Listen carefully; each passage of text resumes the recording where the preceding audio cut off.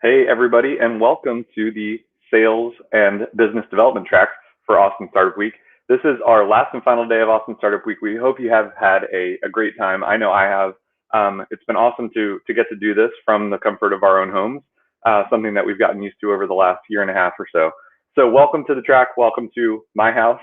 And we're really looking forward to hearing from our awesome speakers today, and an opportunity for you to get to know some of the fellow attendees through this virtual program.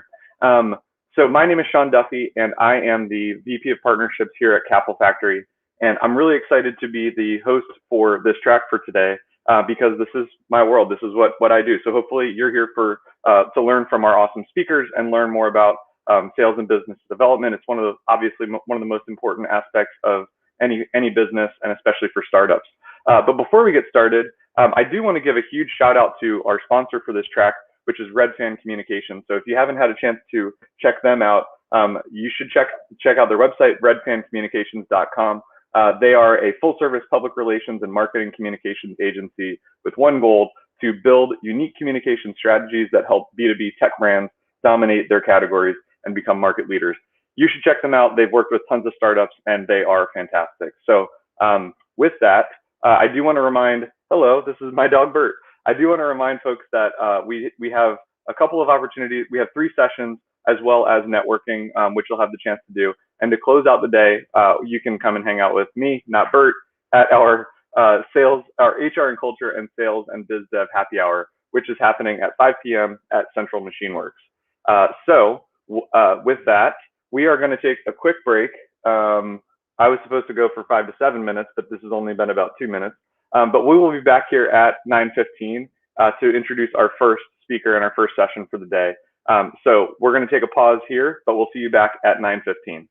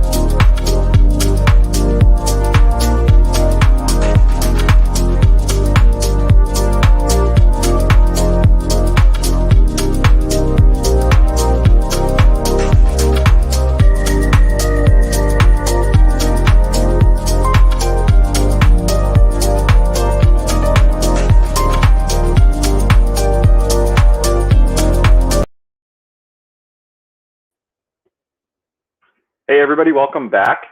We hope you had the chance to grab your coffee that you're no doubt drinking out of a coffee is for closers mug. Hopefully, you had a chance to take your dog Bert out for a walk so that he will stop interrupting. And last, I hope you put your business socks on because, folks, it's business time. This session is going to be about how to set up a killer sales process, and we are really, really excited to welcome folks who want to learn how to boost sales numbers and scale your sales process. So in this masterclass, Kelsey will cover changes in today's buying experience and how you can adapt to succeed, the 7 keys to setting up a sales process, how to create and improve your sales strategy, and then common sales mistakes to avoid and more. So with that, let's bring up Kelsey Gurnett from HubSpot. Kelsey, welcome. Hi, nice to meet you. Great to see everybody.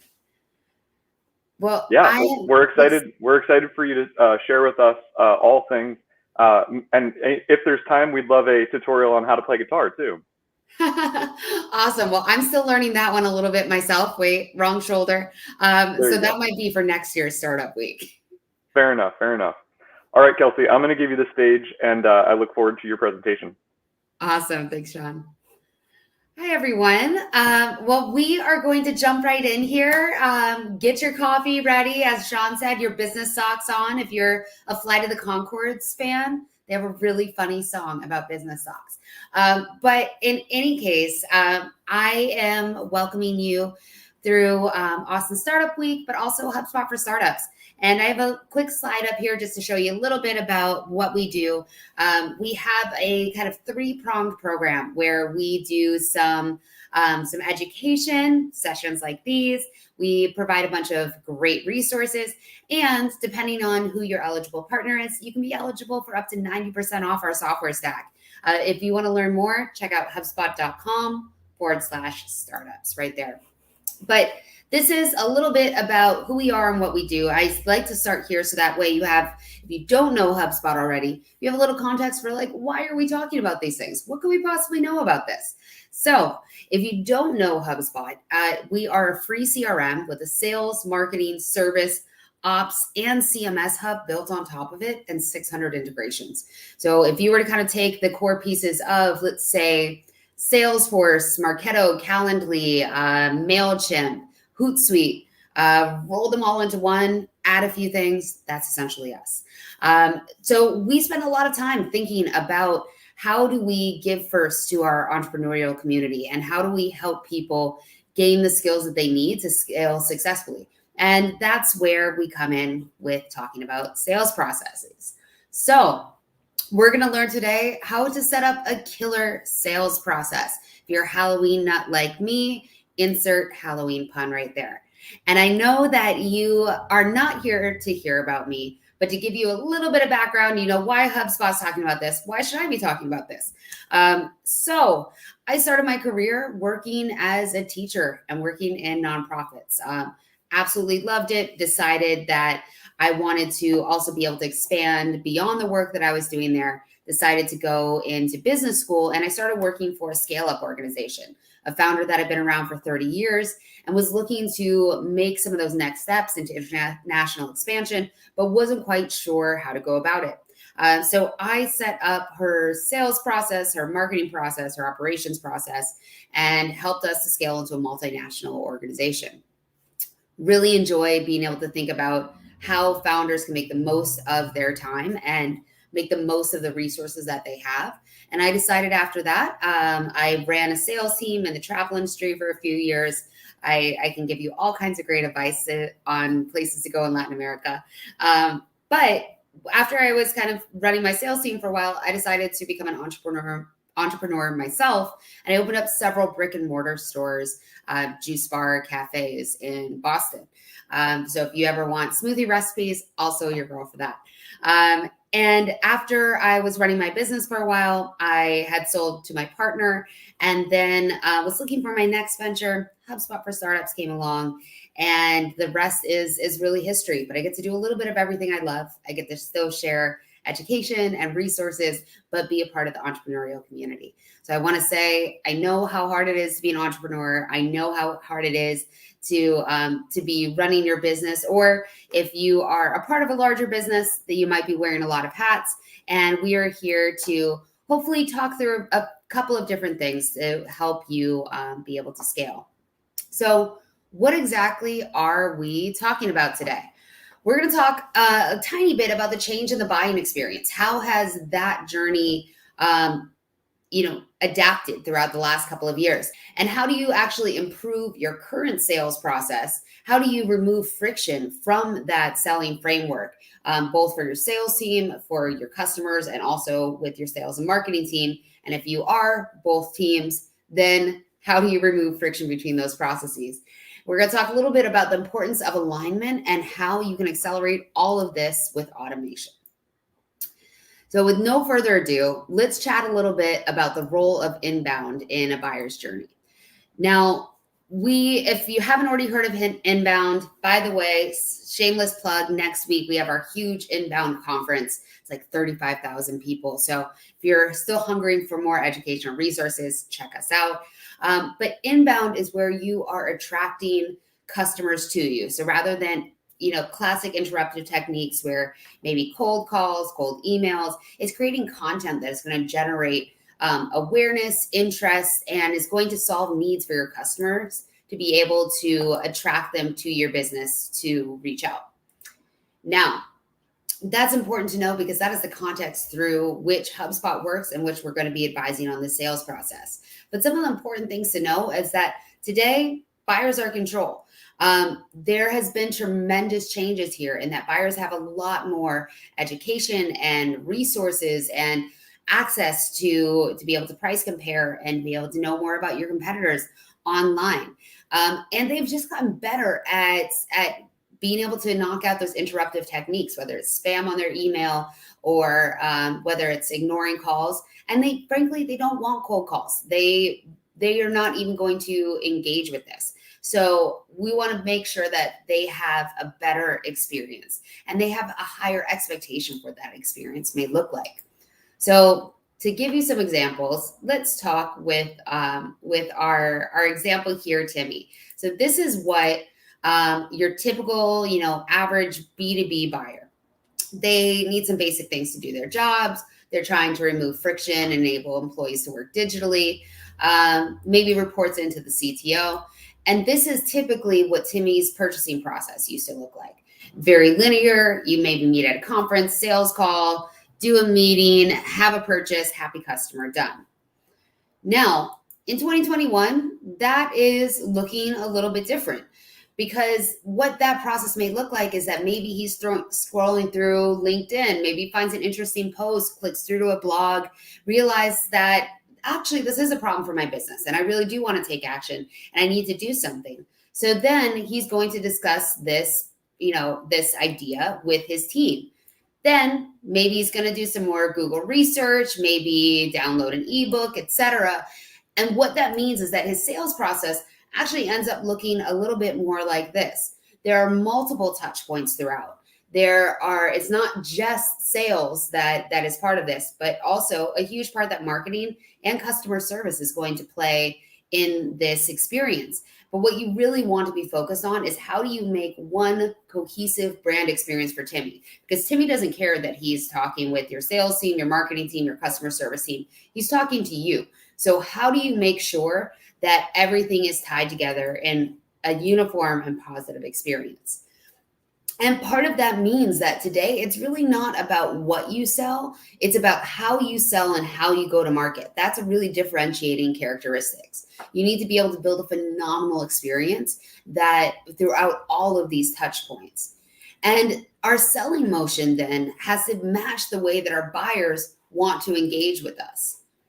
So to give you an example, to start digging into what that would look like, is that you want to make sure that you are building trust throughout your buyer's journey. Because people will talk to people that they like, but they will buy from people that they trust. So each one of these steps, you can think of attract as this is generally your marketing phase. So thinking about how do you personalize your approach? How do you make sure that your digital presence, that your focus is on things that are going to help people and solve needs that they have and be able to bring them in. And once you get into the sales process, make sure that it's easy, give assurances, share, customer stories, case studies, And as you close, make sure that you are doing a warm handoff to your customer service team, that you have personalized campaigns. People expect that at this point that you're going to be able to give them that smooth process throughout. All right, so first we're going to kind of dig into setting up that initial sales process. What are some best practices around that? What do these deal stages look like? We're going to talk a little bit about those first phone calls with your clients and how you can navigate these. And then we're going to talk about how we can improve your current sales process. But for 3 elements of a good sales process, this first one I can't emphasize enough. You want deal stages that are factual and inspectable, meaning that you know what is the criteria to move them from X stage to X stage. So that way you actually have a pipeline that you're tracking. And this might be something that you're already doing. It might not be. And if it's just you want to be thinking about how do you set up processes so that way when you bring on other people, that you are going to be able to replicate this process, that you're going to be able to create best practices around it, and it's going to enable you to scale. Don't solve for your problems today, solve for your problems tomorrow. And you want to make sure that you are matching the way that you sell with the way that a buyer likes to purchase. I've worked for companies before where they require that somebody has to go on an actual phone call with them to be able to give them a quote and to be able to move them through the process. Some people really just wanted a fully digital experience and they lost customers that way. So know your customer and know what type of experience they want. Also, educate, don't sell. This session is a great example. I'm not selling to you. You're learning about HubSpot, but I'm doing a value add, a give first type of thing. And you want to be able to do things like this with your business. Think about what are the things that are vexing your customers? What are the things that they maybe don't know about your industry or your market that you do and that you can share with them so that you can start adding value off of the bat. So jumping into factual deal stages, this is a screenshot out of HubSpot. This is not the only way that you can do it. You can change what your stages are. You can change the names, the probabilities, etc. However, you see that there's multiple stages and each one has a entry and exit criteria. So new lead, this is, maybe when you first get somebody in, and then once they're in and you have talked to them and you're going to do a discovery call, maybe you've set up a call with them, they're going to move to this stage. After they have done a discovery call, they might be lost or they might go into negotiation. And that's when you're going to start, working through what their package is going to look like and so on and so forth. But you want to make sure that you know what stages they're in so that way you can start making some really accurate predictions about what's going to come in. And as we talk about being more helpful and building trust, consultative selling is a huge part of this. So there are a few different points that I would give you here. First of all, you want to make sure that you are using collaborative words and phrases. These are things that are going to bring people in, like we and us and together. And you want to become more of a partner to them, being able to educate them with you. One book that I absolutely love, read lots of sales books throughout my time, but the Challenger Sale is one of my favorites. I think it does a great job of talking about how you can have a great discussion with your prospects, how you can maybe even challenge them to be able to say, is this what you want? Is this what you need? And be able to build trust and credibility to be able to close. And a lot of this just takes being their friend, being genuinely interested in their business, being able to think about how does your product solve for their needs and help them reach their goals.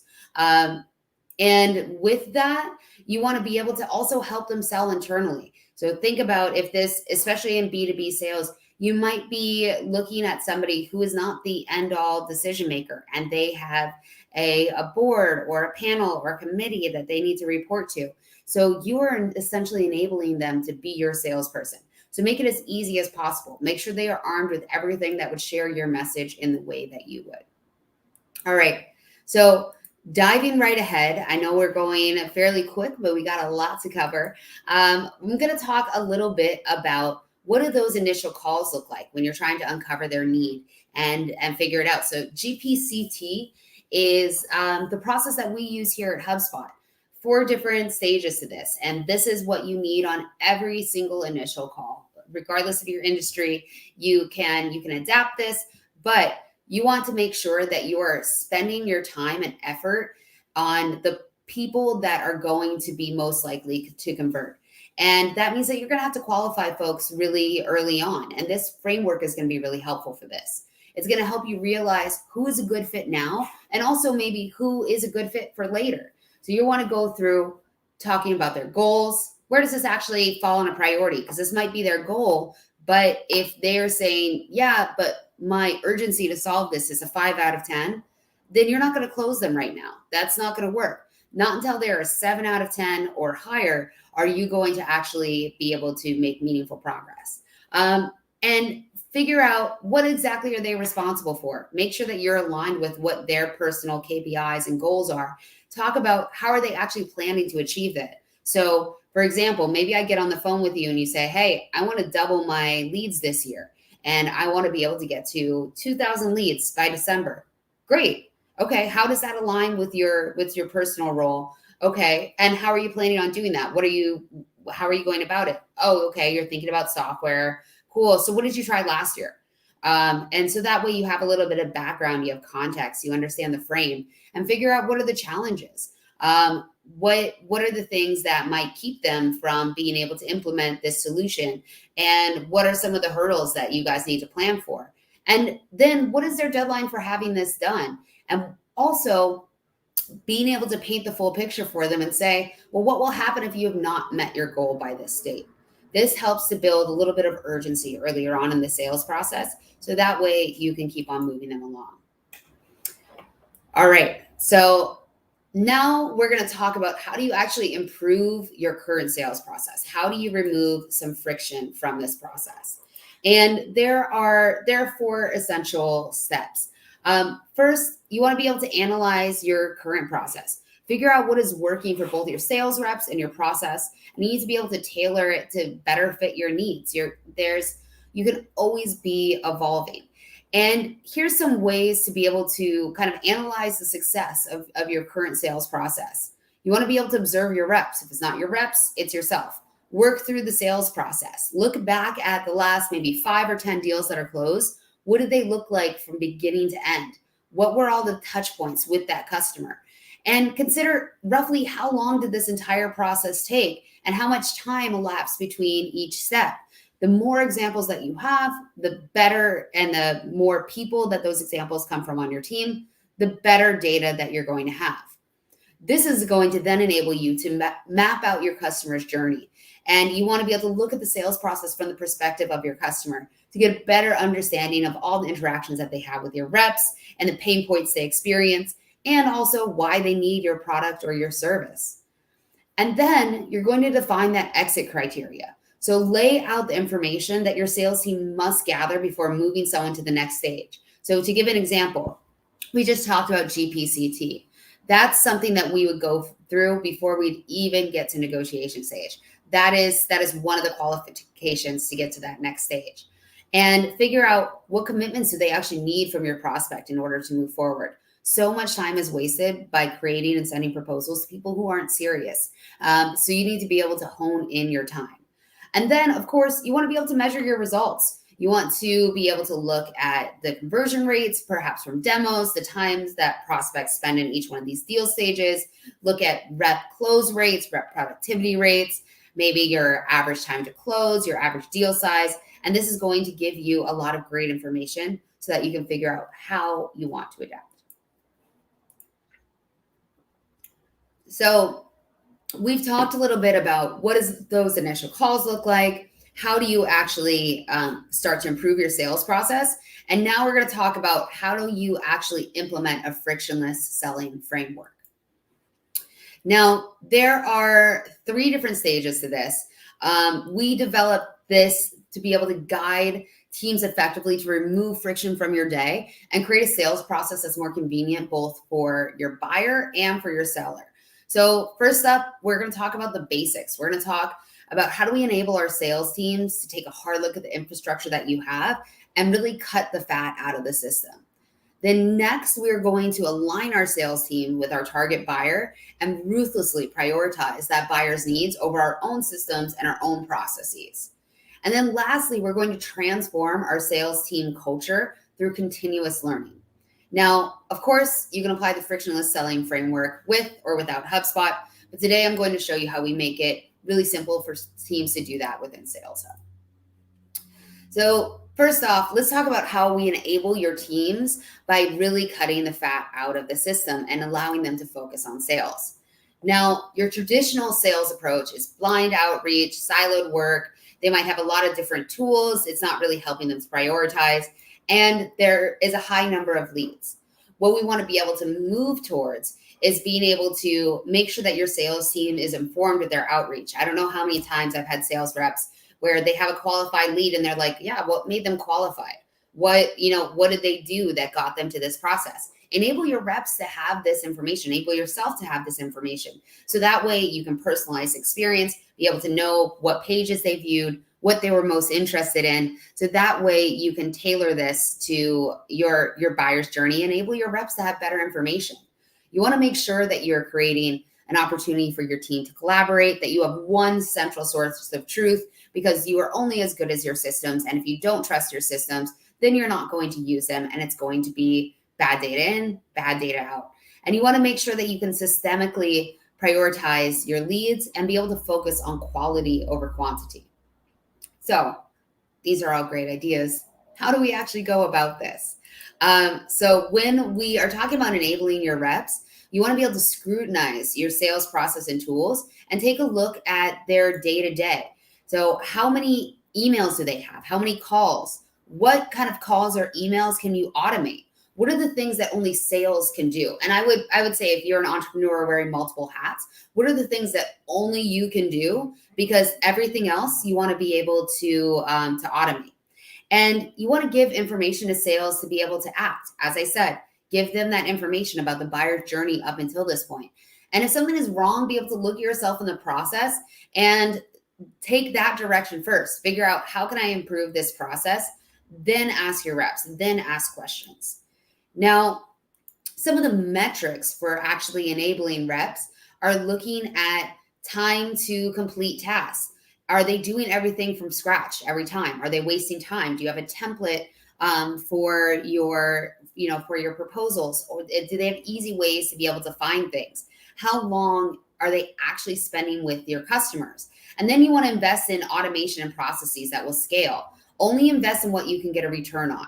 So do the math. How many more sales would you need to have? How many more deals a month to be able to justify the cost of the system or the software? Now, one really interesting piece of information is that about 70% of the content of emails for sales are repeatable. So these are templates that they use, common phrases that they use, etc. So having tools like email templates, like snippets, where you're able to quickly insert an answer to a question and be able to pull in those things. If you can take that 70% of duplicative content and be able to automate it, then you are essentially, it's like hiring another salesperson. So you want to be able to take the fat out of that system, so that way you can scale. And you can make sure that when you're adding more people, that you're going to actually be able to add more revenue rather than just handle more work. Those are two very different goals. Now, let's take a quick look at how Sales Hub can help teams better align with the buyer. Again, you don't have to use HubSpot Sales Hub, but we're talking about using a general sales tool to be able to align. You want to make sure that your sales tool, whereas traditionally might be 9 to 5, you want to have something that's on demand. Maybe you can't have a 24-hour call center, but you can have a chatbot that is set up to be able to filter messages to your team, to be able to respond asynchronously when they're able to. You also only have so much social capital when you start with a customer, with a prospect. You don't want to waste that on 7 emails back and forth to set up a meeting time. Have a calendar tool. Simple meeting experience. So with HubSpot, similar to Calendly, you can send a link, book directly into my calendar. It will send you a Zoom call. And that way you shorten up your sales cycle, you remove some friction. And let's move away from the hostile negotiations. More customers are asking for pricing clarity, being able to have public pricing, being able to have transparent discounts. People don't want to be surprised. They don't want to go on your website and have no idea of the ballpark of what it's going to cost, because then they're going to navigate away from it before you even have a chance. And you want to make sure that you don't have heavy upfront commitments. You want to make it easy to buy and easy to cancel. You want to make it sticky enough to help your customers stay. So, like, for example, HubSpot, 5 different hubs, 600 integrations. If you want to cancel, we're not going to make it terribly hard to do so and make you jump through hoops and make it a really agonizing process. However, if you are integrated, if you're running, let's say 6 to 10 different integrations through HubSpot, you're getting that additional value. It's making you a stickier customer, but we're not trapping you.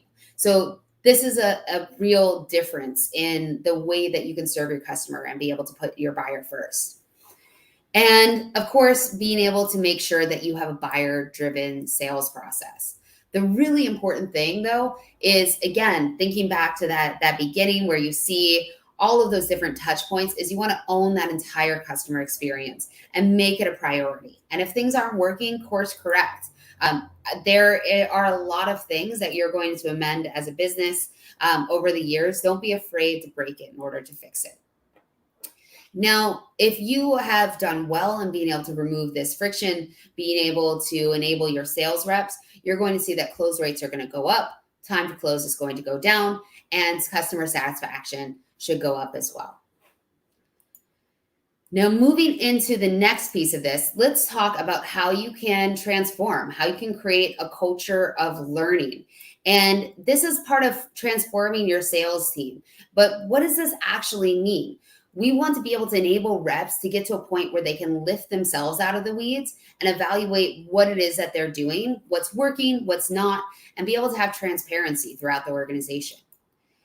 And what that looks like is that traditionally, they might have inconsistent performance. They might be running out of spreadsheets that have lagging data. You or your team might be really focused on reporting rather than coaching. Those are really different things. And new reps might just get thrown in, like learn on the job, not a lot of support. And what you want to be moving to is being able to enable your reps with real-time data to be able to see how they're performing, how their customers are tracking through, be able to focus more on coaching. So when something goes wrong, rather than asking the rep, like, what did you do? What happened? Blah, blah, blah, and putting the pressure on them, figuring out, okay, why did that happen? What does that look like now? How can we move forward together? And that doesn't mean that you're going to write off any mistakes or, any omissions that they do, but it means that you should be focused on the coaching part first, because you want a collaborative culture, not a fear-led culture.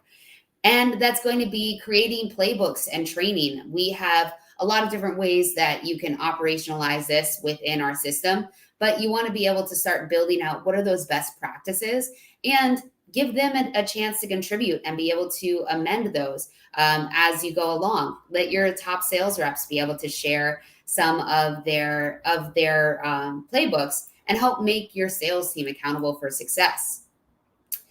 Now, to be able to get to this place, you want to make sure that you are finding an easy way for the sales team to be able to access their data, see each other's data, so that way they can see how they stack up, who they maybe can go to for help.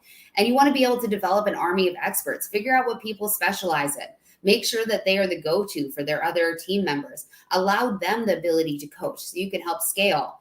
And you want to be able to embed this into your operating system. Rather than meetings that are all just about status updates, figure out how you're going to work through a difficult customer together. What are other talk tracks that other reps would use to be able to address this? And when you're looking at metrics to see, is this kind of transformation really working? You want to see that your customers are being retained, your rep productivity is going up, and employee happiness is going up. So I would also argue to maybe add a fourth thing, looking at your rep retention. If you see that there is a high turnover rate, then you're the common factor. Your business is the common factor. It's not that individual rep. So you need to look at what you can do to be able to create some alignment there. Now, as we were talking about alignment, let's talk about a little bit of sales and marketing alignment. So this is a bit about marketing. This is how we align our sales and marketing teams around common goals within the business and be able to focus on actually improving revenue. And part of what this means is that the marketing pipeline should be tied to sales quotas. They need to be aligned on their metrics and their process. So you need to make sure that you know how many leads is it going to take from marketing, either from your team, from your software, from you, to be able to enable the reps to close at a given close rate. So working your way back from here's our revenue goal. This is how many deals we need of what size to be able to close it. And if we're at a 50% close rate, that means I need this many leads. And to make sure that there is that communication between sales and marketing. And this can't just be like a one-time, like your annual thing or like ad hoc. You want to make sure that everybody knows where they own their part of the sales process. So if something's going wrong, does sales need more leads? Do they need more awareness? Is it that they need better quality leads because they're too early in the funnel by the time they're getting to them? Or is it that marketing needs help creating more case studies, more reviews to close, so that way sales can help on this? Whatever it is, it's usually going to fall into one of these three buckets. So either top of the funnel issue where this is marketing's responsible, middle of the funnel where it's a shared responsibility, or bottom of the funnel where you want your sales team to be able to action on this. Some of the best practices around that are that both teams need to have the same or interdependent organizational goals. That way they can't pass the buck. At the end of the day, it all filters up to you. And you want to make sure that their goals are tied to one another. So that way they are able to reinforce and focus on the overall goal, which is being able to drive revenue for your business. Visibility is always a positive thing here. So making sure that we can see how other people are tracking so that we can solve together. And you want to make sure that that compensation is based on those shared goals, because how you compensate is going to have a huge effect on how you operate. And you want to make sure that you have continual communication. So that might mean that you have monthly or quarterly goal setting. You might have a weekly send-off where marketing gives updates to sales or vice versa. And if things aren't going right, you want to be able to quickly recap and be able to set things in the right direction, to be able to bring these teams together. And that's going to require some transparent communication between your sales and marketing org to help align and to iron out any differences. All right. So I have been chatting a lot. A couple resources that I have for you. I'm going to drop some of these in the chat. So if you are interested in creating a sales process in our CRM, again, you don't need to. This is a great link to be able to a free Academy resource to be able to do so.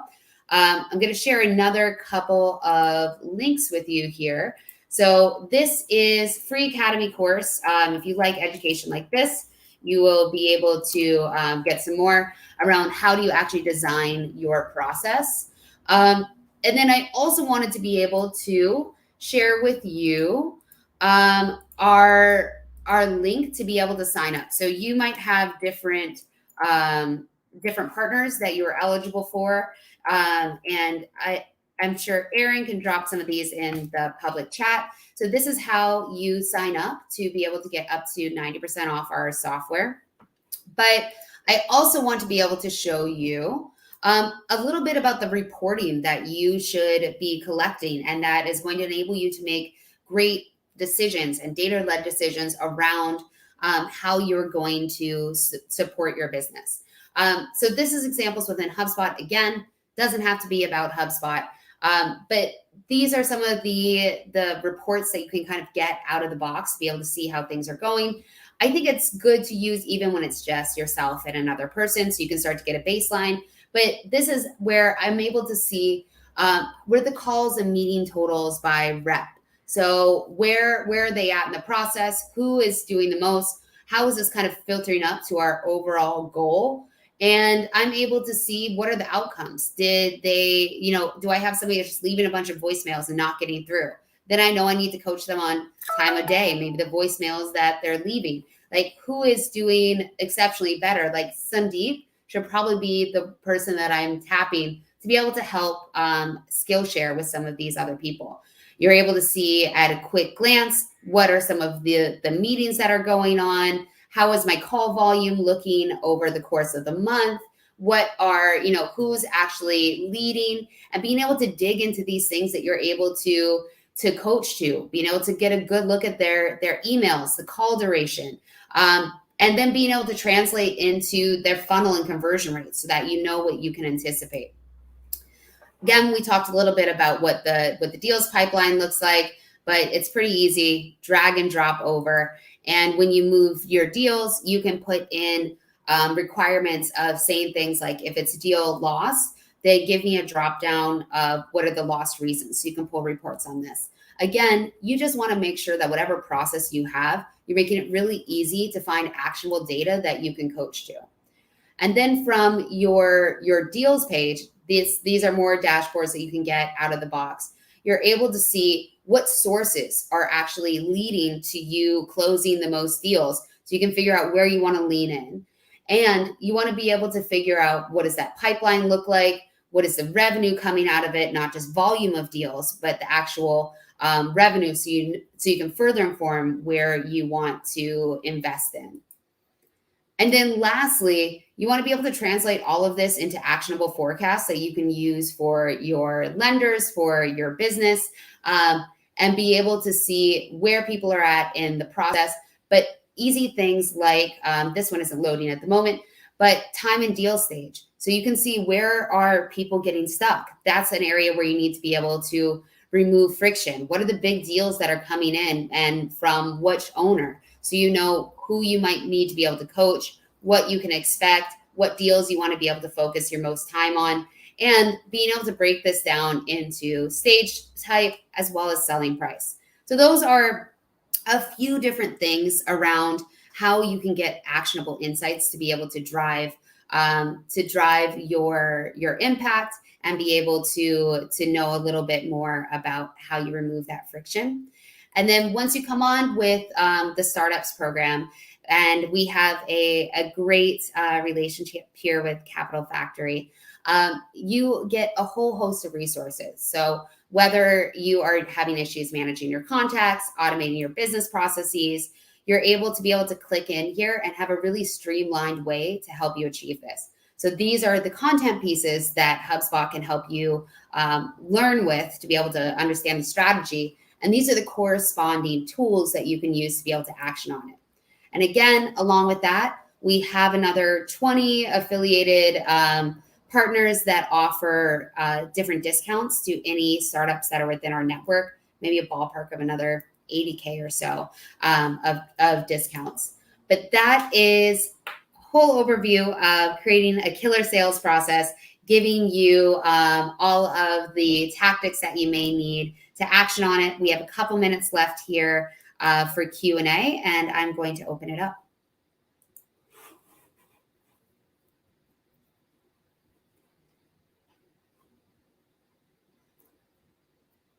Awesome, Kelsey. That was a great presentation. Thank you so much for sharing.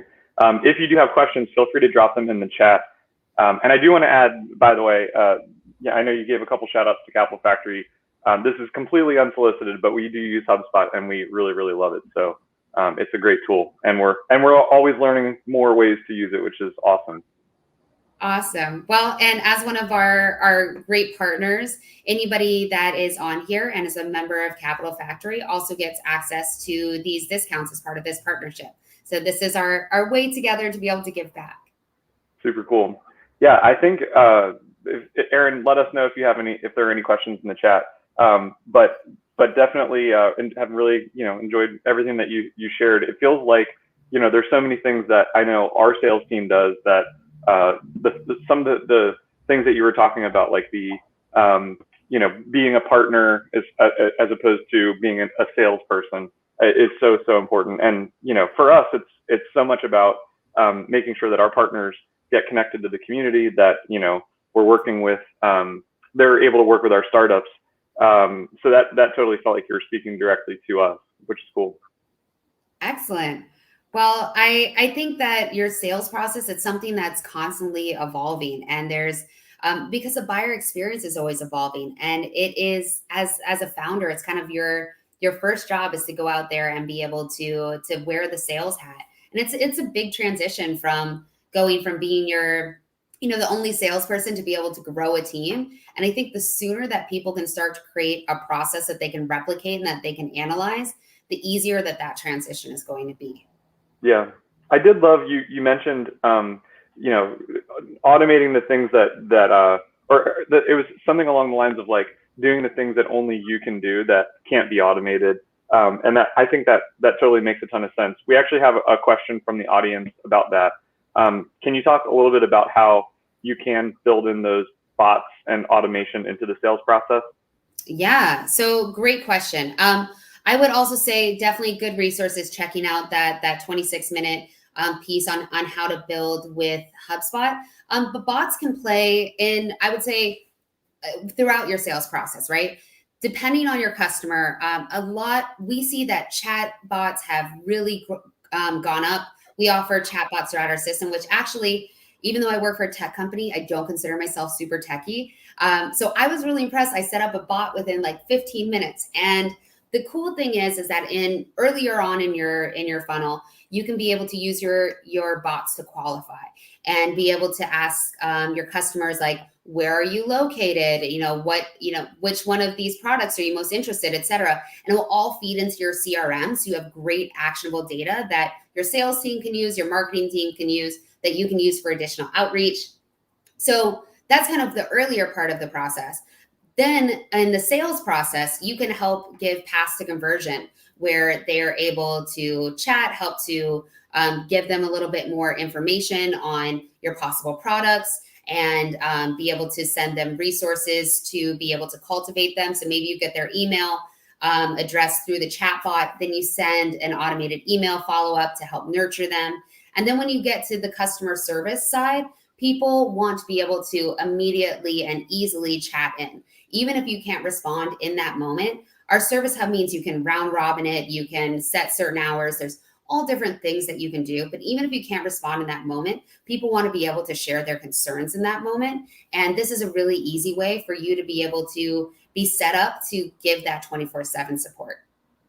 Yep, makes a ton of sense. That's awesome. It's good to know about what tools are out there and how to utilize them.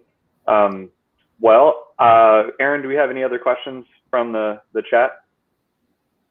She'll drop them in if we do. We may be ready to move into the networking segment of today. So I think we'll close out here. And thank you so much, Kelsey. Really appreciate you presenting. Yeah, thank you for having me. Awesome. We will see you around. So with that, we are going to head into our networking session in Hopin. And this is an opportunity for you to network with others that are in attendance for today's session. So on the left-hand side of your screen, there's an icon for networking. So if you click that, that will get you into it. You'll randomly be paired up with other attendees and have 5 minutes to chat with one another. If you want to continue the conversation after the session, you can click the connect button at the bottom of your screen, and you'll both receive an email from Hopin that will help you connect later on. So with that, we'll be back for networking. After networking, we have our next session in about 10 minutes called Quality Over Quantity, the art of outbound lead generation. So with that, we're going to transition over to networking for 15 minutes.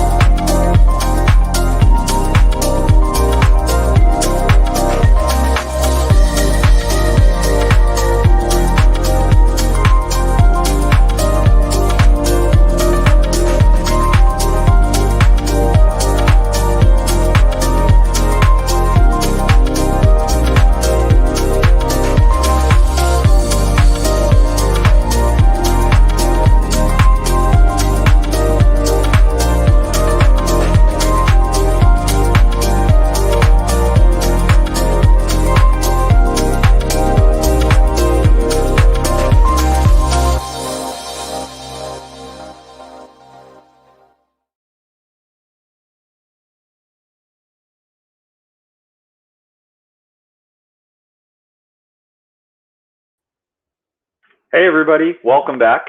We are really excited for our next session. We hope you had fun networking. Just a reminder, you'll have another opportunity to network this evening at 5 p.m. at Central Machine Works, which is a really cool beer hall in East Austin. So this next session that you're going to join us for is quality over quantity, the art of outbound lead generation. And in this session, you'll learn about the 3 ways to get leads. Well, one specifically, but word of mouth, inbound and outbound. You're going to hear how successful Austin startups are using these strategies to increase sales through modern outbound lead generation. And with us today to present on that topic is John C. Butler from TF Leads. John, welcome to the program. Hey guys, thank you so much for having us. I'm super excited to be here. Just wanted to give a special thanks to Jacqueline Hughes, the Austin Startup Week, Capital, Factory Crew, just everyone, our clients. We wouldn't be here without our clients, our team. So thanks so much, John. I really appreciate it. Excited to get going. All right, take it away. Great. All right, let me share my screen real quick. And Aaron, feel free to take it away. All right, guys, as I said, super excited to be here.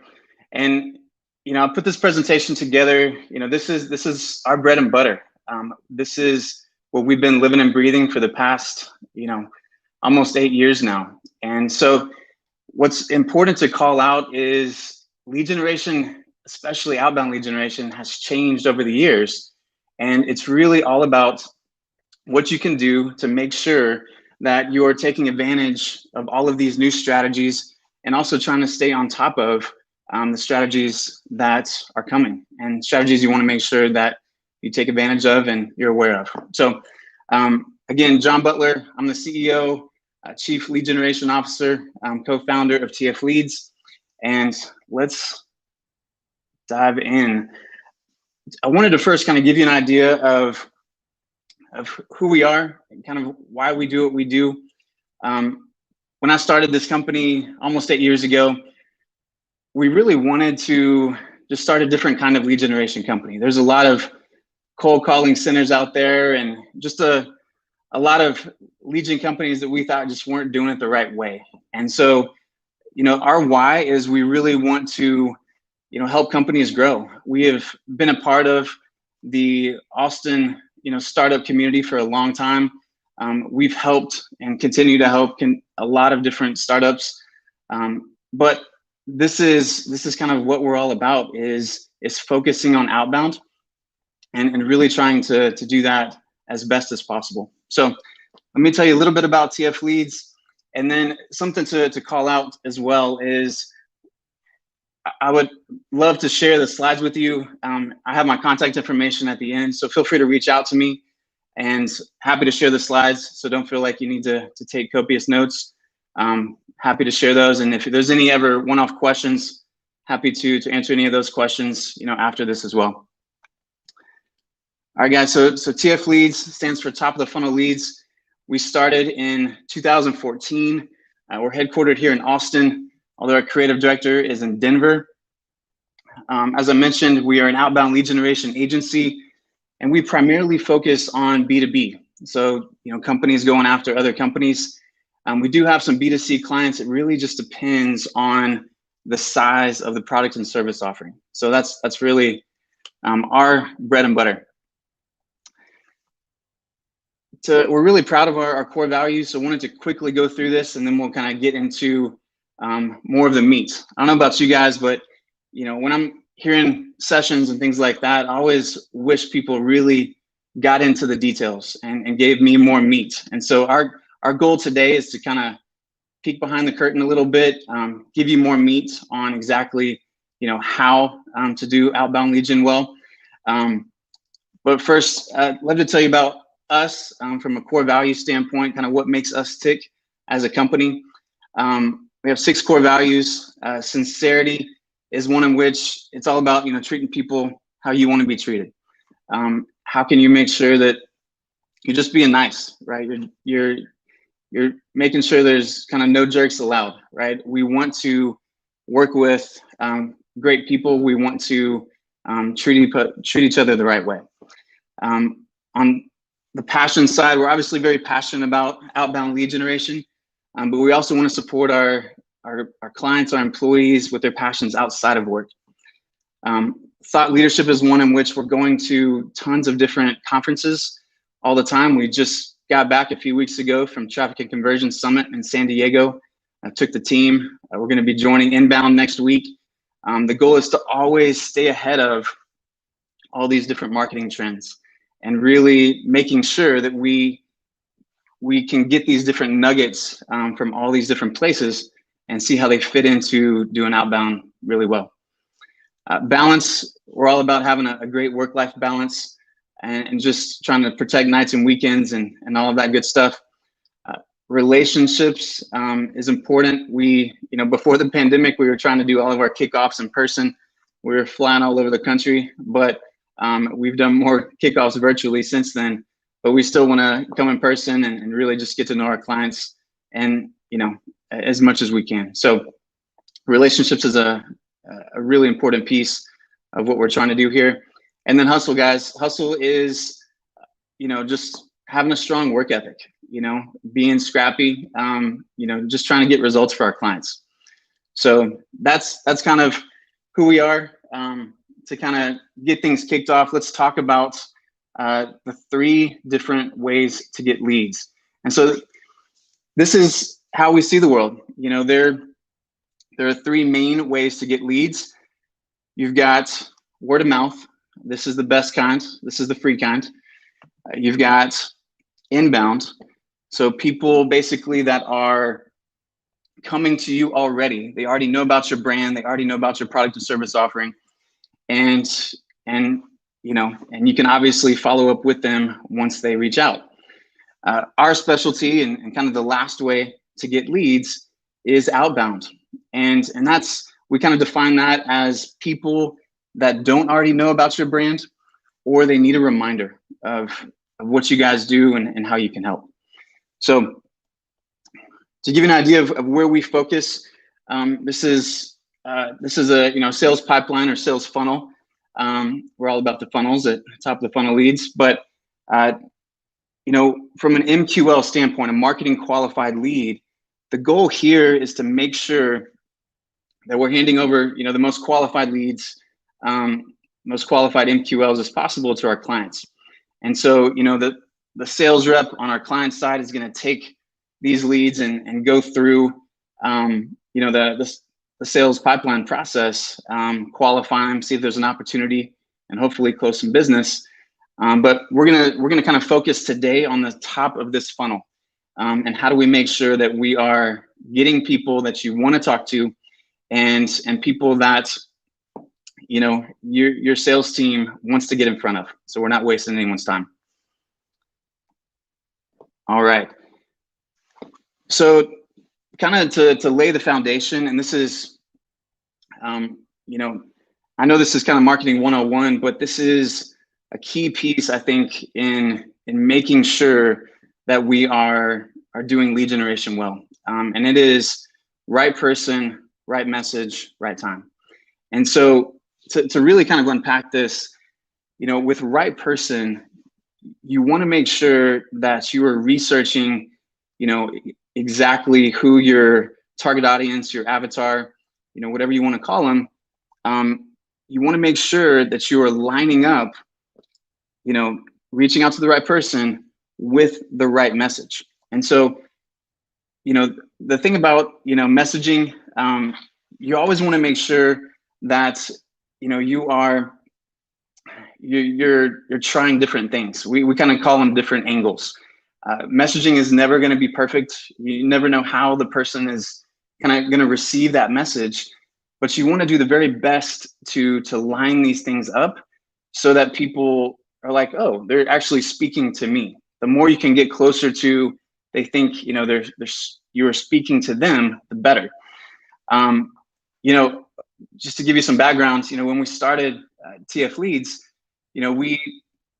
we had tons of, we basically just focused on email, like email blasts, right?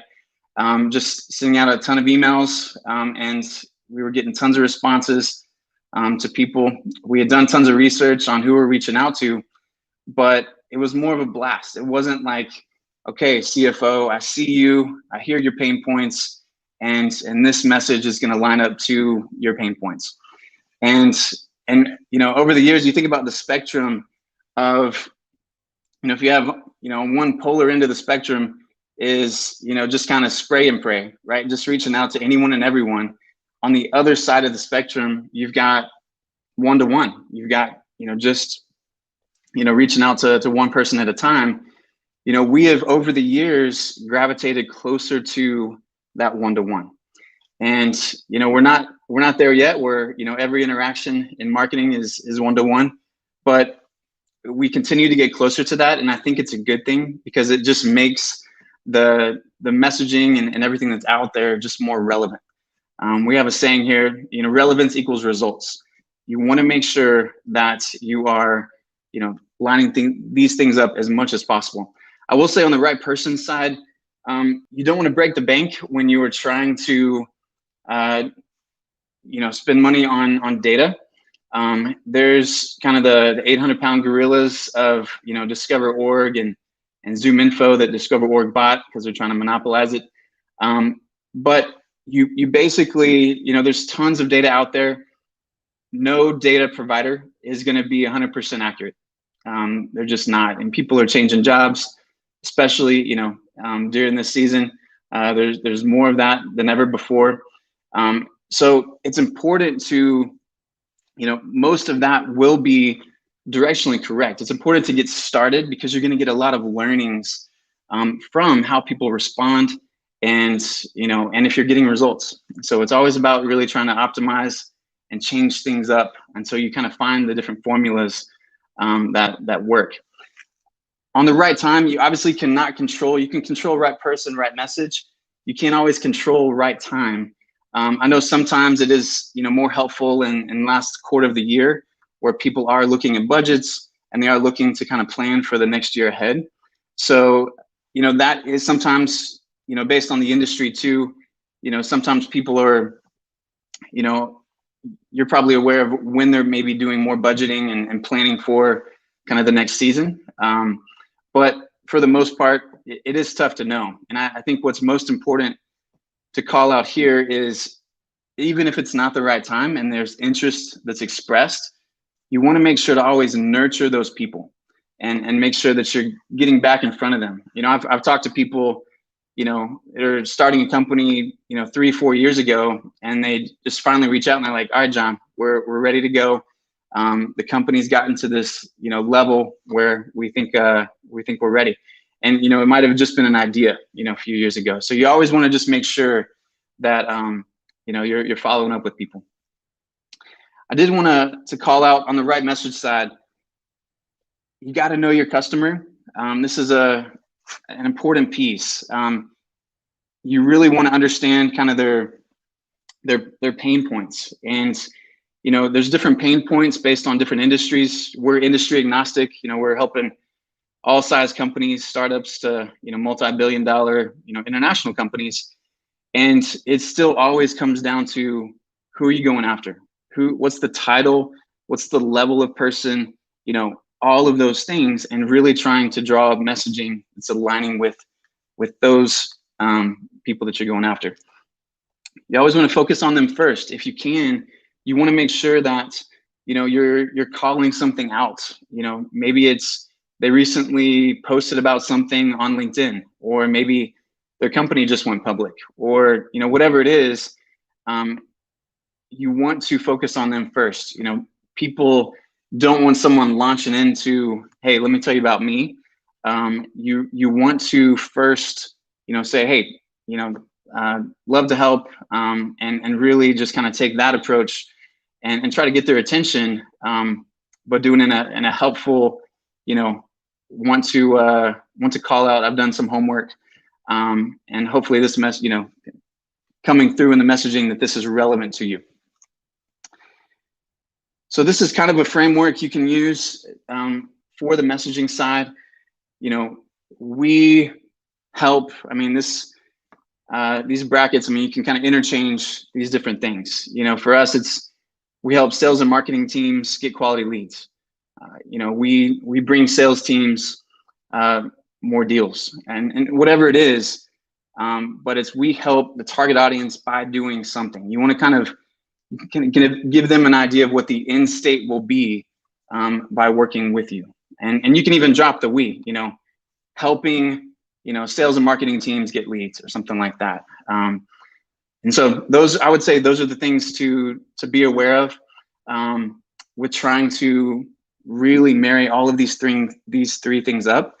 And that will kind of give you a good foundational start. There's kind of two keys to success. And then we're gonna kind of dig more into how we do this for our clients, and kind of share some different examples and things from our clients that have had a lot of success. So intentionality. So as I kind of mentioned, that polar spectrum, you got spray and pray, you've got one-to-one. It's all about the targeting, and it really is really trying to get that honed in as much as possible. I think it's important to, unless you have a really small universe of people you're reaching out to, with the targeting, you can kind of segment people that you're going after. If it's, let's say you're going after CEOs, you can kind of talk to them more about the vision and talk to them more about, how this will help them either grow their company, make their company money, or save them money, or whatever it is. And you don't have to necessarily be, one-to-one for that person. I think that's important for responses, but there's an element of also casting a wide enough net, because the reality is this is still a numbers game, right? You still have to, make sure that you're taking advantage of where there's opportunities, and then really digging into getting, one-to-one when you start seeing any type of, intent data that's gonna, tell us, okay, I need to spend more time with this person or with this company or anything like that. Next is humanizing your messaging. So, with messaging, we say, B2B is our primary focus, but you think about it, we're all just reaching out to people, and it's, the only difference between B2B and B2C is, business to consumer is just reaching out to the person directly, or direct to consumer, whatever you want to call it. Or B2B is just you're reaching out to a person at a company. You're still reaching out to just a person. And that's really where, it's important to keep in mind that, it's really just H to H, human to human. And you want to make sure that when you are reaching out, that you do humanize your messaging. So, and this is, part of kind of that art of outbound lead gen, where you want to call things out. Let's say if you're reaching out to someone in Dallas, you could say, hey, Cowboys had a great game. I'm not a Dallas fan. I'm sorry. I'm from Houston. I'm a Texans fan. But those are the types of things that, show that there's a person on the other side of the messaging. And the more you can lean into, call it just small things. It might be have a great weekend, or hope you had a great weekend, or, hope you had a long, we're able to enjoy the summer or something like that. Hope you had a great 4th, or, something like that. There's always different things going on. Sometimes, appropriate things in the news to bring up. So it's really just trying to, find things that, make sense and can really help humanize that messaging. So in wanting also, now talk about kind of the how. We talked about why we do what we do with helping companies grow, but the how is just as important. And it's kind of fun, when I talk to prospective clients and they're like, so what new channels are you using? And the reality is we all have the same channels. There's no other social platform that only, we know about, that no one else knows about. And so it's really about how you use these channels. Just using, saying you have a LinkedIn profile, you email people and things like that.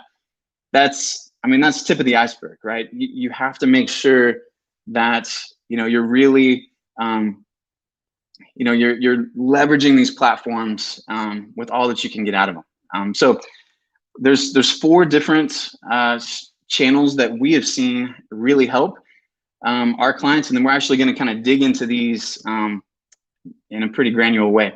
So the first is LinkedIn. The second is email. The third is advertising, and these are our primary strategies. And what I mean by that is we use these 3 strategies with our initial outreach. And so for LinkedIn, we'll talk about kind of all those different strategies, but it's not just about having a LinkedIn profile. It's not just about even having Sales Navigator. There's a lot more to it than taking advantage of some of these different platforms. The secondary strategy that we've seen, because we're kind of anti-cold calling, we kind of put that in more of the spray and pray camp, is what we call warm calling. So basically the only time we're picking up the phone to reach out to people and following up is if they've expressed interest first, but they haven't gotten back to us on when they want to have an intro call. For everything that we're trying to do, we're just trying to set up intro calls for the sales team. So that's what we found to be the most effective way to really use the phone. We tested cold calling for years. For us, it's we're not too proud to try something new, and it's really important that we always continue to keep trying new things, because that's part of the marketing game, is always staying ahead of the curve. We actually just added targeted ads this year. We tested it all of last year on ourselves. We test everything on ourselves first before we roll it out to our clients. And now that's a core piece of how we get leads for our clients. So we're going to unpack the 3 primary strategies. To give you an idea of the warm calling, how we do that is, we basically, just reach out and say, hey, we are all about, love to try to, get something scheduled. You mentioned that, you were interested in talking to, the sales rep's name. I'm calling on their behalf. Would love to, get something scheduled, and you really just try to, get it scheduled from that point. So that's kind of the quickest, easiest talk track of what that looks like from a warm calling standpoint. And again, only for people that have expressed interest and haven't gotten back to us. All right, guys, so let's get into LinkedIn. So for each of these, I think it's important to call out, what are the things I need to get started? And then we'll get into it a little bit more. So first, you want to make sure your profile is welcoming. You want to, have a picture, a clear picture. It needs to be professional. It's better to also even have a background. Typically, we encourage our clients to put, a background of, the company's information, so they know that you work for that company, and really just having, a genuine, intro to, to who you are. You want to, obviously try to get different recommendations. You want to promote different, media links and things like that, but you really just want to, certifications and all that stuff. You just want to make sure that it's built out and looks credible, because people, especially B2B buyers, are doing tons of research, before they're buying. It's typically a longer sales process, and they're crossing their T's, they're dotting their I's. And so you want to make sure that, you are representing the company as best as possible. You want to sign up for Sales Navigator. I know this sounds basic. Some people, still haven't used and taken advantage of Sales Nav. Sales Nav will really help you from a targeting perspective. Search and really try to get honed in on who you're going after. SalesNav also does a great job of filtering the different searches that you create to show you who is actually super active on LinkedIn. It'll tell you, in the past 30 days, these are all the people in your search that, have been engaged on LinkedIn. So it also say, these are the people that are also following your company. So there's a lot of cool ways that LinkedIn Sales Nav helps filter your target audience, and those are people that are who you want to focus on. It's more low-hanging fruit if you're using a channel that they're more likely to engage in, and so you want to make sure to reach out to those people first.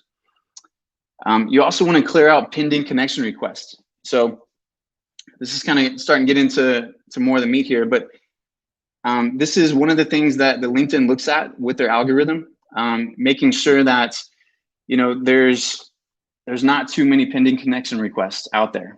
They might kind of slap your wrist and say, they won't tell you this outright, but they might say, hey, we're putting the account on hold for a little bit or something like that. If this is the case, we've kind of tested everything, so we kind of know the different parameters. But I would say staying around to be safe, 250 to 500 pending connection requests at the most. Once it starts getting kind of more than that, then LinkedIn doesn't like that as much. All right, so here's some of the different strategies. We've got connection requests.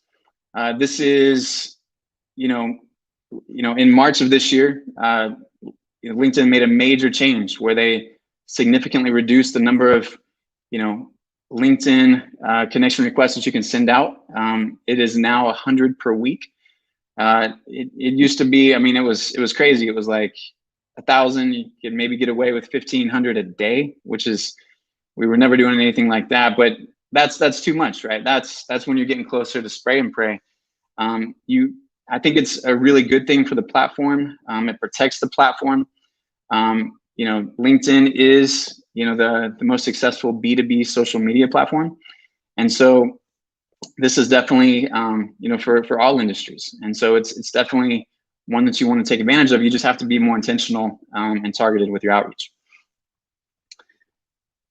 All right, in-mails and lines. I don't know if you guys remember, a lot of people used to put lines on their profiles, but this is basically people that you're not connected to.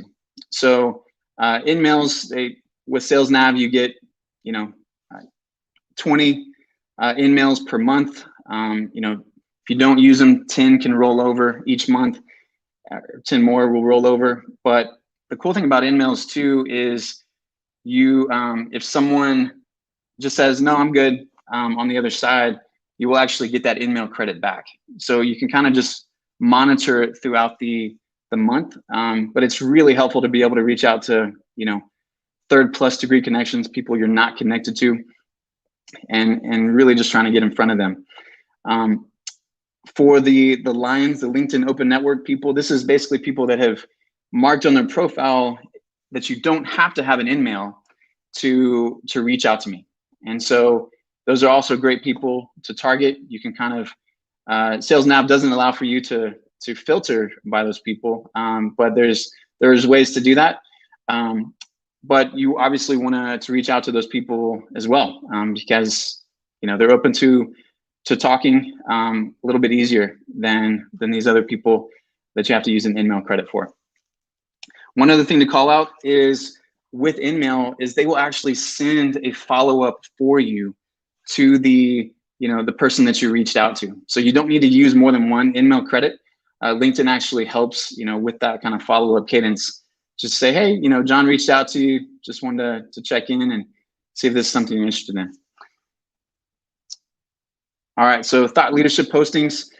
This is something I would say that's really, I would say over the past couple of years has really, just gained more traction in more of that credibility that we were talking about, and really making sure that, you're getting the most, you're just presenting the best kind of profile out there.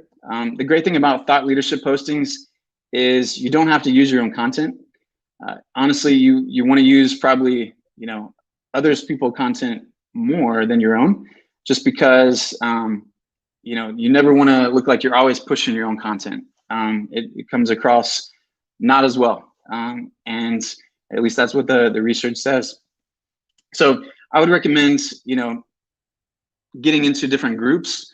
Facebook has better groups than LinkedIn, but LinkedIn also has great groups. But you want to get into groups of where your target audience is, and really, trying to be a helpful kind of thought leader, answering questions.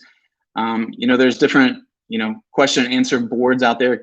Quora is one where, some people, that's their only primary lead generation strategy, is answering questions, just being super helpful on these different forums. And, when people are searching that question at a later date, they see that you've helped, and really, they reach back out to you. And so really trying to put out, just more of that, content that is helpful. Just really trying to kind of be of service to people as much as possible with the content marketing that you're putting out. And that'll really come back in spades to really help you. Another thing too is, we talked about groups, but commenting and liking different posts of your target audience. So this is where you can really start some great discussions. Sometimes you can then take it offline, more of like a DM situation, and just, kind of going back and forth. Typically at that point, it kind of then moves over to email, and then hopefully, an intro call. But definitely just trying to engage with either, people at certain companies, or you can kind of follow different companies on Sales Navigator. And then you can obviously choose different people at those companies to follow as well. So when they do make posts, you can, have that more top of mind through Sales Navigator. All right, so we have a joke. We're really proud that, none of our clients have ever gotten linked out, but linked out is a thing, and I think it's great that LinkedIn is cracking down, because there were, millions of fake profiles. I can't remember how many, they shut down over, the past few months. But we want real people, on this type of platform, right? So some tips to not get linked out. We talked about the pending connection request. Stay under 500. You should be safe there. Another thing is, if you are, making any searches in Sales Navigator, you want to make sure to include second and third degree. So when you guys receive a connection request, if you ever decline that request, then basically, you have the option to say, it's really small. It's a small little link, but it says like, I don't know this person. And it's okay to get a couple of those. You just don't want too many of those. And so basically, it really helps to have second degree connections. So basically, people that are connected to your connections, because they're more likely to not click that button. And so just one way to, if you basically are just doing a search with 3rd+ degree connections, there's just more of a chance there's going to be more of those clicks, and that's just part of the algorithm that the LinkedIn doesn't like too many of those clicks. So try to include that. Some more tips: less is more. So from an in-mail perspective, and just from a formality perspective, I would say too, informal is definitely kind of where people are trending. Unless you're in banking or law, it's more of an informal tone. Just think a little bit formal than text messaging, but it can be that informal. But as you can see here, less than 400 characters is much better, 41% better than 1,400 characters or more. You basically get 2,000 characters for in-mails. So what's crazy is 90% of in-mails are over 1,400 characters. So kind of crazy there. So that's actually coming straight from LinkedIn. They put out a trends and research report in April of this year. So that's LinkedIn, guys. I'm going to move over to email. Getting started checklist. One is deliverability. So you obviously want to make sure that these emails are getting to the inboxes, right? SPF, DKIM, these are key pieces. These are the two most important pieces, basically where you're giving permission to other, pieces of software, email marketing platforms and things like that to send on your behalf. And so we always say, do all three of these if you can. DMARC is, again, not as important as the other two, but if you can do DMARC, I would do that as well. Just more verification. All these different email platforms are looking at these things, before they're allowing for your emails to go through. And then CAN spam compliance. It's different rules based on the different countries that you're reaching out to.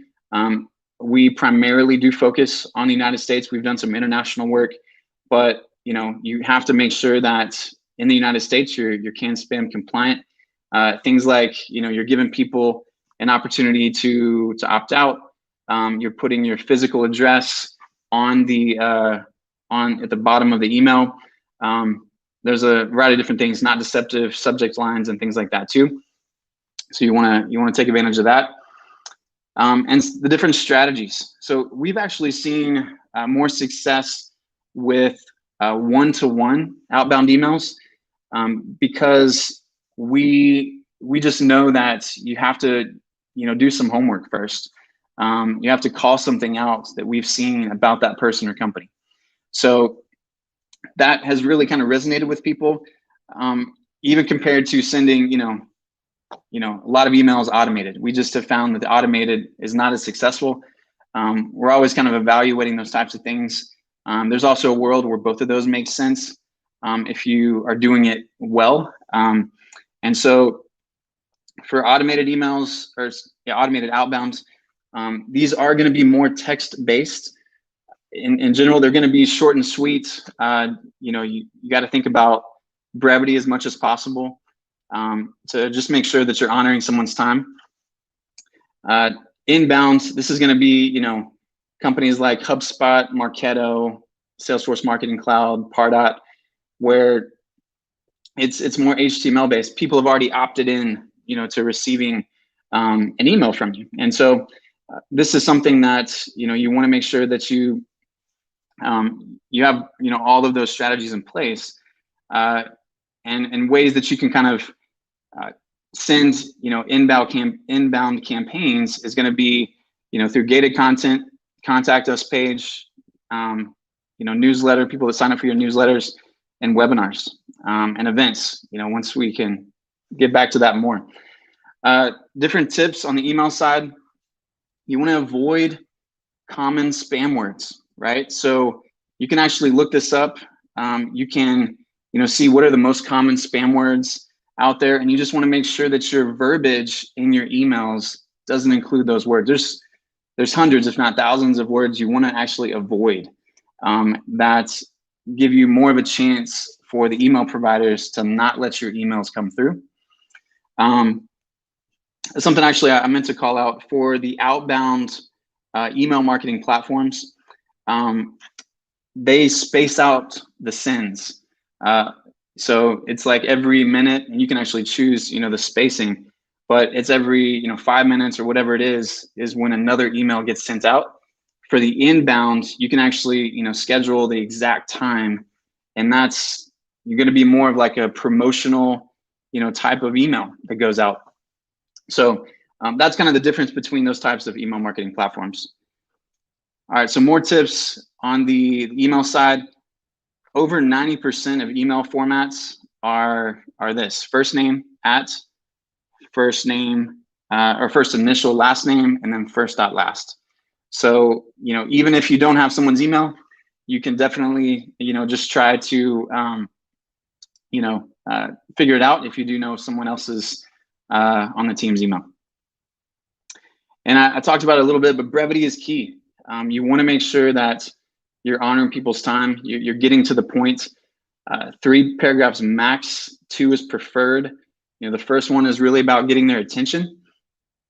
Last paragraph is really going to be short and sweet and really asking for the call to action.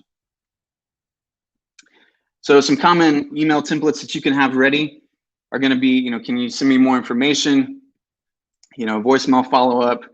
You know, this is more on the nurturing side, but saw this article, thought it might be helpful. Wanted to share it with you. You know, you're not, you know, you're showing that you are thinking of them. Are you, you know, going to be able to make it to a certain conference or event? It's just kind of a reason to reach out. Sometimes, you know, people that even aren't attending those, you know, events are still, you know, willing to talk because it's relevant. All right, guys, so that's email. I'm gonna move over to advertising. I know we've got about 5 more minutes. Again, just a reminder, you know, I'll have my contact information at the end. Feel free to reach out to me for these slides. Or if you have any questions, happy to answer anything and really help with whatever type of outbound you guys are doing on your side. All right, on the advertising side, so this is targeted ads. You want to, you know, upload your client's contact information. Decision makers, influencers. You want to also research, you know, target audience and upload that as well. You can obviously focus on those people that you've uploaded into the different ad platforms, but from there you can even create lookalike audiences and really, you know, just trying to get honed in on, you know, making sure your ad spend is going to, you know, just the people that you want it to go to. These different ad platforms definitely love to spend your money, and so you want to make sure there's different parameters in place to protect your spend. So that's really kind of an important piece. You could put daily limits, a campaign cap. You want to make sure to do that for sure. Different ad strategies. You want to make sure they just have different strategies. What we've seen from the ad platforms that have had the most success for our clients are just have really strong targeting capabilities.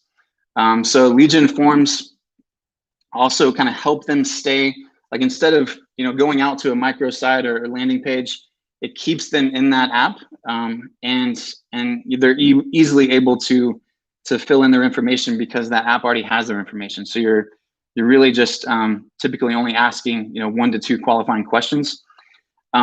What we found, these both work well, but YouTube is better and Google Ads is kind of better for a smaller universe. And Facebook and Instagram, definitely yes, on the B2B side is better if there's a larger universe. All right, guys, some tips. Never stop optimizing. You want to follow the data. You know, there's so much great data from an advertising perspective. You just want to make sure that you're taking advantage of the learnings and really just leaning into what's working. Videos are more successful. You know, we've heard and tested ourselves. There's kind of a video strategy of putting out, you know, videos of why you do what you do, how you do it, and what do you actually do. And that kind of cadence is a good kind of video cadence you can use because the reality is, so you can see here, ad fatigue is real. You want to keep things fresh.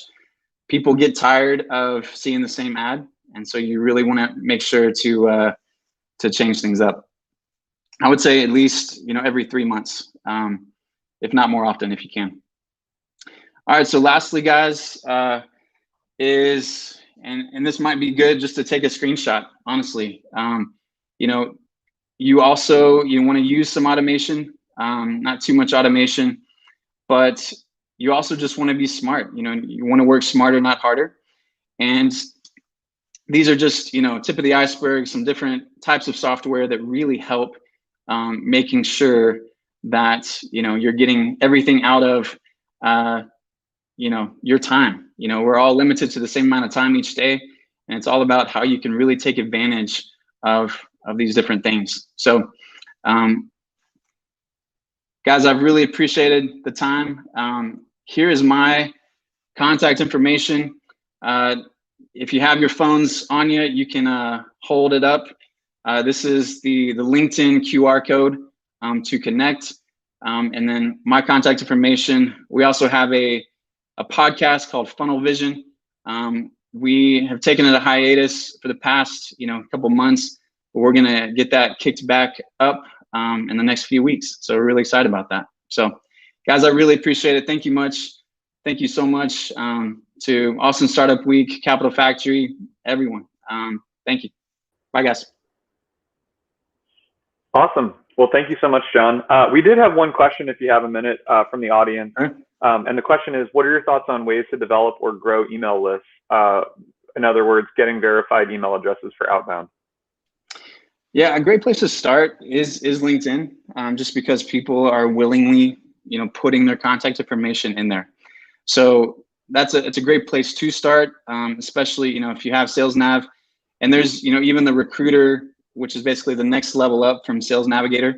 That does give you, more email credits. It is a lot more expensive, but it also, allows for you to see more profiles as well. So I would say that's probably the best way to start.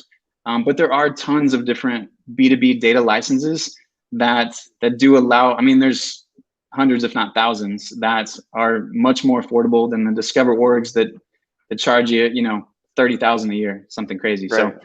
So, yeah, I'll start there. Cool. Well, we are just about out of time here. But again, thank you, John, for your time, and thanks for the great advice. And like John said, if you want to get in touch with him, you can find him on LinkedIn. I will send you a LinkedIn message, John. Please do it right now. Let's go. Yeah, there you go. All right. Well, thanks again. We'll talk to you soon. Thanks, John. Thanks, guys. And for everybody else, we are going to transition now to networking in Hopin. So again, if you want to network with your peers, folks who have been attending these sessions, you can head over to the networking segment of Hopin. It's in the lower left-hand corner. Click on that and you will get the chance to connect. And after that, we'll be back for our final session of the day, which is how to nail your next pitch, which will be coming up at 11:15. So with that, I will see you in networking. Thanks.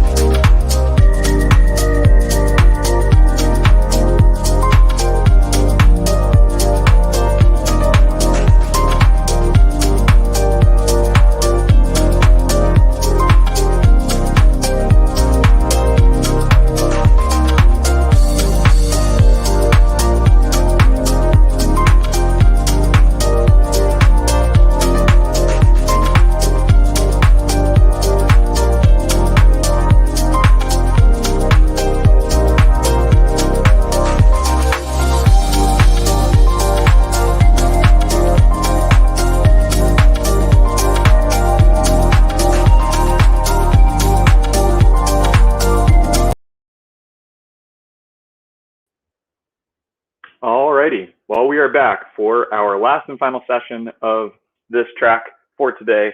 And this next track session is, I think, a really interesting conversation, and I hope you do as well. This is how to nail your next pitch.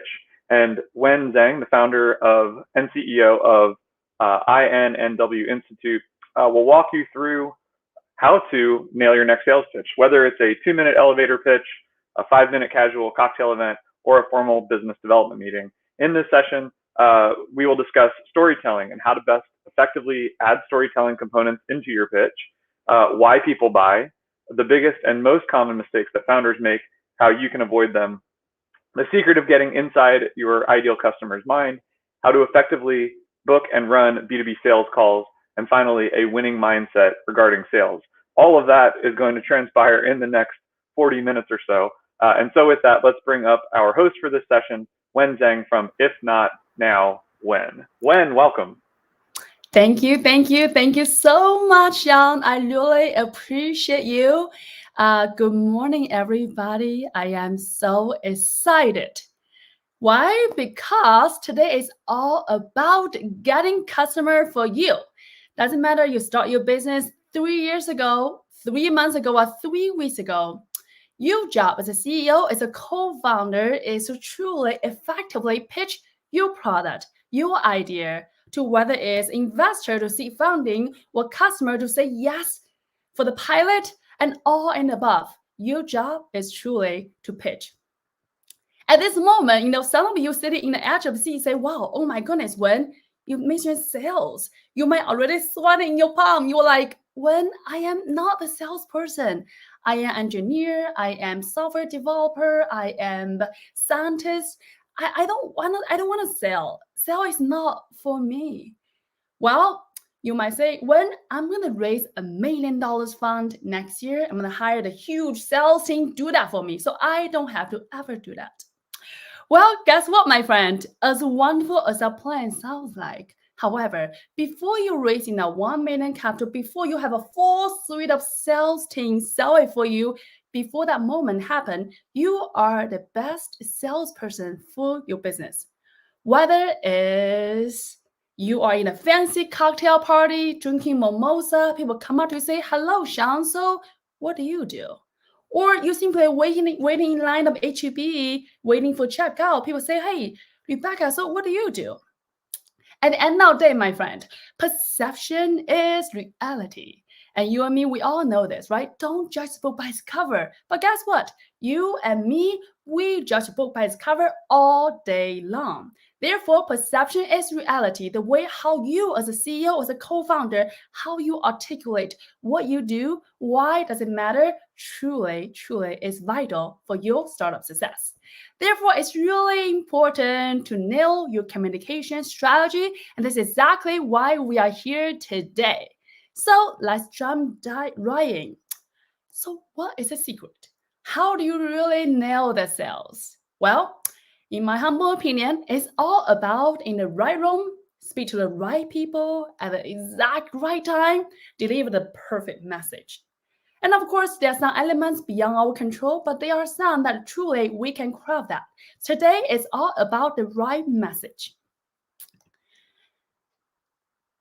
One common mistake I want to share with you, a lot of startup founder I work with, how they articulate what they do is they first start with their product. They tell me, oh my God, Wen, let me tell you, I have this best software, best application, best all the things. Let me tell you all the features, all the things about my incredible software.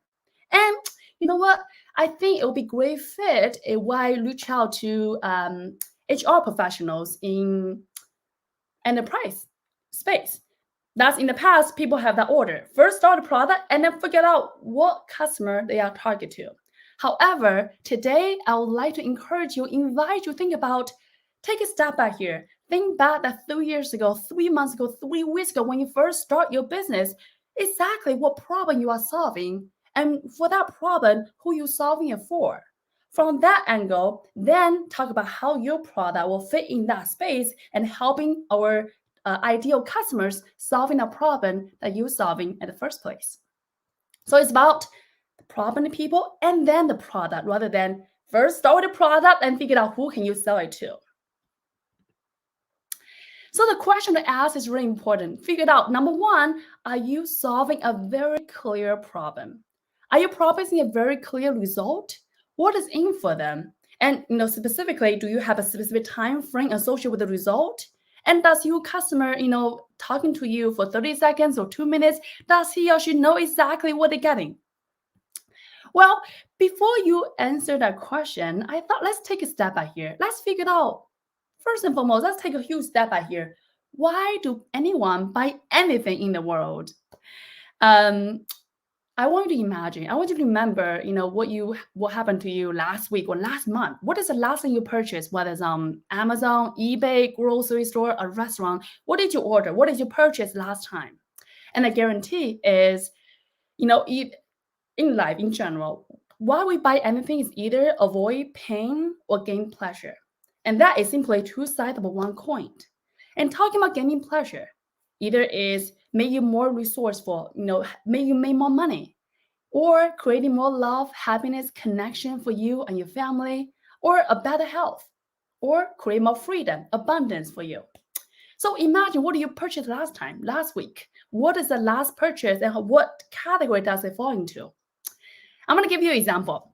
And for disclaimers, everybody, I personally, I'm not advocate for Coke. I don't drink Coke myself, but I'm going to use an example because I think everybody know that. So Coke was invented, I don't know, hundreds years ago, whatever years was before.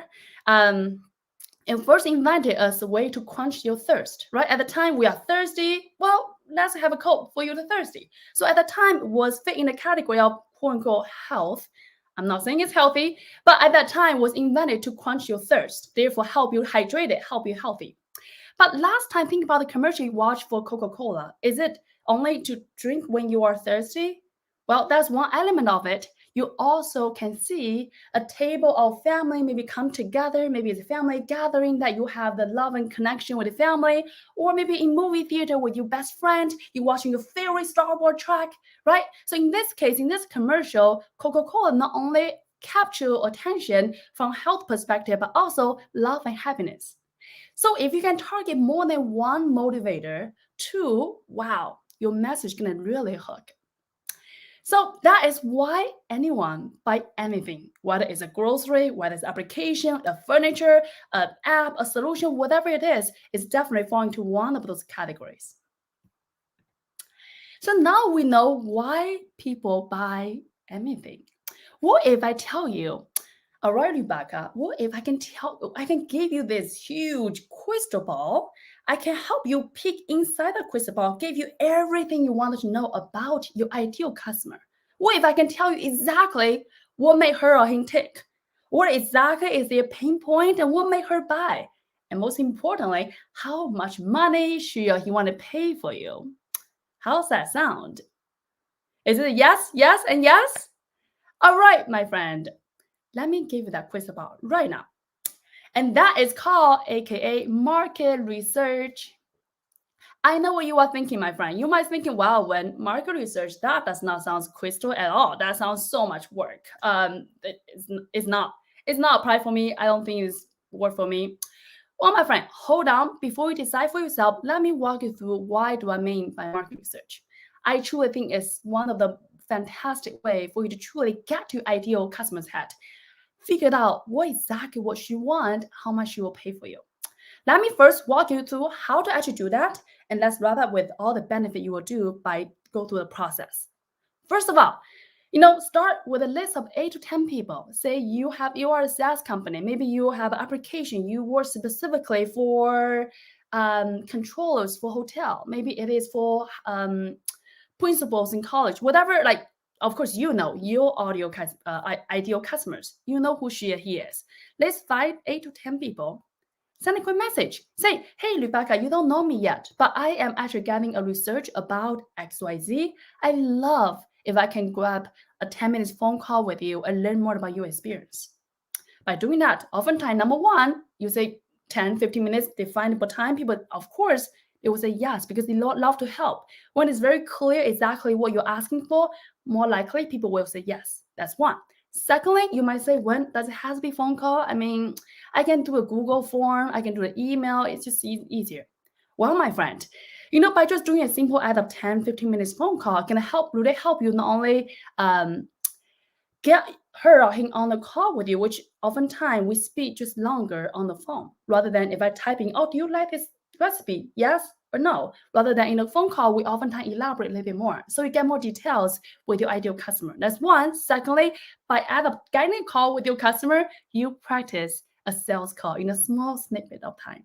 And most magically, because you are asking her or he help you with the research, you are not selling. So pressure is off.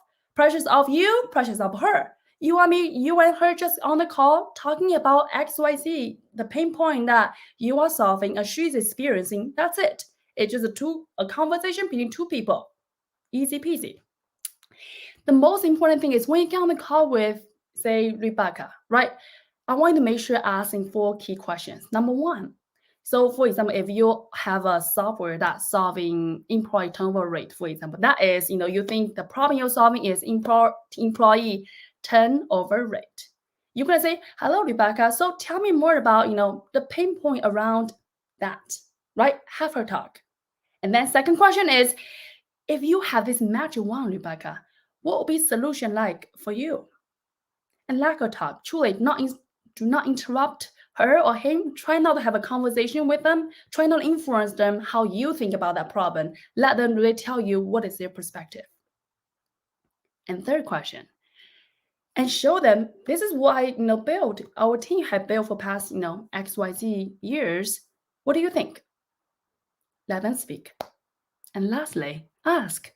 So how much would you pay, or how much you or your organization will pay for something like this? Let her tell you. Maybe they have this funding cycle is every every year Q1, that's 3 months, and that's how it is. Or maybe it's a they will tell you what is the funding cycle is, how much money they roughly will pay for it, and that's how you know how much your customer will pay. And the best part here is, imagine this. You just have a phone call with Rebecca, your wonderful conversation. 3 months later, you call her back or email her back, say, hey, Rebecca, you know what? Thank you so much by your support 3 months ago. You gave me feedback about A, B, and C. Today, I have working with my team. We incorporate your feedback, A, B, and C together. Now, this is my updated product and version. I would love to grab a call with you to learn a bit more about your feedback, show you what it is. And of course, Rebecca can say yes. Not one, first of all, she felt, wow, she is heard. Somebody actually want to hear what she have to say. And you and me know this. In today's world, right, not everybody are here to listen. She felt her voice is being heard, and that's really important. That's one. Secondly, now she felt like her input is directly contribute to your new product. So now she felt she had buy-in for the new product you have updated or created. Now she had the personal buy-in. Now she was like, oh my God, this is amazing. Now she had part of ownership. She want to say, you know what? We should have my colleague Michael, my boss Robert. She have all the motivation to incorporate people to really, say yes for you. Of course, this is just one of the likely chances. It's not always going to be the case. Everyone is so different. But this is an amazing way for you to really get into the sales cycle, even start a conversation. Because oftentimes startup founder will say, you know what, when mine is B2B, it doesn't apply. My life cycle is so long, I can't even get one meeting. Like, how can I start building relationship? This is a fantastic way for you to start building without things like it. So to wrap up here, market research, my friend, really, truly, in my humble opinion, is a secret weapon to help you understand what exactly your ideal customer want. What is her pain point? How much money she willing to pay for a solution like this? And also, not only help you to practice sales call, but also get buy-in with potential customers. So in my mind, that is a crystal ball that you can get today.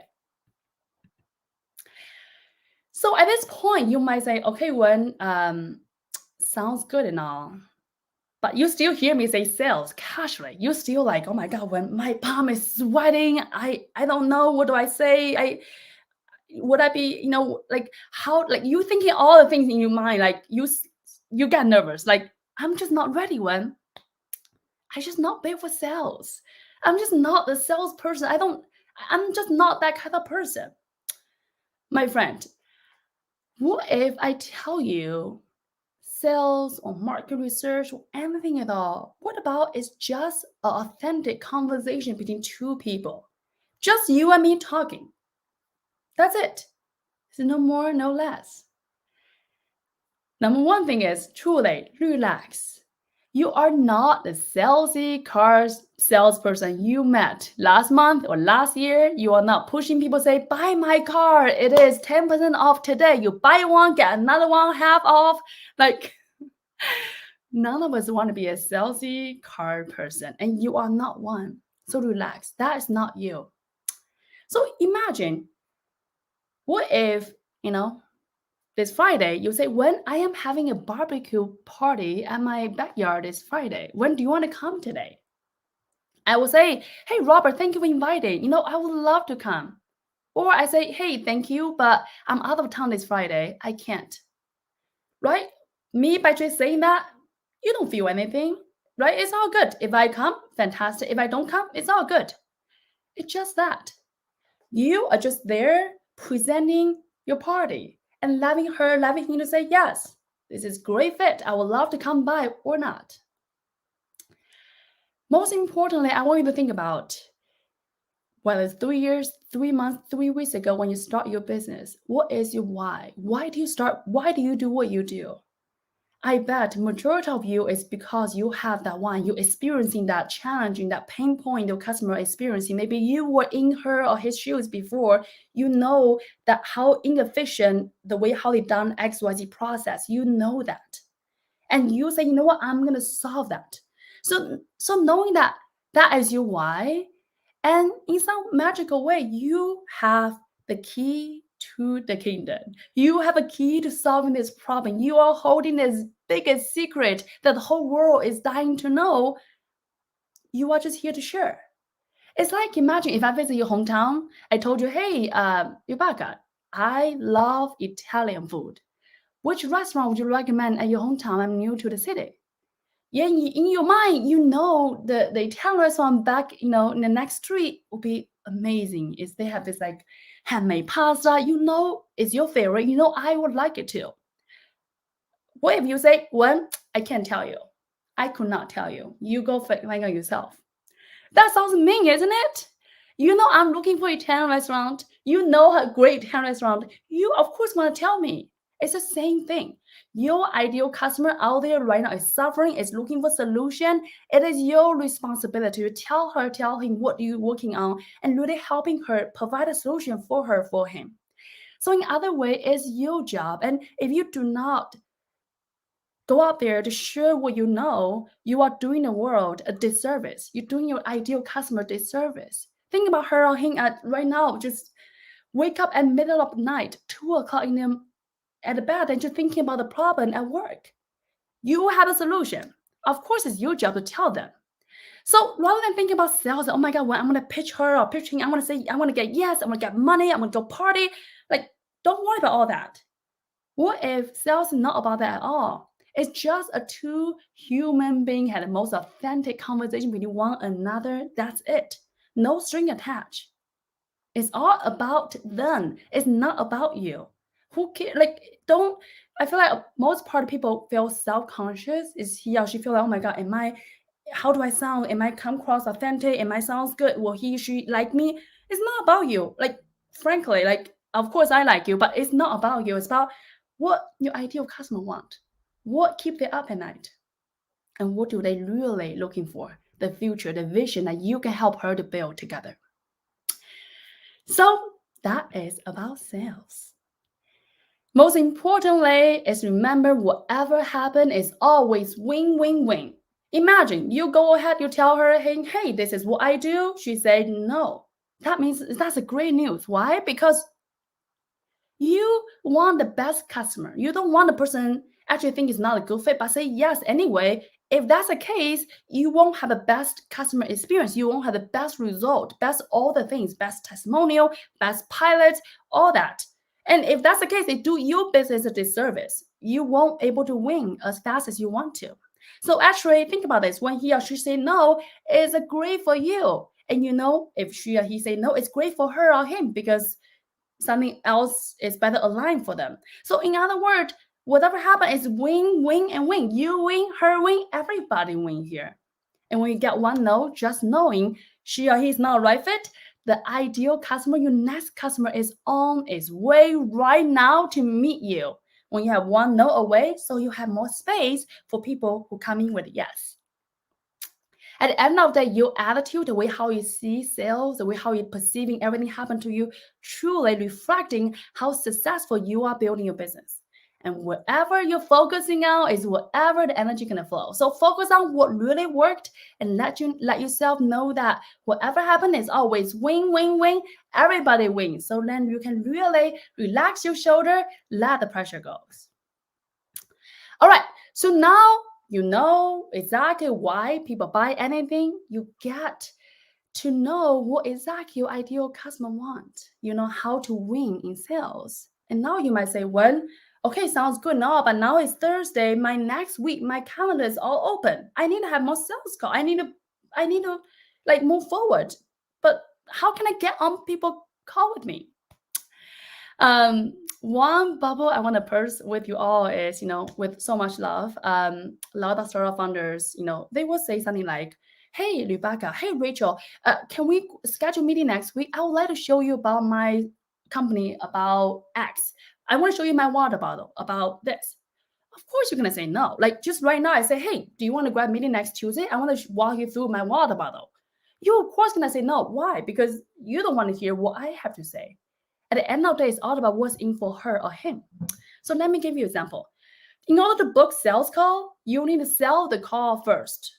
Okay? Imagine this. Today, I am making this up. I want to sell, say, this water bottle to mayor of Austin, Texas. Okay? So in order to do that, imagine before we have internet or phone, I need to do door-to-door sales, right? I show up in mayor's office. Before I get to our mayor, I likely will meet his secretary. Let's call secretary Mary, right? I knock on the door. Mary say, hello, how can I help you? I say, hey, Mary, I would love to meet our mayors next Monday to talk about water bottle, right? If I say that, well, the Mary gonna know in her mind, she had figured out, okay, should she say yes? Should she say no? How is it helping her manager, which is mayor of the Austin? How is it helping her? How's it helping the mayor, right? So that's a poor analogy, actually. Back to you. You have to sell the call first. Let me show you how do I do that. First, I'm going to have with a shorter version. Then I'm going to give you a full version, okay? And give you an example, you know how it's been done. So this can be done either email or phone call. So imagine I am an entrepreneur. I'm selling a B2B software for HR people to help them reduce the employee turnover rate. Imagine that's what I do. Okay. So I talk to Mary. I will say, hey, instead of say, hey, hello, Mary, I would love to show you my software. She's gonna say no. I mean, she's busy. She have time. She love to spend some time to answer emails, walk a dog, make sandwiches. She's busy. She of course don't want to hear what I have to say. However, if I say something like, hey, Mary, I would love to learn more about your business, your current challenge regarding employee turnover rate, and how can we better collaborate so we can help you optimizing your employee satisfaction rate. Will next Tuesday, 9 o'clock work for you? How's that sound compared to, hey, Mary, let's grab a call next week. I would like to walk you through my software, right? So it's all about what's in for Mary, what is in for her, what is the reason for her to even say yes, get on the call, spend that extra 30 minutes or 40 minutes with you. So that's a shorter version. Let me give you a fuller version. And of course, you can use whatever that aligns with you. So same example, say I am a company, I help optimizing or reducing employee turnover rate. I will say at the call, hello, we XYZ company, we reduce employee turnover rate for SaaS business. One of the things that we heard most about SaaS company is, oh my God, the new hire turnover rate is extremely high, and that costs billions of dollars every year. And recently, the one SaaS company we work with, ABC, by working with it for only 3 months of time, they already reduced their turnover rate from 45% to 10%. We are really, really proud and really excited for our achievement. And we will, of course, we would love to see how can we better support you on that as well. And we understand every business is so different. Therefore, I would love to grab a call with you next Tuesday to learn more about your current business, your current challenging regarding employee turnover rate, and how can we better collaborate to supporting you. Well, next Tuesday, 10 o'clock works for you? Do you see what I'm doing here? I go through either short version or the full version. The full version is kind of help you casually establishing credibility, example about how you help others, and then really tell her or him that you are here to adding value. You're here to learn about what he or she really struggle about, how you can help them. At the end of the day, it's all about what is in for him. So I want you to imagine from this moment on, whatever is sales call, sales page, elevator page, all the things, it's all about how you adding value, how do you helping her, how do you helping him, what's in for them. If you cannot articulate that, no one will be able to take your call. Make sense? All right, so now you know how to book the sales call. Now next week, your calendar is all booked. Monday to Friday, you are so booked. Now you say, okay, well, now what? How can I really nail my sales call? Now I'm finally here. It's Tuesday, it's 9 o'clock. I am right before I'm about to start a call with Mary from the SaaS company ABC. I'm so excited. I want to close this deal. Okay, great. Let's walk through how to actually run a successful sales call. In the call, of course, you first start with building some reports, ask her where you should come from, XYZ, set agenda. Talk about today. We would love to talk about 3 things, A, B, C. And I want you to spend most of time, after you said that, really focus on asking the right question, okay? It's all about them, remember? So Mary, tell me, what are the pain points that you are today experiencing regarding ABC? Have her tell you all about that. That's very, very important. Have them to really elaborate all the challenging he or she experienced in their organization, in their role, and the way, how, inefficiency, all that. Let them talk. And of course, you are here to encourage them and say, oh my God, totally understand. I was totally understand that. Let them talk. And then that's question number 1. Second question, then, of course, this is not actually question number 1. You first talk about all that reporting, but in the question-wise, this is question number 1. Then second question, ask them, what is the future you want? So, which means, what's your vision? Like right now, you are leading this HR practices. You are head of, HR entirely. Like, what is your ideal vision? Do you want to let her tell you their goal? Let them talk about elaborate what exactly the goal that they have and what they want to accomplish. So now what you do is you discuss what is pain point, discuss what is the future. So obviously you discover a huge gap between what is now to what is tomorrow, the ideal tomorrow. Do you see that? And now that's how you pitch. Rather than saying, oh, my name's Wen, I'm doing blah, blah, blah, blah, is listen what their pain point is. Now you're addressing them saying, hey, this is actually interesting. This is what we do. Short and sweet, to the point. Tell them what they do, how they're helping specifically fill that gap. Okay? Once you give them your pitch, make sure it's short and sweet and make sure result forward. It's not about you have this application, it's about what you can do for them.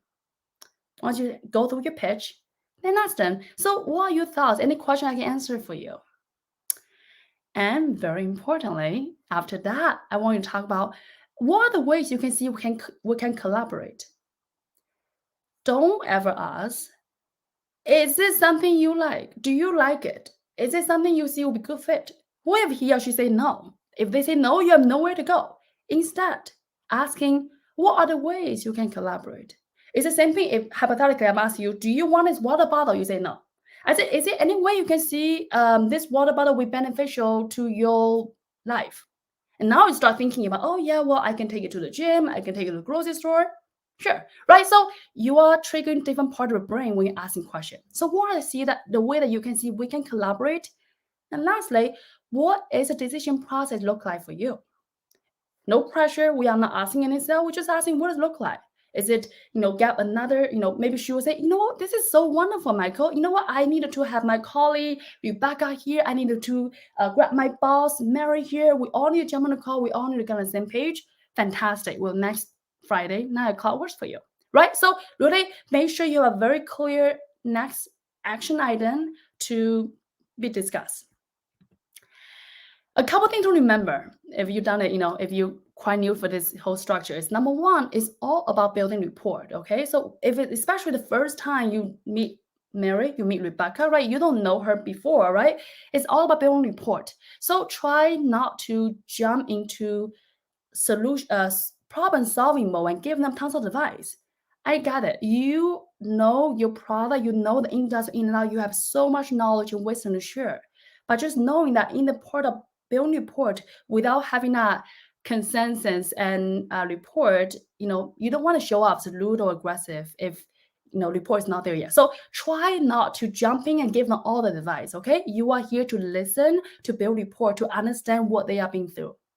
And really, it's really important to get beyond one-on-one conversation. So I want you to really leave the call with, oh, that sounds wonderful, Mary. Would it be, typically what we're seeing is we at next stage we will love to jump on a call with your CEO, your CFO, and to have a collective conversation about XYZ, right? So you want to encourage, how can I get your colleague, your boss, all the people to really showcase this product? So you know this in a big corporate, right? People are moving around, people leave the job, people get promoted, all the things. You want to make sure it's not just one point of contact, is you have multiple people in a conversation. That's how you're moving the needle moving forward in the sales cycle. And I mentioned this earlier, is asking how could we collaborate instead of saying, is this the right fit? Do you like it? Try not to ask yes, no question, because if they say yes, great. If they say no, there's nowhere to go. No, I don't like it. Okay, right? That's awkward, right? So say, well, is there any way, how do you see this might be a good fit for your organization? How do you see that we can move forward with the next step?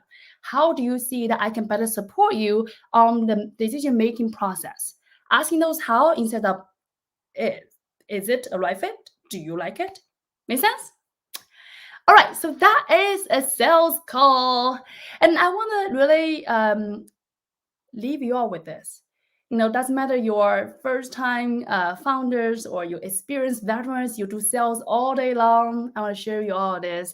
The principle here I want to share you is sell the sizzle, not the steak. What do I mean by that? Let me give you an example. So today's Thursday, you're like, when I have a long day, tonight I'm treating myself to a fancy steakhouse. You sit down, you open the menu, and you're like, wow, this steak is $100. And you and me know this. In the HEB, in the grocery store, this cut of beef is, say, $10, right? Why would a steakhouse charge you $100? Well, my friend, you are not here just for the steak. You're here for the environment, the AC, the tablecloth, the music, all and above, right? And that's how you are being charged $100 and you're willing to pay. So it's all about selling the sizzle, not the steak. So I want you to focus on the vision, focus on big picture. Don't in detail about all the features, nitty-gritties, really big picture, okay? Try to be short and sweet. At the end of the day, we all want to listen to story. So if we can, right, incorporate some short story anecdotes, whether it's a success story from your previous customer or what your personal experience, maybe how you started this business because you were in her shoes before 5-10 years ago or whatnot, right? Try to share anecdotes. That's how we remember. And last but not least, we are all want to be part of something bigger than ourselves. I don't care about this water bottle. I don't care about this phone case. I care about connection. Why I want to have fun? Because so I can connect to my family, my friends, instant of my finger, right? Because I care about connection, not about the phone. And I don't just care about the water bottle. I care about my health. So if I can be healthy, if I can, vital, I can have a freedom, go travel the world with my friends, my family, right? So it's about what is your why. Why do you do what you do? Don't just focus on that one thing, that one software, that one application. When you see the fit, type into really what is your why? Whether it's more money, helping people make more money, save more time, more resources, more freedom, more happiness, more connection, more health. Tiny goals bigger why, and then get people on board with you. Because at the end of the day, you and me, we want to be something bigger than ourselves. It's all about how can we make impact in the world. Lastly, do not propose on your first date. Well, imagine, right? This is Thursday, 2 o'clock. You are sitting in this fancy, well, not fancy, let's say a coffee shop. You're sitting there, you met this gentleman the first time. You first talked for 10 minutes. His name is Robert. You both like hiking. You both love dog. And you will say, wow, Robert, I mean, we have so much in common. It's been 10 minutes. I mean, we both like hiking. We both like dog. Why don't we get married next month? Why don't we, have 2 babies next year? That sounds ridiculous, isn't it? Well, same thing. Apply not only in life, but also startup world. Don't propose at your first date. Don't worry about, especially you do B2B sales, do not expect you're going to close the first meeting, the first seconds, the first minutes. It's not going to work like that, okay? Really, chill. Take a deep breath. It's just like dating. Number 1, avoid information overload. Don't tell her or tell him all the thing about your product, your solution. Really focus on what is she or he, their pinpoint. What do they looking for from their perspective? Whether they are decision maker or they are HR, they are user, they are what they need. Give them that information. Don't tell them everything, okay? It's like in the first day, you don't tell them all about your birthday, you signed, you love to walk, you brush your hair 3 times a day, like too much. Short and sweet. And treat it like a dance, most important, right? Your goal is after this beautiful coffee day, we like each other, you are nice, I am nice. Let's get the second day, right? Maybe it's let's grab a dinner at a Italian restaurant. Maybe let's go for a hike next weekend. Your job is get next meeting schedule, especially in B2B sales, and sales cycle is long. Really importantly, knowing your tone, knowing your audience. I mentioned, do not overwhelm your audience with all the information. So you need to know who you're talking to. Are you talking to a CEO, executive buyers? Or are you talking to a CTO, a technical buyers? Or is it a CFO or the users? What does he or she want? What is in their mind? Big picture here, of course, different company have different specificity, but big picture, CEO, executives, he or she want to focus on vision. How does your product, how does your solution helping him to really execute their vision, their strategy? If we talk to a CTO, it's all about technical support. So he or she probably curious more about, so what does your support look like for your company? Or maybe what does a rollout plan look like? Specifically, how do you integrate with my existing systems, right? So CTO need all those details that is not applied to CEO. If you tell CFO, financial buyers, he or she worry about investment. What does the payment structure look like? All that. Or maybe it's users. If you talk about the corporation, user probably don't care exactly how much the money is because its company will pay for that, right? So user care about, is it easy to use? Is it gonna be like take me like a day for the training, or is it what does that look like for me as a user to actually using your product, using your solution? If I have a question, who do I ask question to? So knowing your audience and don't overwhelm your audience. And the first time you meet him or her, knowing what is in for her or him, and really figure out really how you deliver value for different audience at different time. I know I say a lot of things, and I want to leave you all with the one last thing is, truly my humble opinion is the secret of a successful sales call. Couple things I want to walk you through. Number 1, if you at this point you're like, okay, sounds cool now, I'm still nervous. Well, let me tell you the one big secret is if you're nervous, that's actually wonderful. That's one is it's not about you. So you can just focus on listening. You don't have to. It's not about you giving all the pitch and all. Like you are here to listen. What he or she, what is their pinpoint? Your job is to listen. If you're nervous, you don't know what to say, simply don't say anything. Just listen. Just literally treat it as a normal conversation between 2 human beings. It's like you pick up the call your college buddy. Hey, what's up? Hey, how's your week? Hey, how's your life? Hey, give me an update, right? You are just here to listen.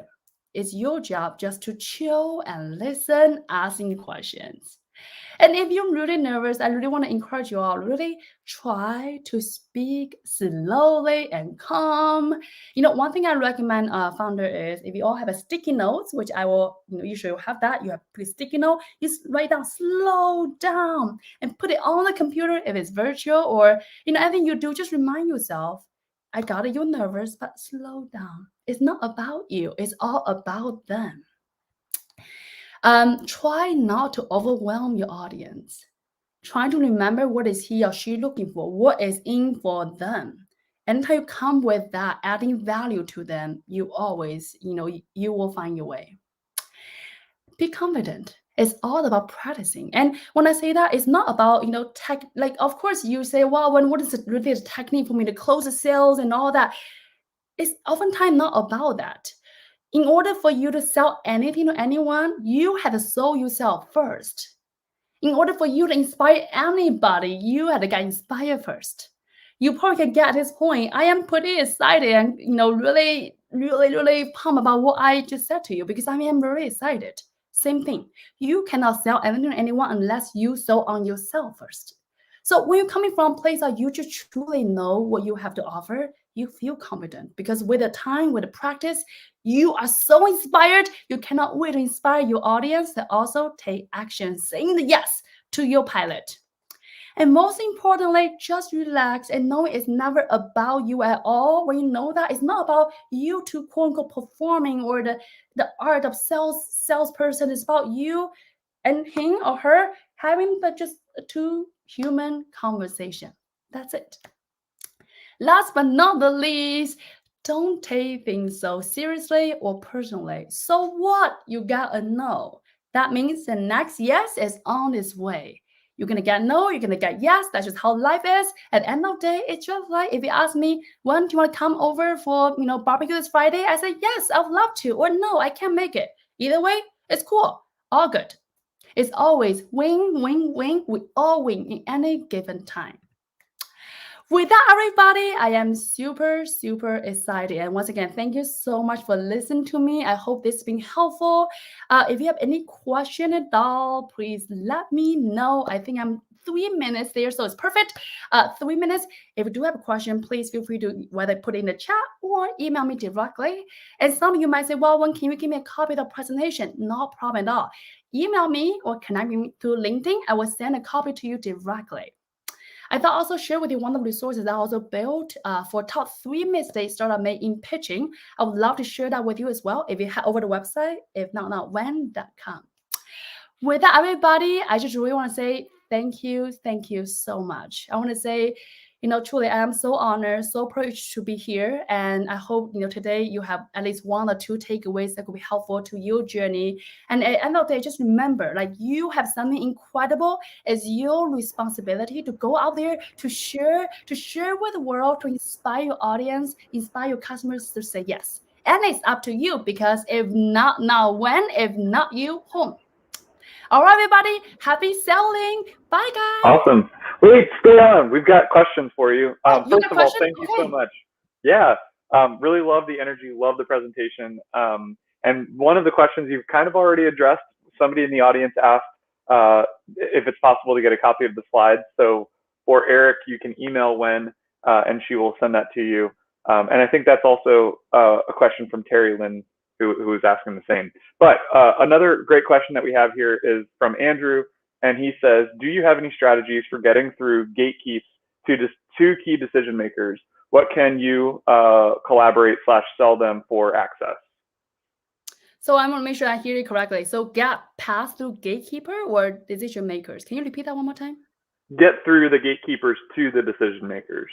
How do you do that? Yes, wonderful question. Like I mentioned earlier, you have to sell the call first. So think about the gatekeeper, she or he, their job is make sure their manager their schedule is perfect. Is everything they do is really moving the business forward. You need to tell this gatekeeper what is in for their boss. right? So you have to sell the call first. So like we mentioned earlier in the earlier presentation, if you remember, right, it's all about what is in for them. So I shared earlier about the strategy about whether it's a shorter version, you can just go on a call, say, hey, I would love to learn more about, your manager Sean's, challenge about XYZ and see how can we better supporting you, or the full version about really pitching your gatekeep about what is in for them. I think I answered that in the presentation, but also send an email to me. I'd love to, just grab a call with you and learn a little bit more about what exactly the situation is. And if what I share in the presentation does not apply, if so, let's chat. Yeah, absolutely. Well, cool. I think that's all we have for today. But Wen, thank you so much for the presentation. Thanks for being here. Of course. Well, thank you so much for having me, and have an amazing day, everybody. Happy selling. Sounds good. Bye, guys. Thank you very much. So that's it for track 3, or I'm sorry, for session 3 for the sales and business development track. We will be coming back in 15 minutes for the HR talent and culture track.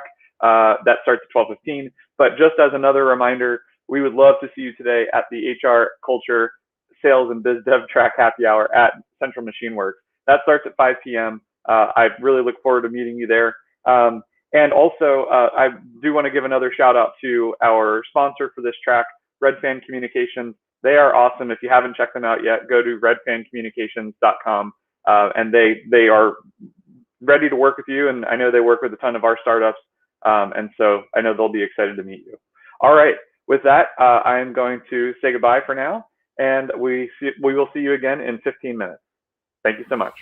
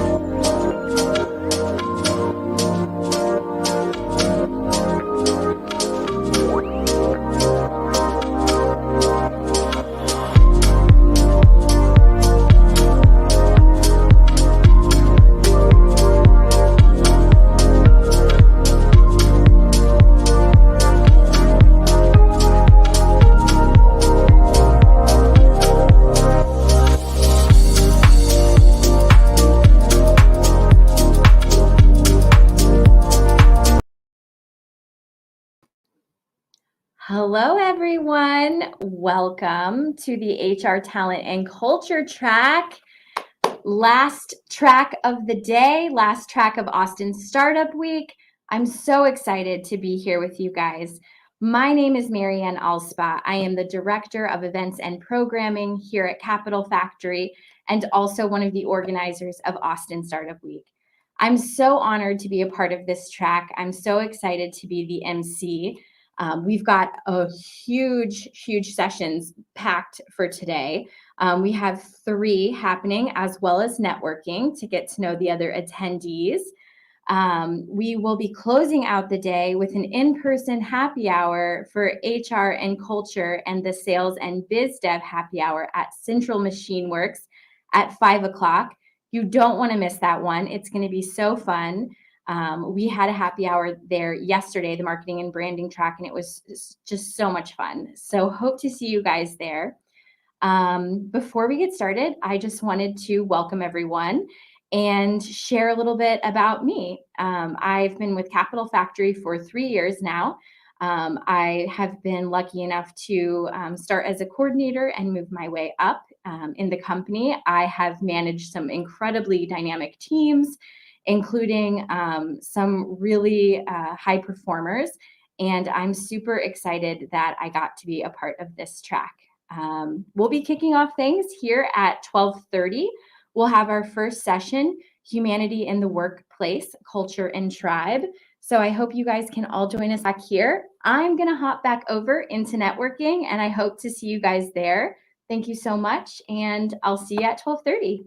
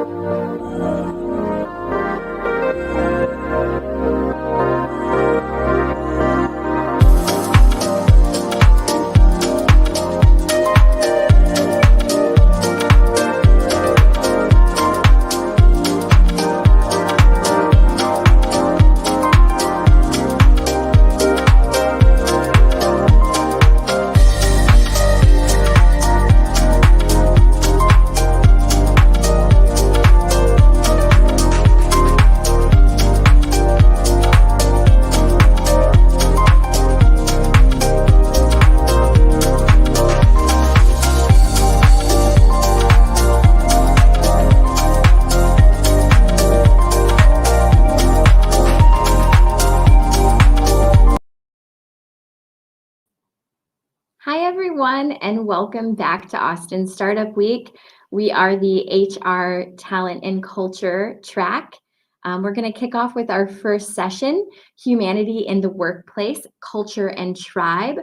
What do cultural anthropology and startup culture have to do with the success of a startup?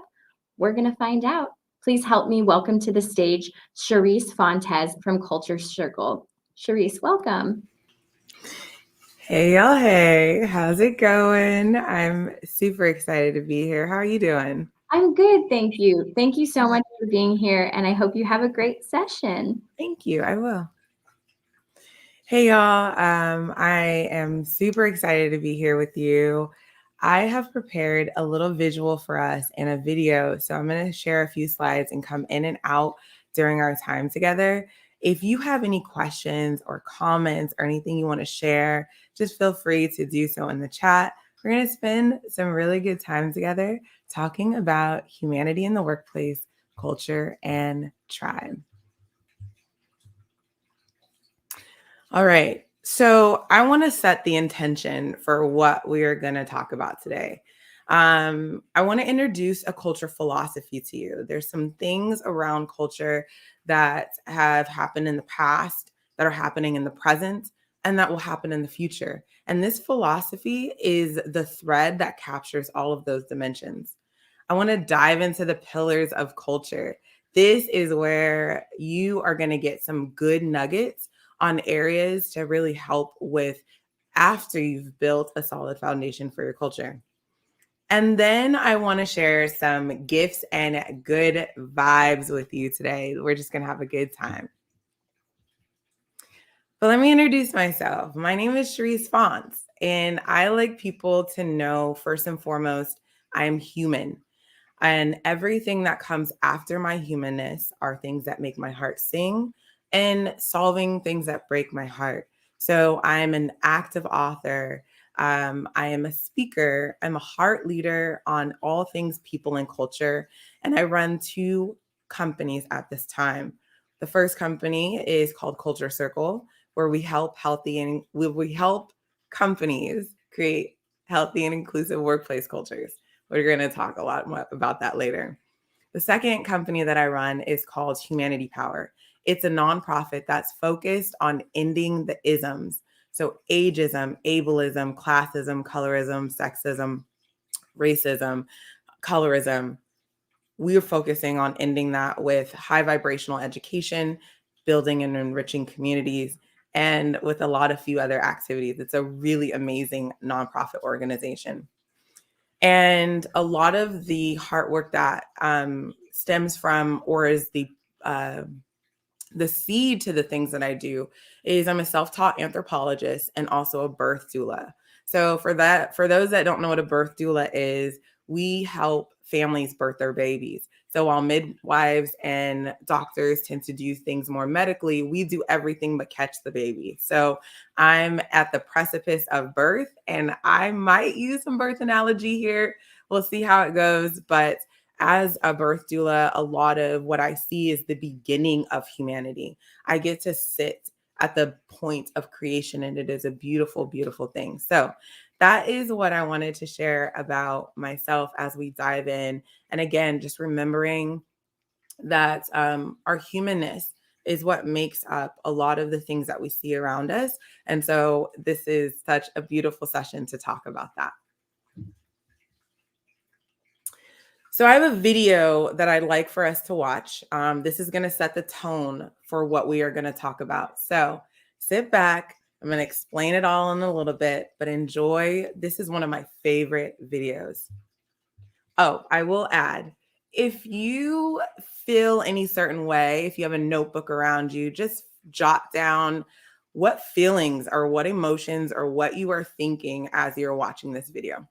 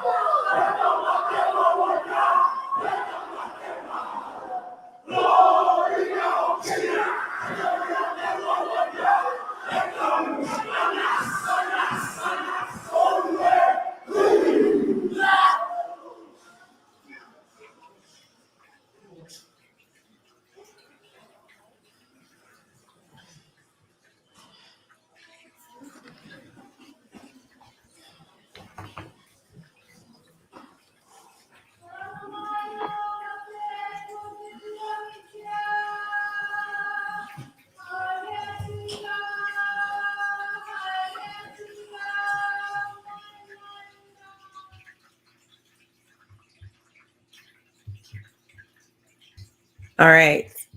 Are you back with me? That was a very powerful video. What did we just watch here? I'm not able to see the comments just yet, but if you know what we just watched, go ahead and drop it in the comments. I'm going to talk a little bit about this. We just watched what is called the Haka. This is Amari tribe tradition. And when I think about culture and how deep culture runs, I immediately think about this Haka. Specifically, this one is over 100 years old. And there are many different types of Hakas. This one specifically was a Haka, a chief put together for his son who was going through a hard time. And even the words in the Haka, which I'll explain in a little bit, tell this story. Essentially, what this chief is doing is saying, hey, you are carrying a problem. Like, what is going on with you? And the son is battling something, and the chief, the father, is telling the son, the answers that you need are within you. And this, like I mentioned, has been going on for, this Haka is about 100 years old. What I'm trying to share here is culture runs deep. They are still, it is still done today. It is still very powerful. Culture has a collection of traditions that really make up the people, make up the experiences that we have. The way that it is in the anthropological world is also the same way that it translates into the workplace. The culture is that strong. It can carry generations, and it also can collapse generations. It can carry companies, and it can also collapse companies. And so today, what I really want to paint is this beautiful picture of this dichotomy that cultures can provide, not only inside of the workplace, but outside of the workplace. The richness that is outside is also an inside. And if you're interested in more about this, this specific Haka, you can always reach out to me. I'm happy to share more about this, but I want to get to what am I talking about when I talk about culture? And this deriving from what we just watched and how we utilize culture, especially within Culture Circle and with our client partners. How are we defining culture? Well, here's the definition. Culture is an ever evolving survival mechanism that consists of thoughts, beliefs, actions, and responses that the people, your humans in the workplace, used to achieve a mutually satisfying goal. The core component is it is a ever evolving survival mechanism. So the culture will do whatever it needs to do to survive. Speaking up when they feel safe and not speaking up when they don't feel safe. And so I'd like for you to wrap around this definition of culture as we dive into a little bit deeper of what we're going to be talking about.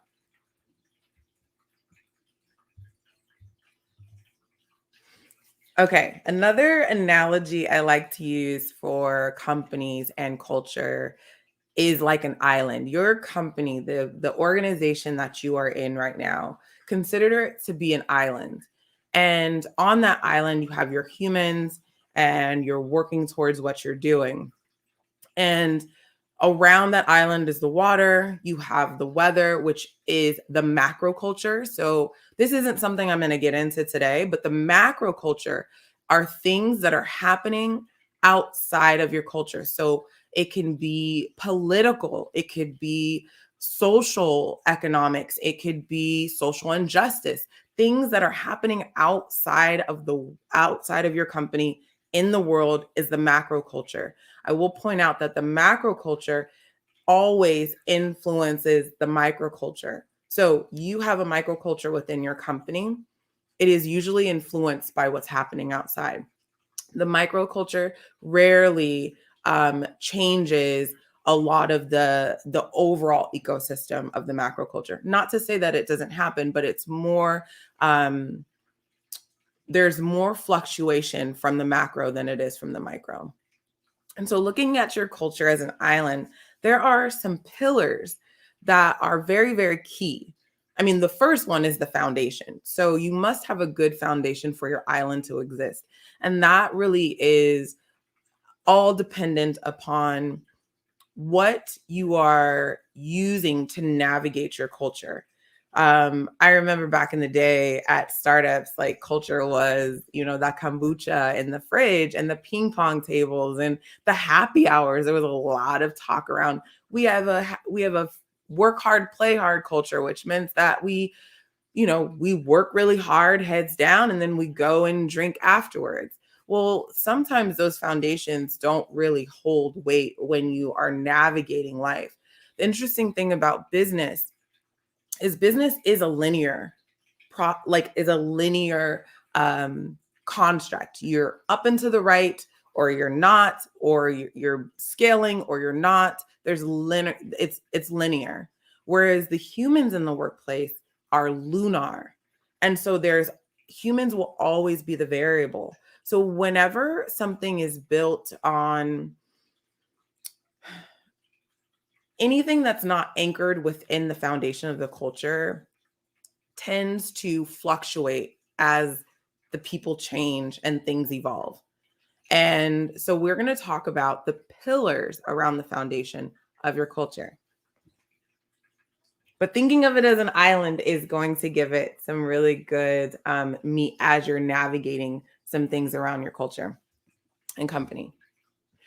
So when you think of the word culture, what words would you use to describe it? I'm going to pause my share for a second and go into the chat and just see what y'all have said. But like when you think of the word culture, what words would you use to describe it? So if somebody came up to you and said, hey, this organization that you're at, how would you describe the culture? Or what words would you use to describe culture? So I'm going to stop sharing for a second and see what y'all have to say. Thank you for your comment of definition of culture. Appreciate that. Gonna just take a moment and see what y'all think about that. What are some words that come up when you think of culture? I remember when I was interviewing at one company, and they said, we have our culture is like a family. I was like, oh, can you describe that anymore? They're just like, we're like family. I was like, that's interesting, because family in so many different dialogues means so many different things. All right, we got some comments coming in. Empathetic, Identity and group behavior. Nice. Culture is clarifying. Oh, yes, it adds a lot of clarity. Formal, informal. What people do in their day-to-day. Yes. How to interact with people. Absolutely. Great. Culture sets the tone for how we act. Yes, and it sets the tone for how we respond. So I love that you brought that up. Fantastic. These are really, really great.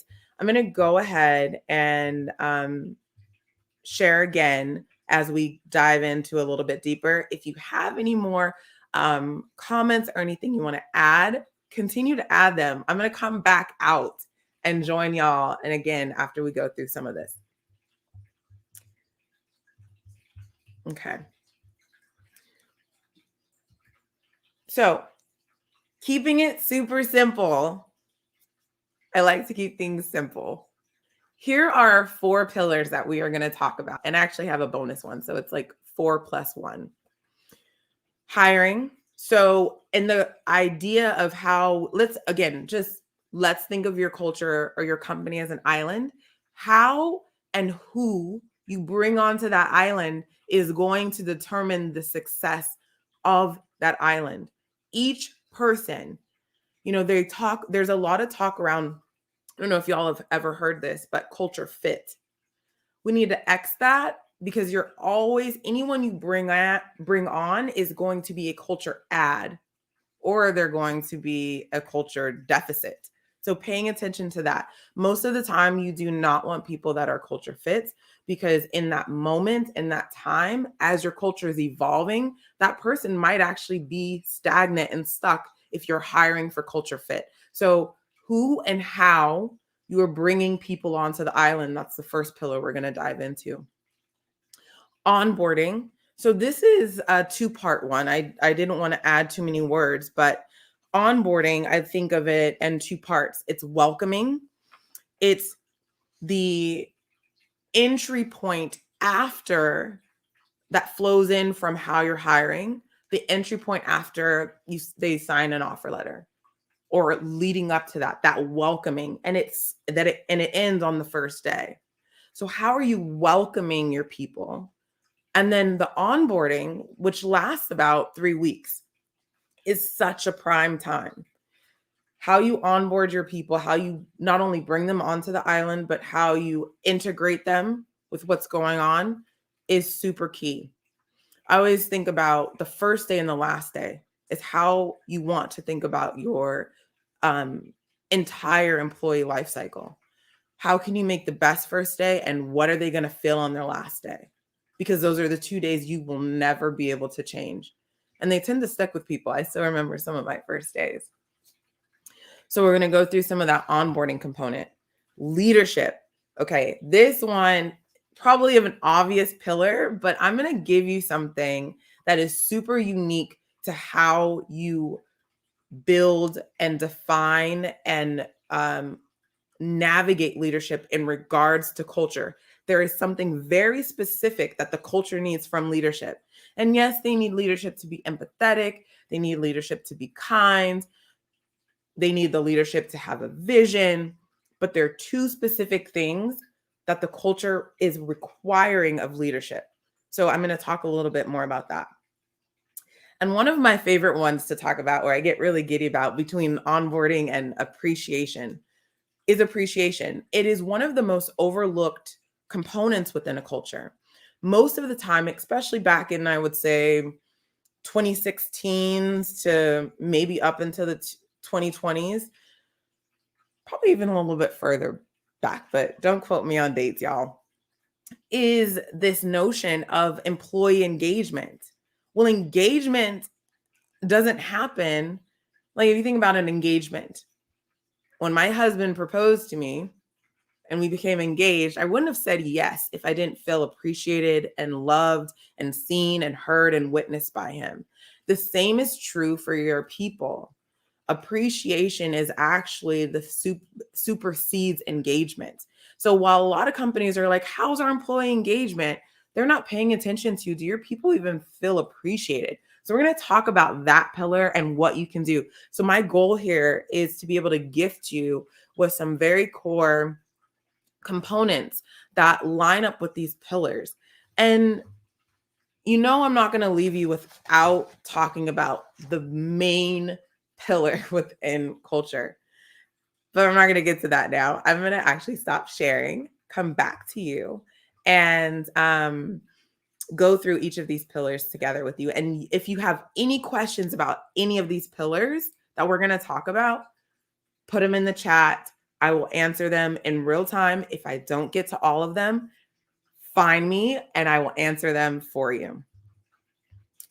All right. So let me stop sharing again. It's like a little song and dance. All right. So let's talk about hiring. I already painted a little bit of the picture. It's who and how, or how and who you bring onto the island. Each person is a culture add because should be a culture add. If you find that you are bringing on people that are actually taking from the culture, that will collapse your culture very quickly. I was talking to somebody the other day that had a thriving company. They were running and going and, still within the first few years, but everything was going really well. And then they brought in somebody to the culture. And within a year, their company was done. You want to be very mindful of how and who you hire. And I will say that in the context of humanity, we've been trying to figure out this hiring and interviewing component for a while. I don't know if y'all remember that there used to be on resumes, there used to be I don't know if I'm going to date myself here, but putting the typing speed that you had on your resume was super relevant. And it was a factor. In fact, staffing companies would test against that. And that would be something that would either put you ahead in the process or either put you behind. We tend to still hold on to the antiquated components of hiring, but our humanity has evolved over the time. So questions like, what are your greatest strengths and weaknesses need to be transformed into, if you could up level one area in your life, what would that be? That in that question, it holds a lot more depth and a lot more weight than tell me about your strengths, tell me about your weaknesses. So just rethinking the way that you are bringing people onto the island and who you're bringing onto the island is really key. Let's see. That's all I wanted to say there. If anyone has any questions about that specific hiring pillar, let me know. I'm happy to answer. I'm going to move on to the onboarding piece. And like I mentioned, in the first few weeks, that is the most strategic time that you have to co-create with the people, the humans that you are bringing onto this island. Allows your people, this is the time for them to gain grounding, confidence, and connection to your company and things that are happening. Clarity and consistency is key. So I wish I could see y'all and ask for a show of hands. How many of you have had an amazing first day experience, and how many of you have had a less than desirable first day experience? I mean, this is a really big deal. You spend all of this time and money and effort bringing people to the island only to leave it anticlimactic as they just fend for themselves. It really does have a lasting effect on how long your people stay and the impact that they make within your company. So imagine you and I meet and I invite you over, or we're talking and I'm like, yeah, I raise chickens and I make fresh bread and all of these things are really cool. And you're like, oh man, I dig her vibe. I totally want to hang out. And I invite you over to my house. And we are planning this for weeks. In fact, we're texting and everything is great. And I'm so excited. And I'm telling you how many eggs my chickens are laying. And I tell you, I just learned this new bread recipe. We have the date ready. And on the date that you are headed to my home, you had your outfit already picked out. Y'all remember that first day of school, having that outfit like all ready to go. And you show up to my house. Oh, let me back up. You have told everyone that you have met this human that raises chickens and makes fresh bread, and you cannot wait to meet and hang out even further. So you show up to my house. You do that friendly knock. Do y'all know the shave and a haircut knock? Let's see if my mic picks it up. It's that's the friendly knock, in case y'all didn't know. Anytime you knock on someone's door, you want to do the friendly knock. So you knock on the door and nothing happens. So you do the friendly knock again. Still nothing. Then you decide to ring the doorbell. I'm not going to make the doorbell noise. And then you hear some shuffling. And I get to the front door. I open it. I look a hot mess. Look like I just woke up. You can tell I haven't showered. And my house is dark. And it just has a little bit of a smell to it. I open the door, say what's up, and go back and lay long ways on the couch and just wait for you to come in. What did I just do? I just created a really non-welcoming experience and something that you've been looking forward to for a while. Believe it or not, employees, that's the same vibe and experience that employees feel. Come in, the eggs are boiled and cold. The bread, you can tell, it's been sitting out for a while and it's kind of stale. What are you going to do? How are you going to feel? It's not the experience that you want. So again, when you look at the onboarding and look at the welcoming, think of those in two components, and both need their own individual attention to create an experience for your people to feel connected. Okay. I'm going to move on to leadership because I have, like I mentioned, there is the key thing that your culture needs. And I have seen, no matter how much work the culture requires, that these things are possible. It can turn a company and a culture around. So I would say, the hiring part is good. The welcoming onboarding part is good. I have no idea where your culture is currently, but if leadership is needing some work, this is where you want to start. So the big thing the culture is always looking for and checking on is trust and safety. Those are non-negotiables for the culture. The culture cannot grow and thrive without either one. So I'm going to give you the two components that build trust. Fail safe. These are the two things that build trust inevitably. Like it just does. I'm not going to say that they're easy to do, but once they are done, it is absolutely trust for the culture. So here are the two things to build trust. And if you're not in leadership and you want to build trust, let's say you're starting a new relationship, or you have a team that you're managing, or you have a friendship that you're cultivating, this works as well. Here are the two things. One, doing what you say you are going to do consistently. This might sound very simple, but it's very true. Doing what you say you're going to do consistently. The culture craves consistency. It likes to be able to anticipate how it's going to evolve. For example, let's say we are going to drive somewhere and we get in the car. We know where our destination is. We're kind of, we're clear. We might take a couple pit stops, and the person driving is stopping erratically, changing lanes, just sporadically, just driving in a way that's not necessarily safe and doesn't really show much trust. What are we going to do? We're going to question, like, do we even really want to go on this destination? What is this person doing? And these are questions you don't want your culture to be asking. So doing what you say you're going to do consistently helps eliminate any questions around the culture, around if they can trust you as a leadership.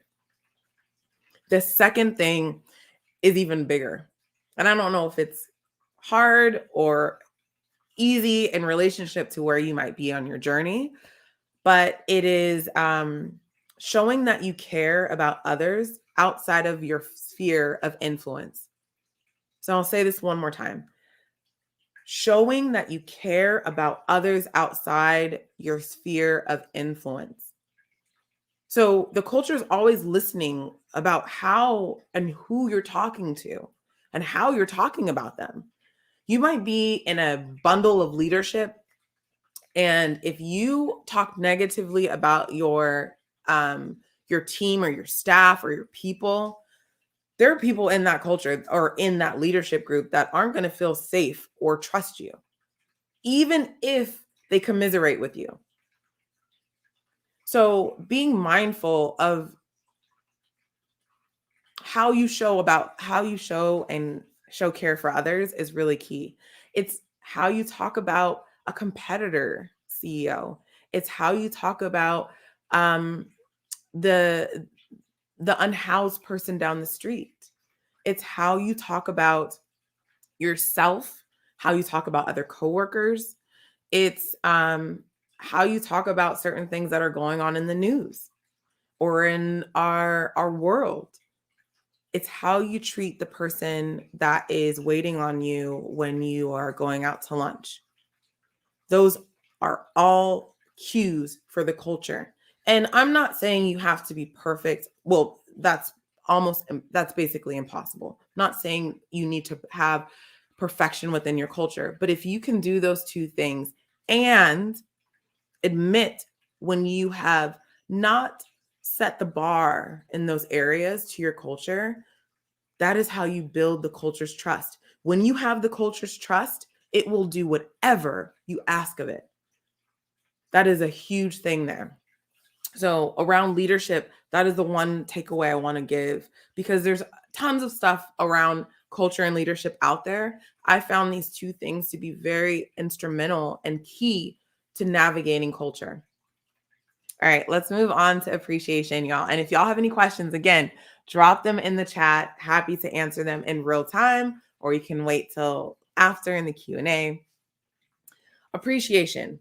So I'm not sure if y'all have heard of the 5 love languages, but there are also those 5 love languages translate into the 5 appreciation languages. So the love languages are for relationships and intimacy, and the appreciation languages are for the workplace appreciation. And they're all pretty much the same. The 5 appreciation languages are acts of service, quality time, words of affirmation, gifts, and touch. Now, touch, I want to just say, is fist bumps, high fives, proximity, things like that. Nothing inappropriate. And so since we all have our preferred ways of being appreciated, finding out what your culture's appreciation language is going to be key. It's going to help with how you navigate and communicate with the culture. It's going to build out some of the communication strategies that you use. For example, if you find out that you have a culture that's mostly consisting of words of appreciation, you want to make sure that the things that you say and the things that you communicate, so written or otherwise, are in alignment with that.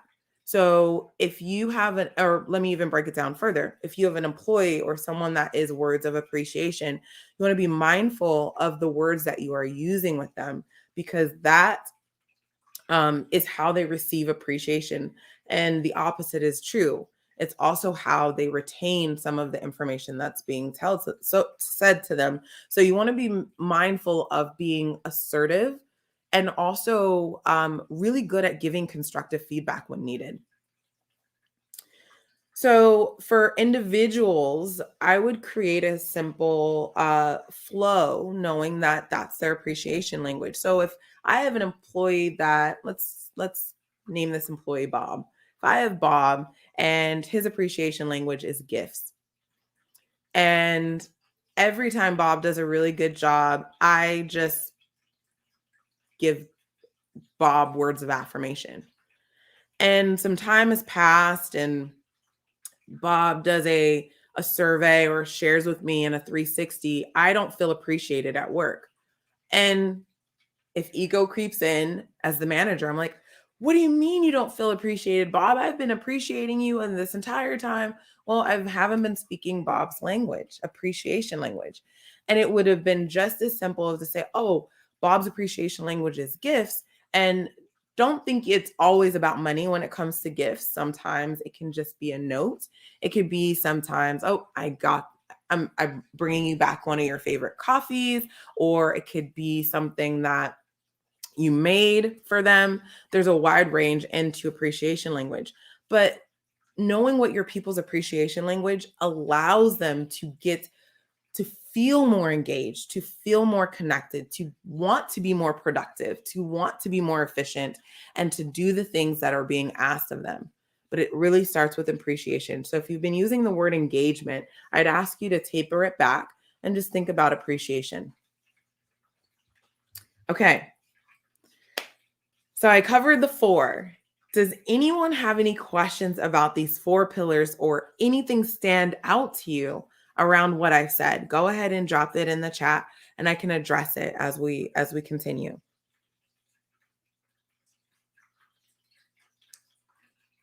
Just take some time, and I wish I had a little bit of music to just, even though I'm a fan of awkward silence or just silence. What are the 5 words? Okay, so the 5 appreciation languages are words of affirmation. So I'll break that down even further. It's this person receives or feels appreciated when positive words or words are spoken to them of positive nature. So words of affirmation could be like, you just did an amazing job on that project. That person, if they're words of affirmation, they are going to light up. They are going to light up. The other side of it is the opposite is also true. If you say, couldn't you have done better on that project? That is really going to bring them down.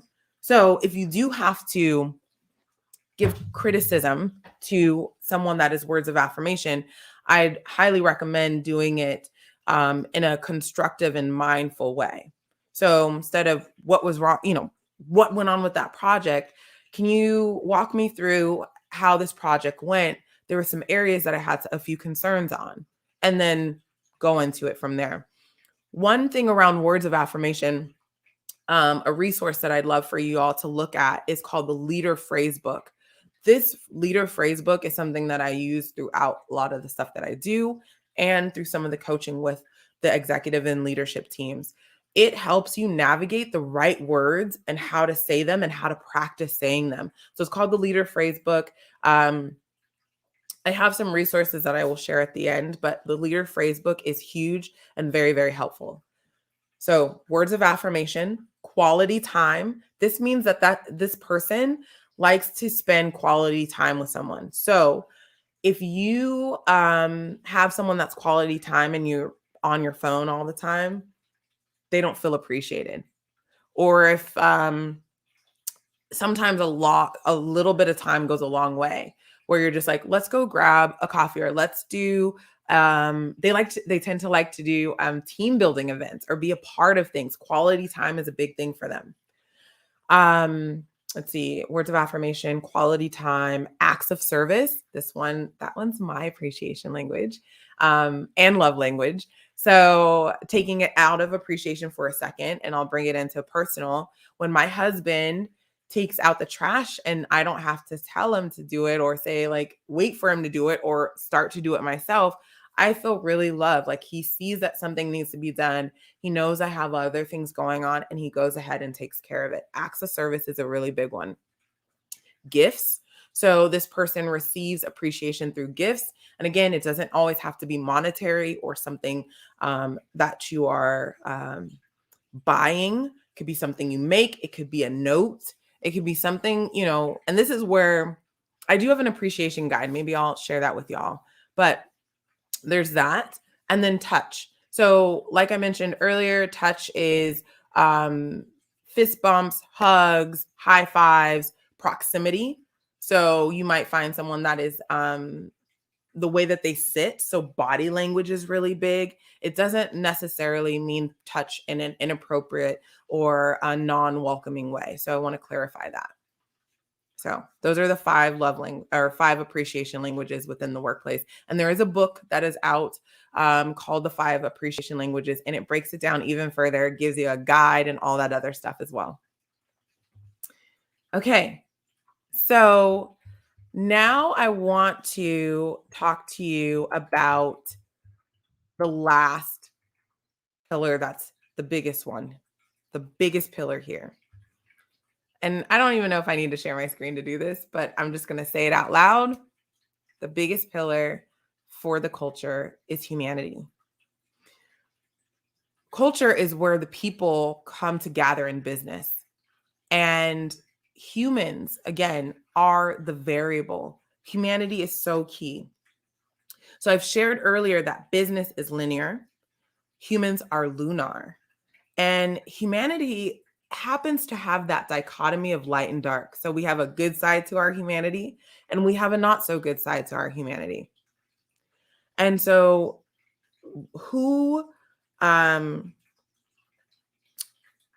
what we practice with our humanity is who we will show up in the workplace. And one big takeaway that I want to share with you is that it is free to be kind with our humanity.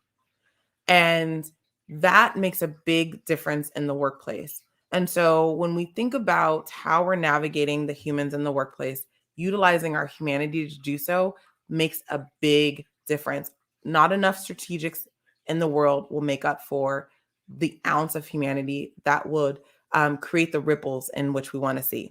So that is what I have for you today in humanity in the workplace, culture, and tribe. But wait, there's more. So I'm going to share my screen really quickly as I'm wrapping up.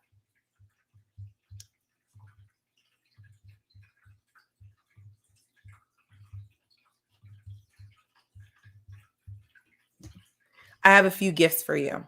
So in order for you to get these gifts, I want you to bring out your phone and scan this QR code. It is going to take you to a site, and I want to gift you with a business tarot session and it explains everything there. I want to gift you with this simple 8 steps to simple change management. And I also want to gift you with a culture strategy conversation. If you're planning your culture in 2022, I want to help. My tribe wants to help. Let our humans help your humans. And let's just have a great conversation. So go ahead and scan this code. It will take you to your gifts and you can utilize them however and whenever you want. This is for you. Thank you for being here with me. I'm going to stop sharing so you can see my face, or I can see that I'm talking to you. Thank you so much for being here with me.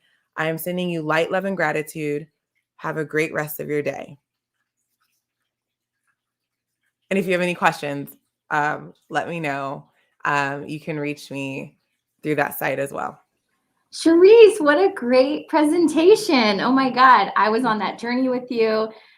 The pillars were so fascinating to me. I'm thinking about like our onboarding culture here at Capital Factory and how we've onboarded virtually for the last 1.5 years. And I'm like taking notes, and it was a really great presentation. Thank you so much for this gift. I just scanned it and signed up. Thank you again. It was really lovely. The chat was really active. So we'll see you at the happy hour if you can make it tonight at Central Machine Works at 5 o'clock. All right. Thank you so much for having me. Have a great rest of your day. You too.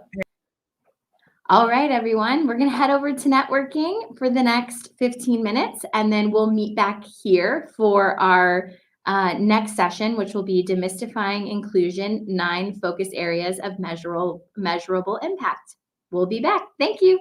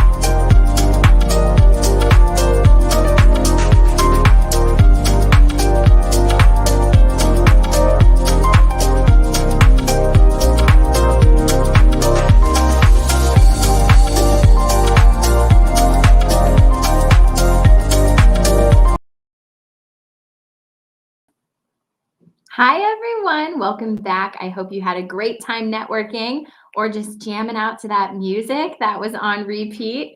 We're going to kick off our second session over here on the HR Talent and Culture track. This session is called Demystifying Inclusion's 9 Focus Areas for Measurable Impact. Inclusion can be tricky because it has a lot to do with how people feel, how they experience and interact with others, and their sense of belonging within your organization.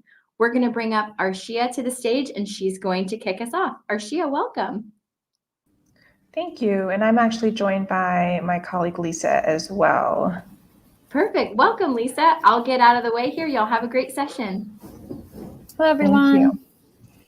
We're so glad to have you here. And we'll go ahead and get our slides up and jump right in. We have a lot of content to cover in the next 45 or so minutes. And so we won't delay at all, other than to say, we welcome any questions along the way. So feel free to chat or send them our way, or to reach out to us after this session if there's anything further you'd like to discuss that we end up not having time to cover. A little bit about us as an organization. We have been in this space measuring inclusion for about 4 years now. And so I myself am co-founder and CEO of Alaria. And as you see, I'm joined by Arshia Malik, who is also co-founder and really heads up all of our client success and operations, and make sure that we're focused on the people and impact that matters in our organization. And so the both of us are passionate about this work and excited to be bringing it to you today. Now, more specifically as an organization, Alaria is focused on measuring inclusion and pinpointing exactly where business leaders and organizations themselves can focus to drive greater employee satisfaction, greater diversity, greater inclusion, and ultimately greater business performance. Now, we can't do all of that in today's session, but what we'll aim to do is really introduce you to our framework for understanding inclusion. We'll highlight what we've been able to learn so far in doing this work and measuring inclusion in the workplace with our clients. And we're going to point you to specific tips that you can take with you today to drive greater inclusion within your organizations, whether those are small startups and you're just getting started, or very large organizations. And so I hope that you've got your pen ready to take notes, because we'll be throwing a lot at you. But as a good place to start, I think that it's important to really touch on inclusion and how we're thinking and defining inclusion. A lot of times in this space, in the HR tech space, in the diversity, equity, inclusion, justice space, we're seeing that folks use acronyms, DEI, D&I, IND. We're recently seeing JEDI come across a lot. So these acronyms can be really powerful and helpful, but at the same time, it can often hide the fact that these are very different concepts and very different needs and approaches to doing the work. And so, while diversity in itself, can tell you things like representation of your organization, or give you a sense of the representation within your organization, inclusion is really looking to go a bit deeper. And so we define inclusion as the act of ensuring that people's experiences within an organization are not impacted negatively as a result of your personal characteristics. And so inclusion is really about those experiences and moments that are occurring on a day-to-day basis as everyone is working towards those same goals within your organization.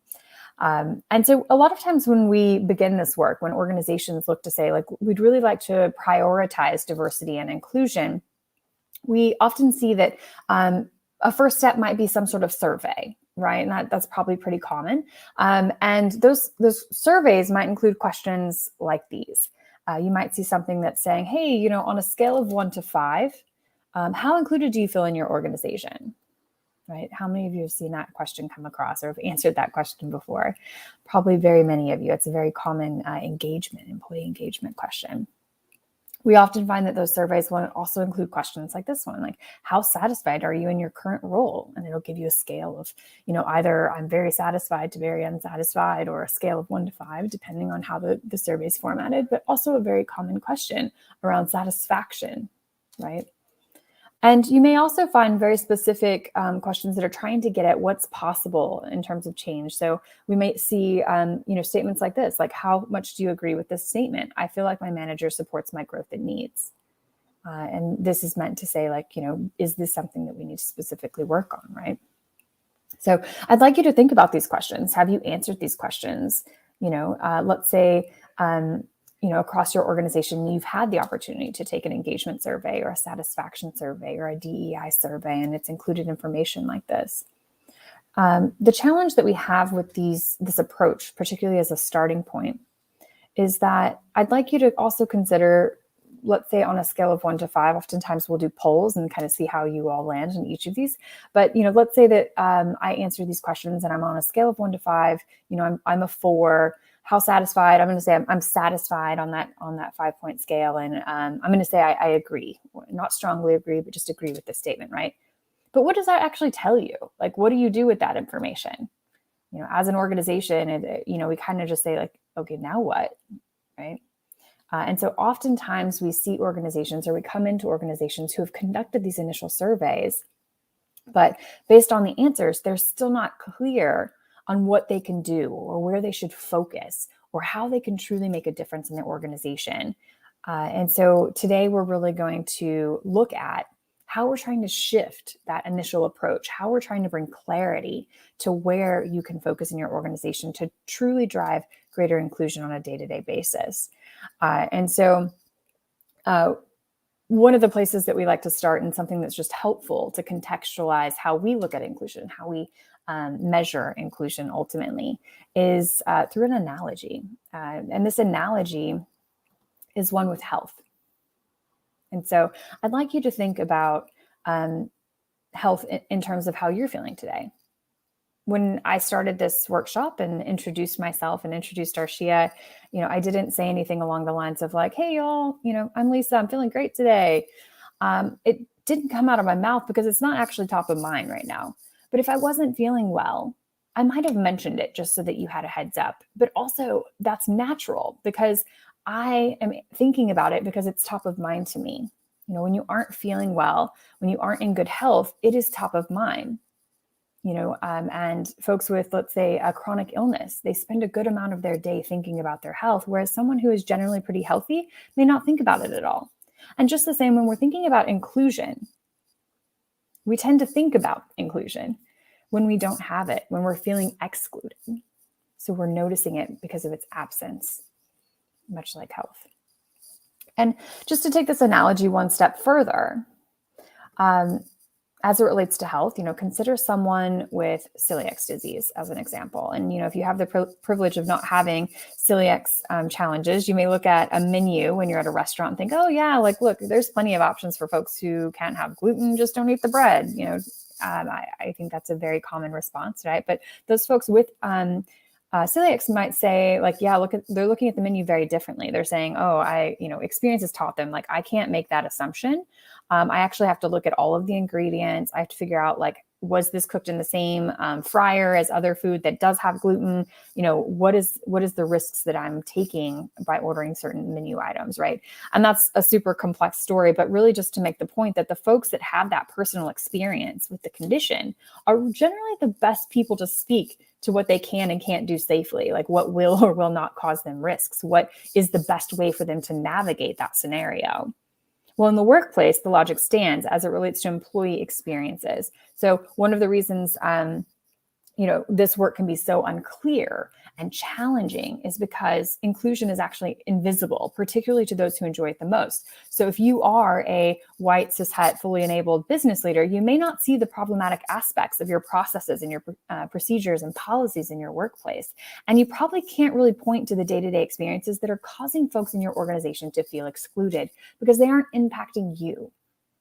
And so we just highlight this in this analogy as saying, like, its absence is most difficult to notice for those who are included on a day-to-day basis. And we'll take this analogy just one step further. You see the graph or the image over to the side of this slide. It's one of those forms that every time we go to the doctor's office, we have to fill out, this stack of forms and collect all this data. And there's a bit of brilliance in this process, though, because they're asking you to identify what are the symptoms you've been facing? What are the actual experiences that collectively are causing you to be here in the doctor's office today, right? And the point in this is that the doctor is able to take those collection of symptoms and understand how to diagnose you and how to craft a custom treatment plan, if we will, for your experience. And so we're looking to do the exact same thing in organizations. We're looking to uncover those specific symptoms that people might be experiencing in your organization so that we can determine where to focus to really drive meaningful change. So, but those symptoms in this work aren't a fever necessarily, hopefully. The symptoms are really things that are experiences of exclusion, those moments that are causing folks to feel excluded on a day-to-day basis. And so what we're capturing are experiences of exclusion specifically, so moments that have caused folks to feel excluded. And then we're organizing them in this framework, the categories of inclusion that we've developed.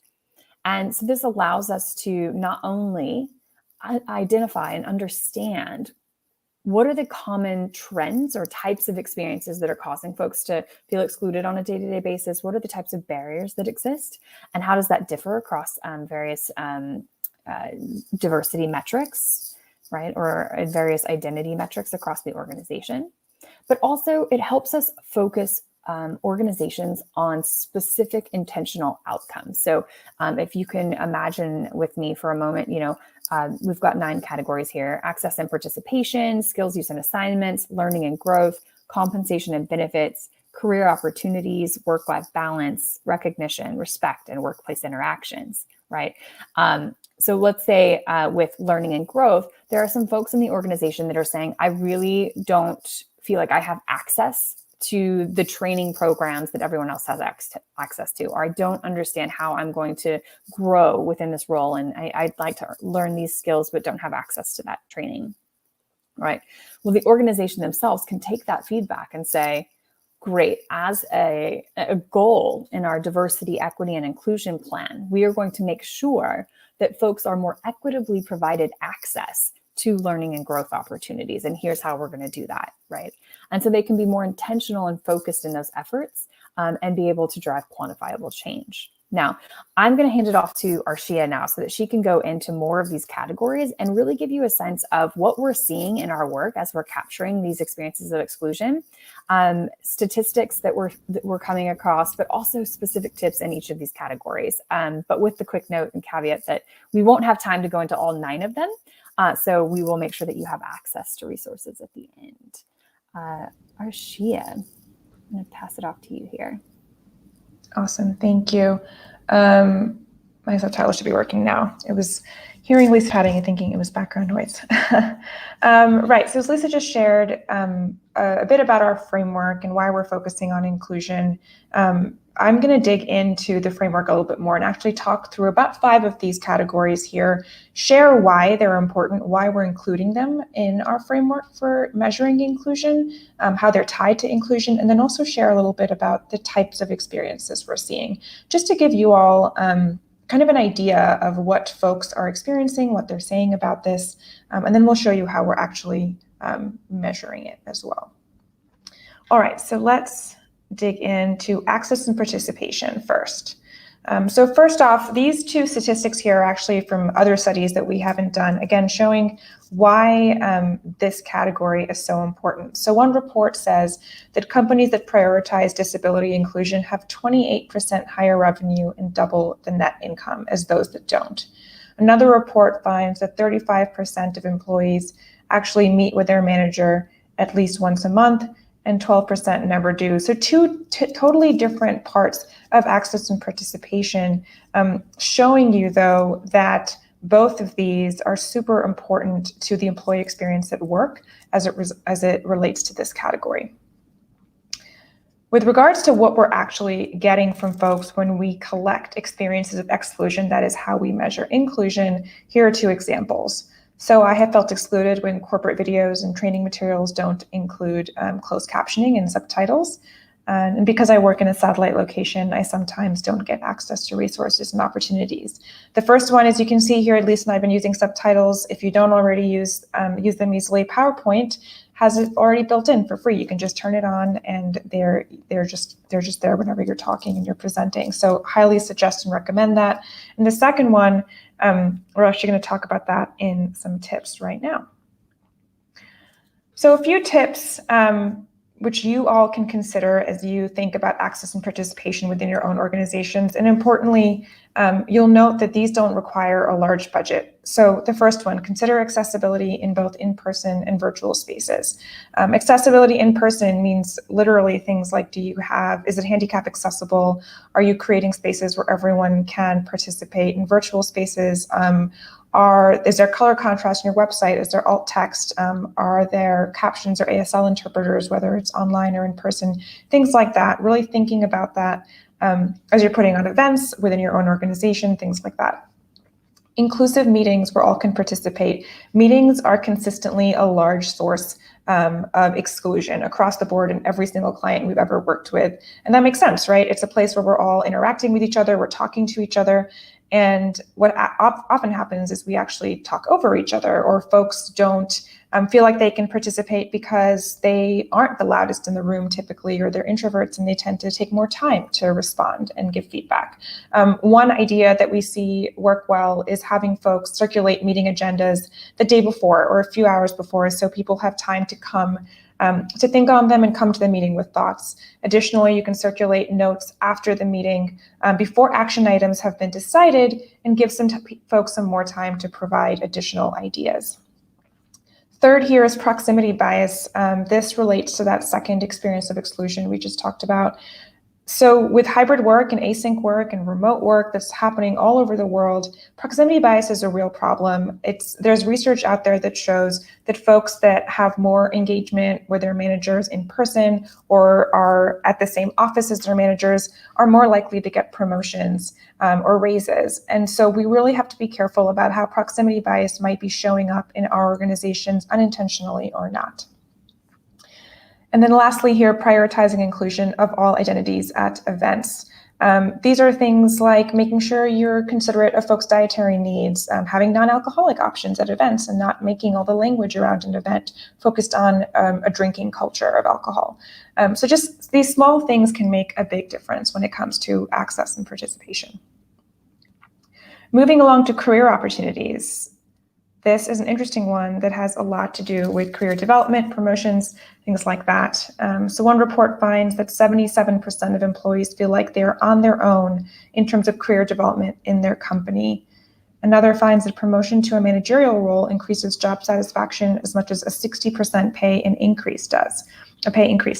So two parts of that right here, right? So on one hand, folks feel like they're on their own, they're not feeling supported, and that they can really achieve their career goals within their organizations. On the other hand, you can actually make a significant impact on folks just by giving them more responsibility, making them feel more ownership in their organization and their role. What we're getting when we work with our clients and their employees, things like it feels like there is no space for upward growth because senior leadership is exclusively white. So they're looking up and seeing themselves not represented. And so the assumption is that they don't really have a forward path here. Second, I was overlooked for a promotion and it was given to someone with less experience than me. I was told that they were a good fit, but also they were the same race and gender as leaders at that level.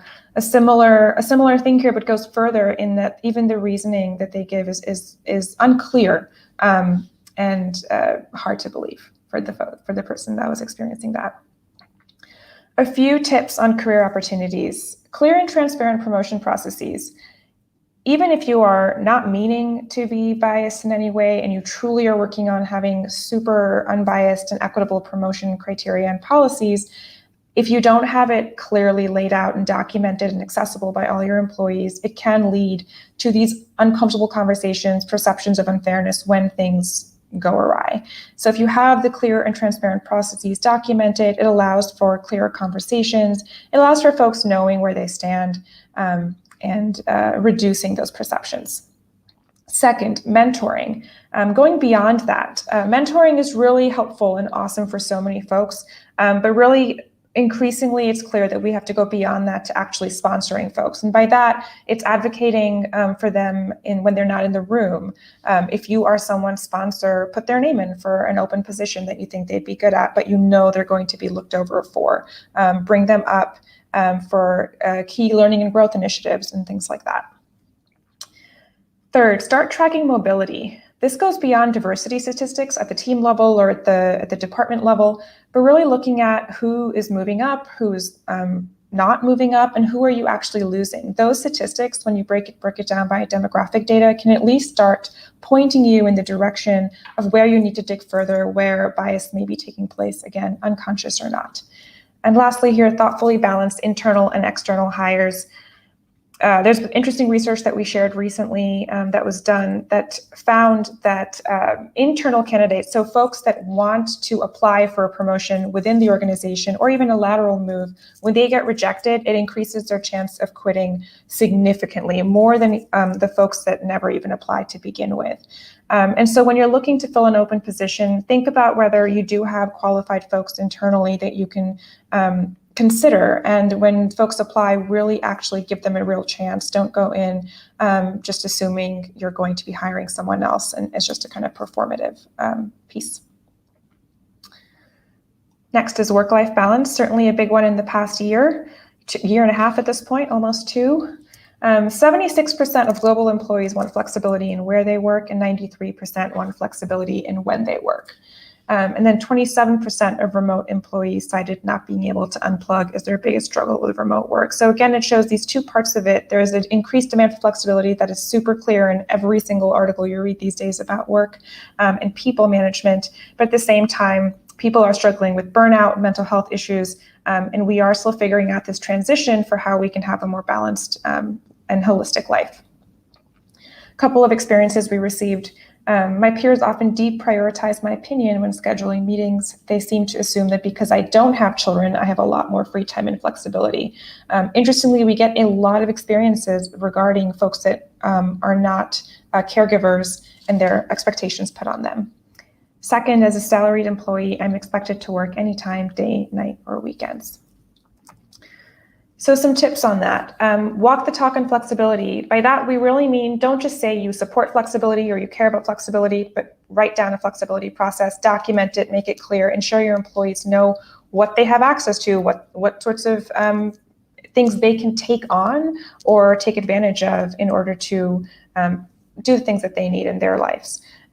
Additionally, including wellness and employee feedback. So when you're checking with your employees, either one-on-ones or quarterly reviews, whatever that looks like for you all, ask them about their mental health, their needs. Ask them about what they may need in order to feel more productive at work, as well as take care of their lives outside of work. I'll give you some really good insight by asking them directly. Having clear norms for communication. This is, again, super important. We are all very used to responding to every email, every Slack message, every text for those who text for work-related things or just not work-related things. Having clear norms and guidelines for communication can be super helpful. I've recently started using Slack scheduling tools, so you can actually schedule messages for folks. Just because I'm working late doesn't mean my colleague needs to be, right? I'm in a different time zone right now, so I'm definitely aware of that. Sometimes I'm sending messages when it's the middle of the night for Lisa, for example. So I do want to be careful of things like that. We can also schedule emails. There's a bunch of things you can do, including the words urgent or not urgent in email subject. Lots of small things that make a difference. And lastly, remember flexibility is important to all employees. Like the experience we just shared, consider how you're taking care of caregivers and providing them their flexibility, but also think about folks in different stages of their life that have different needs. So when you're putting together a flex policy, you need to really look at your entire organization and see what the different needs are and how you can customize it to them. Recognition, super important. Every single employee wants to feel recognized and valued in the organization that they work in. At companies with a strong culture of recognition, 87% of employees feel included, or they say they feel included. And increasing the frequency of recognition rituals led to a 31% decrease in absenteeism and a 27% increase in performance. These are really significant statistics and numbers that show the power of recognition at work. But we get a lot of experiences of exclusion tied to recognition. So one is my particular personality type, introverted and analytical, receives less recognition than more outgoing and assertive individuals. And on a call with leadership, my manager took all the credit for work I had done and only thanked me privately afterwards.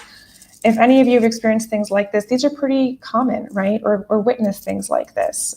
We all work differently, we all experience things differently, and therefore we all need different sorts of recognition and to be valued.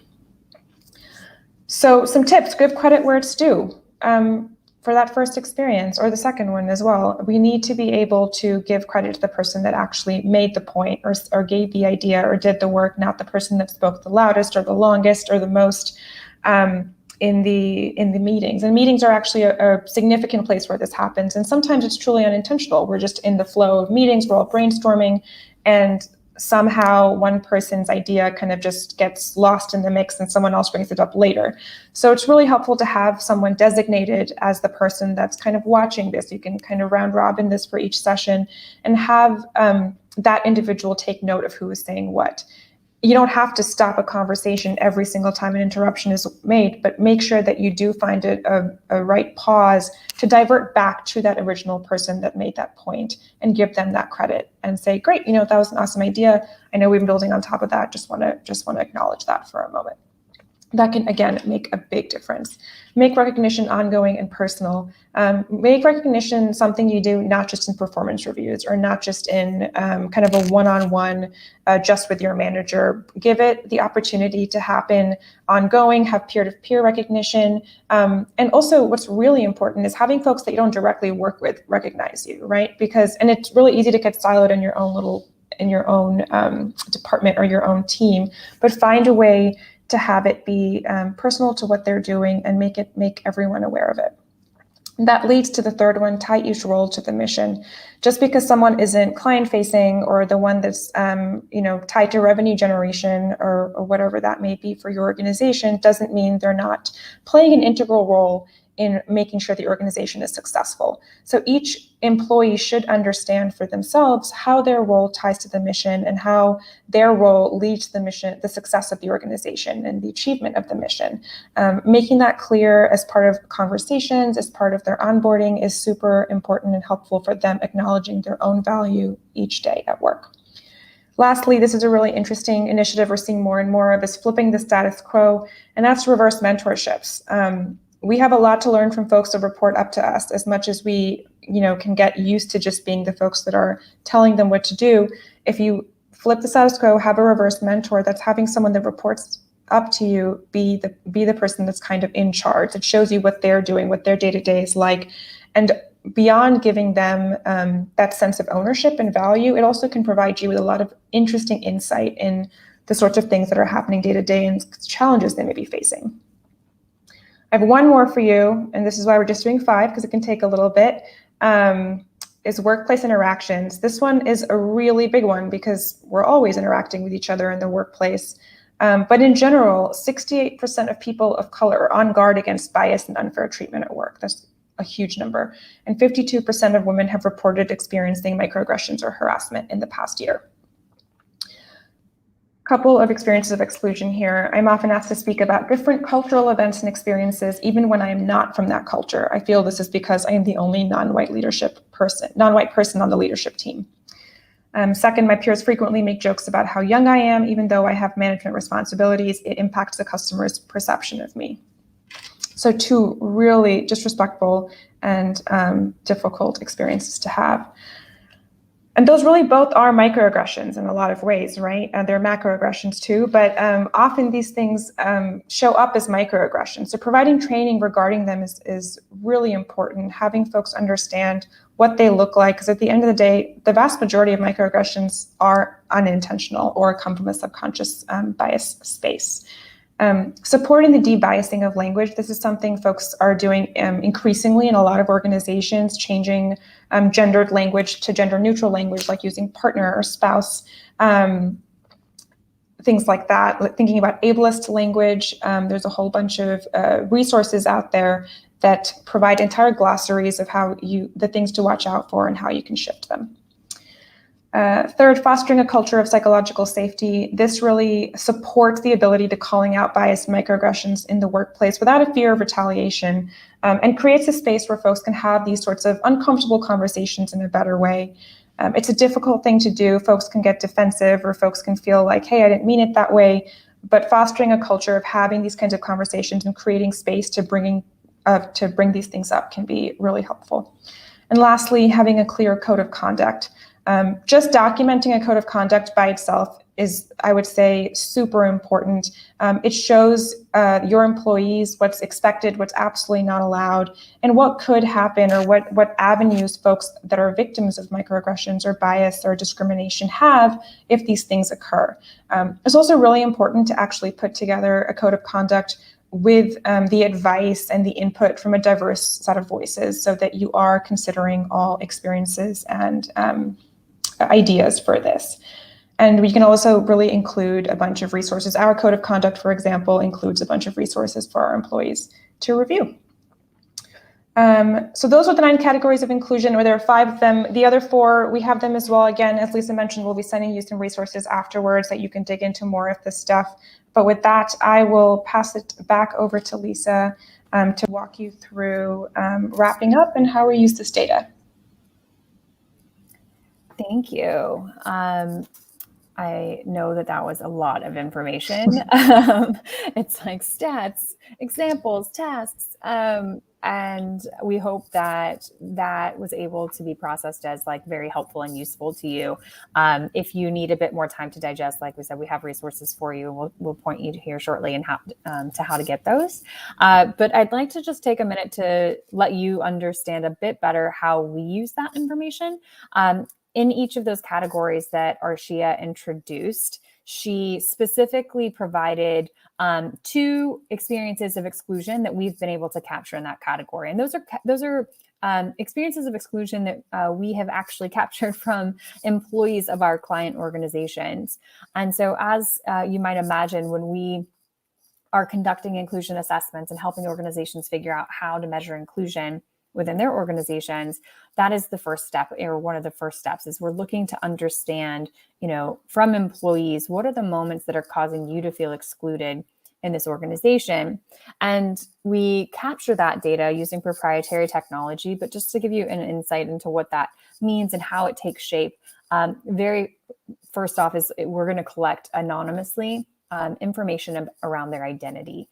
So each employee will share information, not their name, not their email address, but we might ask them questions around like race, ethnicity, gender identity, sexual orientation, whether you have a visible or invisible disability, or both or neither, age and brackets, how many years have you been at the company? What department are you in? Or what location are you working in? And like, what's your general sense of satisfaction? These are pretty common data points that we'll collect from each employee, but again, fully anonymously, because we're looking to just understand how that impacts the actual experiences, as opposed to what are the number of experiences that this person is reporting. The next process is really capturing those specific moments of exclusion from employees. And so in this example, you can see that we're sharing, like, I'm often interrupted or talked over in meetings.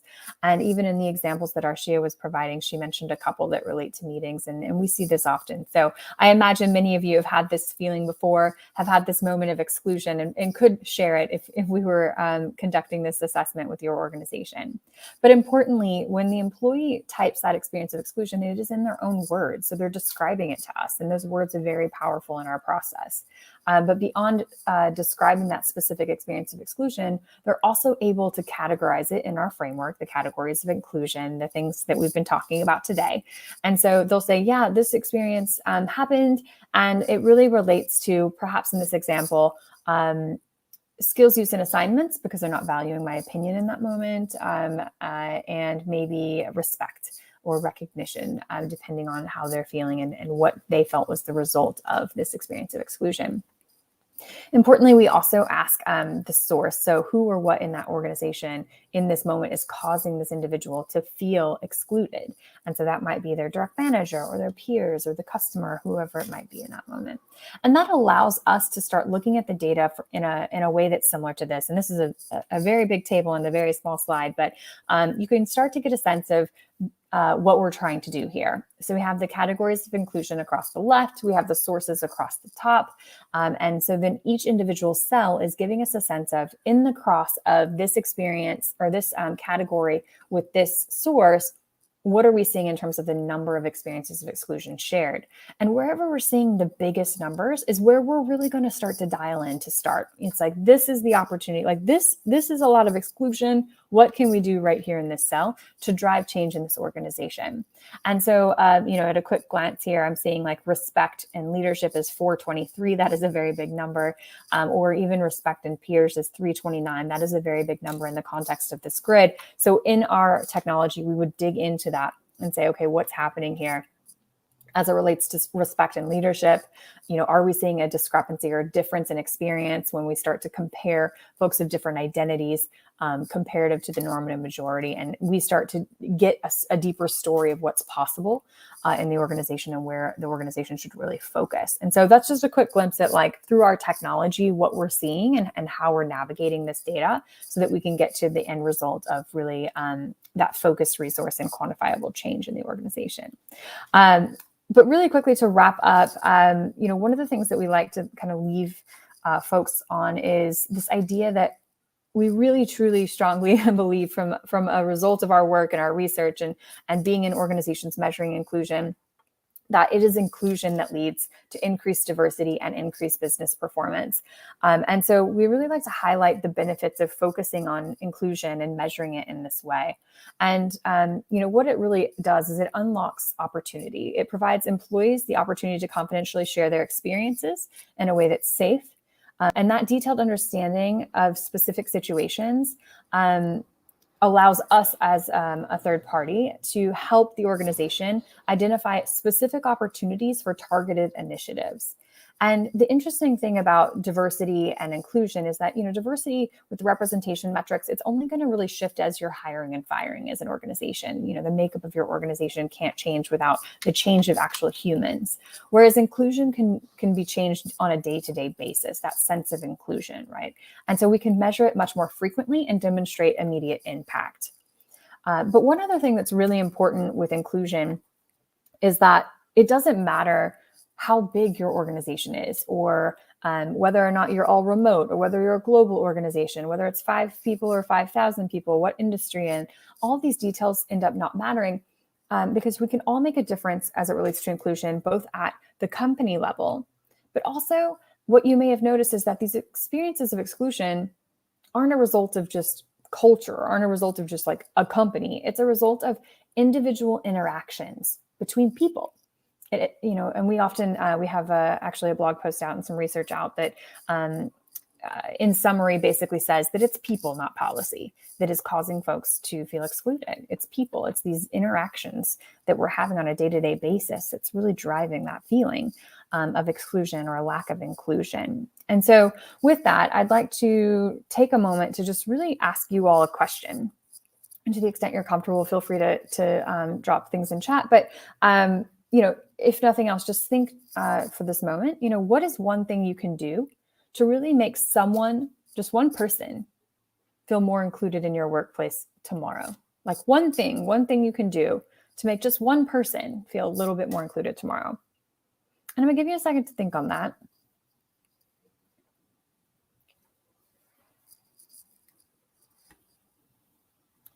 And a lot of times that, I wish I could engage with you in chat and see all the answers and read them out to you.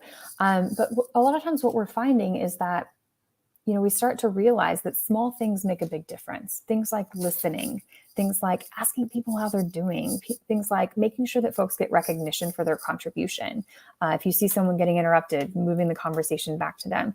These small behaviors and awareness can really make a difference in the day-to-day experiences of your workplace and of your peers around you. And so we would challenge and encourage you today to just come into each day with this question: what's one thing I can do to make one person feel more included? And I can guarantee you that if all of us did this on a daily basis, we wouldn't be standing where we are today, struggling to move the needle as it relates to diversity, equity, and inclusion. And then just finally, we've mentioned a few times, we have a lot of resources for you, and we'd love to share them with you. A couple of things, we have workshops that are specifically targeted to startups. Actually, it's run through our nonprofit more specifically, but if you're interested in having this conversation or introducing these conversations into your startup, or learning as an entrepreneur how you can really embed diversity, equity, and inclusion into the core of your business from day one, we'd love to point you to those workshops. We have a book that, an ebook that talks about how and why we measure inclusion and goes into the details of this framework. Happy to share that with you. Each week, Arshia publishes a newsletter on Tuesdays, and that newsletter is followed by thousands of folks, and is an incredible resource if you're looking to stay on top of trends and resources and events that relate to diversity, equity, and inclusion. And then more specifically, we have a couple of blog posts that really talk about why the needle isn't moving, things that people are doing that aren't working, and why we see that that needle, how it can be moved differently. And so we'll point you to those blog posts. We can also point you to resources that further dive into tips and tricks of each of these categories. Okay, that was a lot of information, but here's the URL you need. So if you want to just take a quick note, write this down, pull it up in a separate tab. You can share your information with us, and then we'll share this information with you. But you can always find us at alaria.tech as well. So Arshia, did I miss anything? You want to jump in here? That's great. No, thanks, Lisa. I'm just making sure that the URL gets put in the chat for you all. Again, try to make it as clear as possible, but do please let us know if you're interested, or if you have any questions or anything like that. We'd love to connect.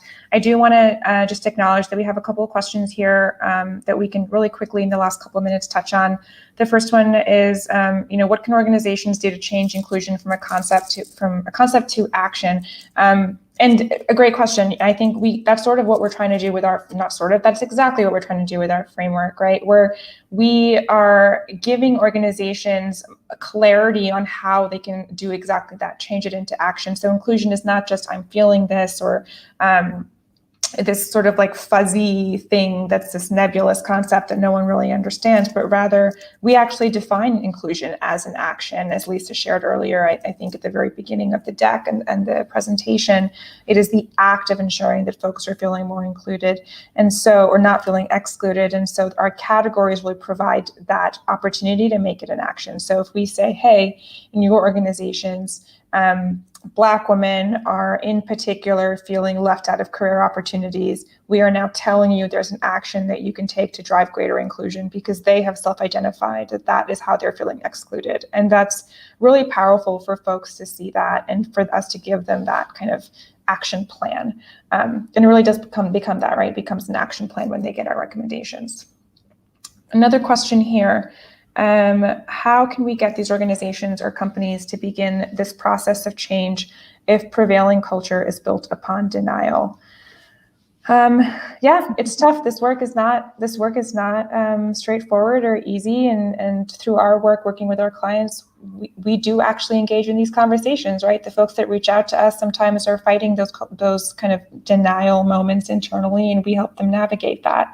Lisa, did you want to say something specific on that? Yeah, I would say yes to everything you just said, but and also we have conducted initial research, and really the earliest days of our work, we're looking at how do you quantify the value of diversity and inclusion. And the reason we were asking ourselves that question was because it was, how do we prove to executives that aren't feeling excluded that there is exclusion in their organization and that they benefit from correcting that?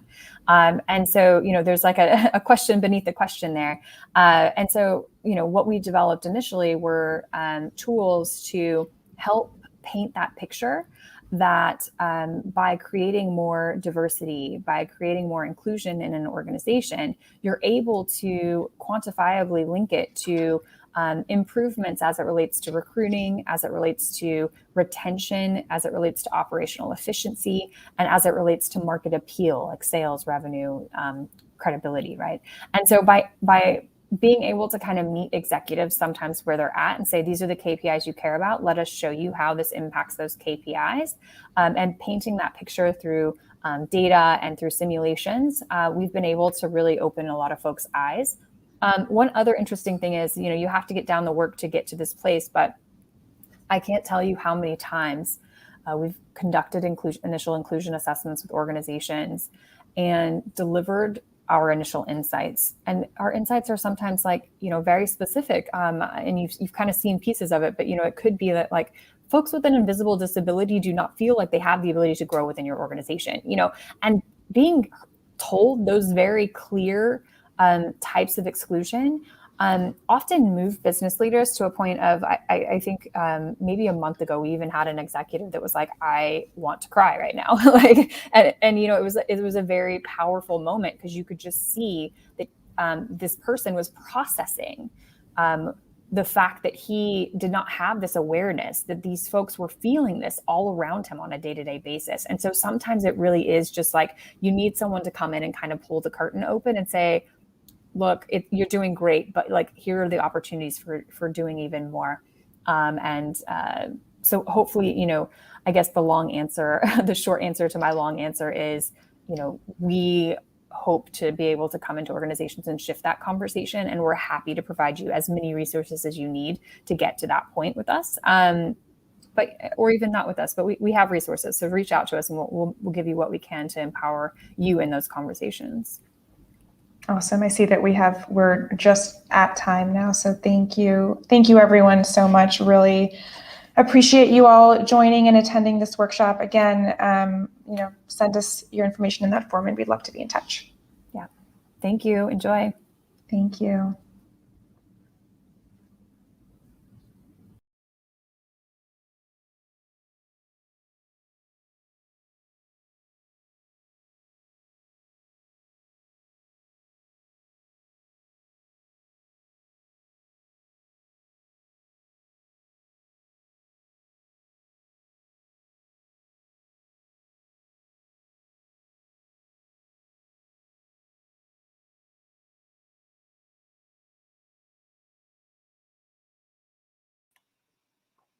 I just realized my mic was muted. It's live theater, baby. Sorry about that. Thank you so much, Lisa, for that. Lisa, Arshia, you guys did an amazing job. I really want to thank you for the important work that you guys are doing. We're going to take a 15-minute networking break, head over to the networking tab. We'll be back here at 2:30 on this stage for our last and final session of the HR Talent and Culture track, Living in a Tech City, Austin's Role in Bridging the Digital Equity Divide. Thank you so much.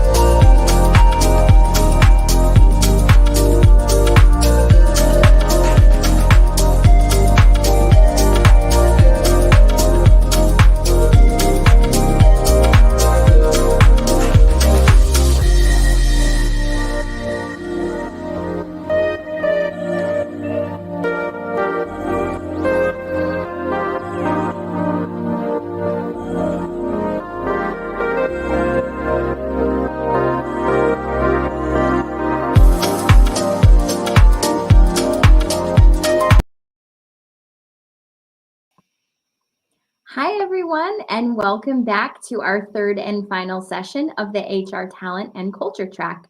This session, I had the privilege to help pre-record last Friday, so what you'll be watching will not be live, just giving you a heads up. This session is titled Living in a Tech City, Austin's Role in Bridging the Digital Equity Divide, a IUPRA UT podcast live event. Aaron, roll the tape.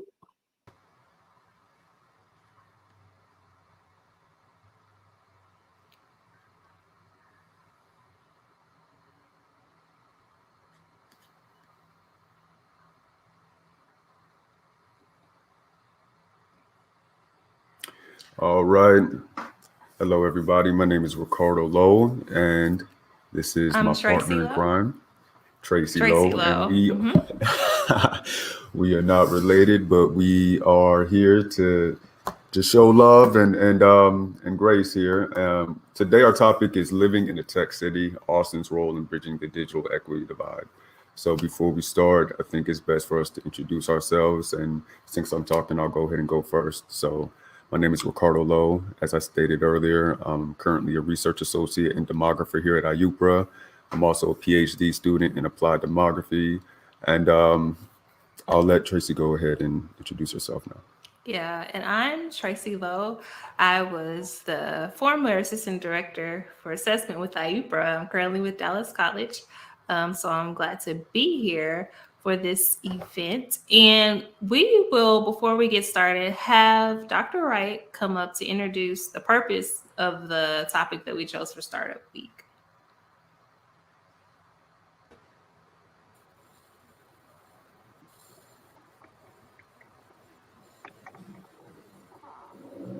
Sorry, y'all. Dr. Wright has that.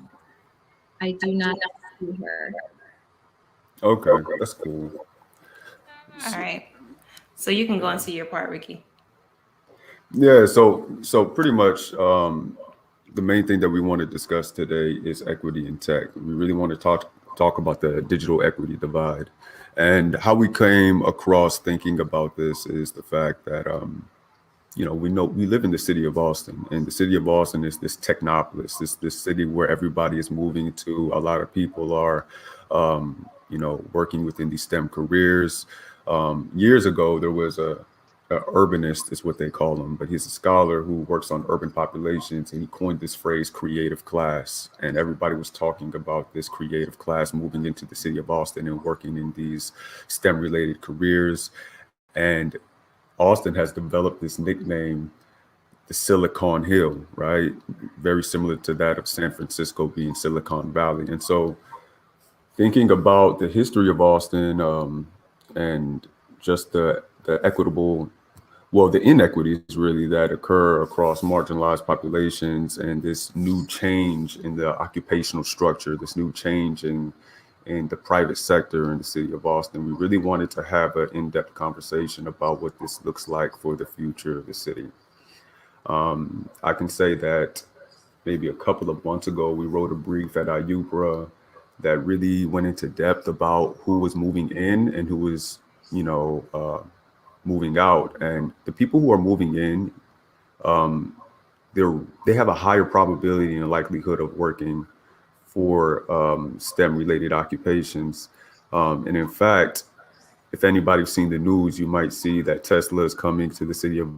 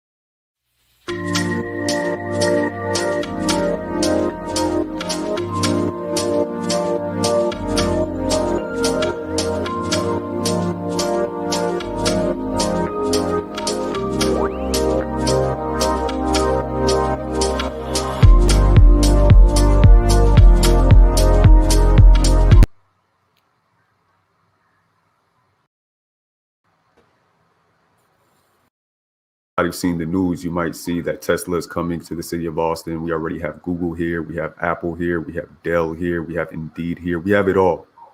And so that really incentivized us to have this discussion. And so before we go ahead and get started with it, we want to ask the guests to introduce themselves. And first, we want to start off with Carl. If you can introduce yourself, talk about your relationship with equity in tech, and then you can popcorn it off to whoever else you feel you want to pop it off to. And we'll keep going until all the introductions have been done. Awesome. Thank you. My name is Carl Settles, and I'm the founder and executive director of E for Youth. We're in the process of going through a rebranding process, but there are the 4 E's, which I'm not going to talk specifically about, but let's just say that we employ change.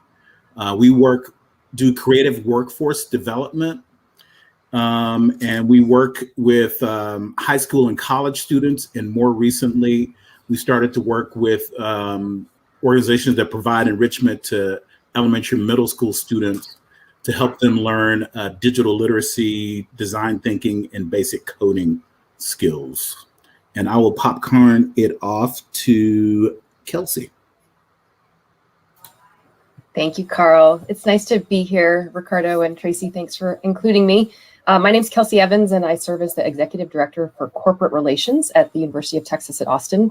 In my role, I am working really closely with the companies that are both here in town, that have been in town for a long time, that are moving to town, the broader kind of corporate partnerships that UT Austin is super fortunate to benefit from, and thinking about how do we connect those companies and where they're going in their workforce, their research, their branding engagement goals with the assets across the University of Texas. And so every company looks a little bit different in its footprint, as you can imagine, but I would say everyone's thinking about this space, Rick, and kind of where we are going and what's happening and how together we can move the needle. And I think UT Austin is particularly in a moment where we are thinking, where as the university can we be an engine of change with our partners locally? So I'm excited to be in this conversation.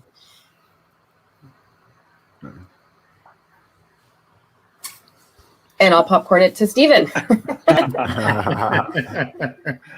Well, hey, y'all. I'm Stephen Pedigo. I'm faculty at the LBJ School. I lead our Urban Lab Initiative.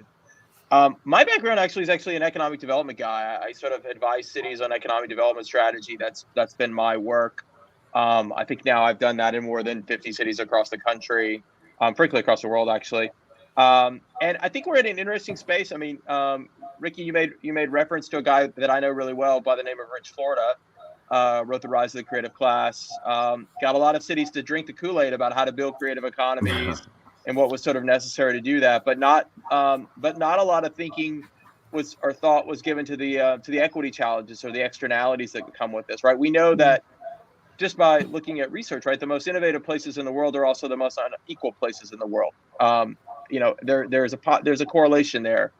And what's been interesting, I think, in the field of urban development is that more cities are now saying, man, we want to build these innovative economies, but we have to make sure that we're thinking about how we bridge the gaps and think about this from an equity standpoint. And so for me, that's the kind of exciting part about this, is that I think we know how to build innovative based economies. The real interesting thing where the work gets complicated and I think more challenging is how do we do it in a way where we include everyone? And that's what I think we're going to talk a little bit about today.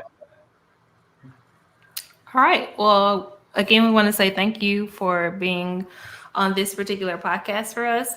And so we're going to go ahead and just get started with some questions that we have for you. And I just want to let you know, in our panel formats, typically everyone can answer any of the questions, but we may direct a few questions at particular people. So one of the first things that Ricky and I wanted to talk about were disparities in tech. So, Carl, we're going to direct this question to you first. What type of disparities do you come across in your line of work related to tech? Well, that's a great question. I mean, there's so many layers to the disparities that we see within tech. First of all, Austin was already the most segregated city in the country well before the tech boom ever happened. Okay. So that's been exacerbated. What you have is a lot of youth of color and their families are being pushed out of the core of the city. And so they're being pushed into these smaller outlying cities where they may not even have as much infrastructure to say, provide enrichment for those students in outlets for those students. So it's a multi-layered type of thing. They may be in a location where it's spotty or poor internet coverage and reception. So that's an issue. They may be in a household where they don't have access. They may have their only access to the internet is through their phone. Another issue. And also, I'm familiar with Richard Florida. And, you know, it's interesting that he calls it the creative economy, but we speak in terms of STEM. You know, creativity is what's driving all of this innovation. And I don't know of any other groups that are more creative than Black and brown youth. And yet we continue to cut them out of the opportunity. So, you know, this is something I've really spent the last 13, 14 years looking at in our educational system. And I think the disparities really go back to, if you don't see people as fully human, then you're not going to make the necessary investment in them to make sure that they have the things that they need. And our students, they have their own internal, what I call a doo-doo detector, where they see where people don't really see them or care about them, that they are working with in the school systems. And that has a deleterious effect in really systematically disenfranchising so many of our youth within the educational system. So all of those things contribute to the disparities that we see. And it really is an all hands on deck type of thing when we really want to start to try to address these things in any meaningful or systemic way. I could go on, but I'll stop there. Yeah. And in terms of just addressing these disparities in STEM, what are some of the, you said all hands on deck approach. So just an overview of what some of those ways to address it are. Well, for instance, my organization is starting to work with people that provide enrichment for elementary and middle school students. And it's digital literacy focused, but what we focus on is helping students use these tools to unlock their own stories. You know, we feel like people skip right over the cultural competency and the relationship building part of the educational process. And so students don't get that secure attachment, and they don't have any context for being able to learn or understand why these technical skills, use of technology can really catapult them into a brighter future. So I feel like you have to be very strategic in supporting these organizations, making sure that their students have access, but also that there's cultural competency that's embedded along with that. A big focus of ours is making sure that these students have digital portfolios in elementary school that can follow them throughout their entire career. Because what we have is people get certifications, but there's no proof that they can do anything. Yep. And if you have companies like Google and Facebook, all these companies that no longer require degrees, what they're really saying, show us that you can do the work and there are opportunities for you. And so we need to be able to make those real world connections for these students much earlier, because the way that our school system is structured is we have career and technology education, or career and technical education is actually what it's called, CTE, and there are 16 verticals.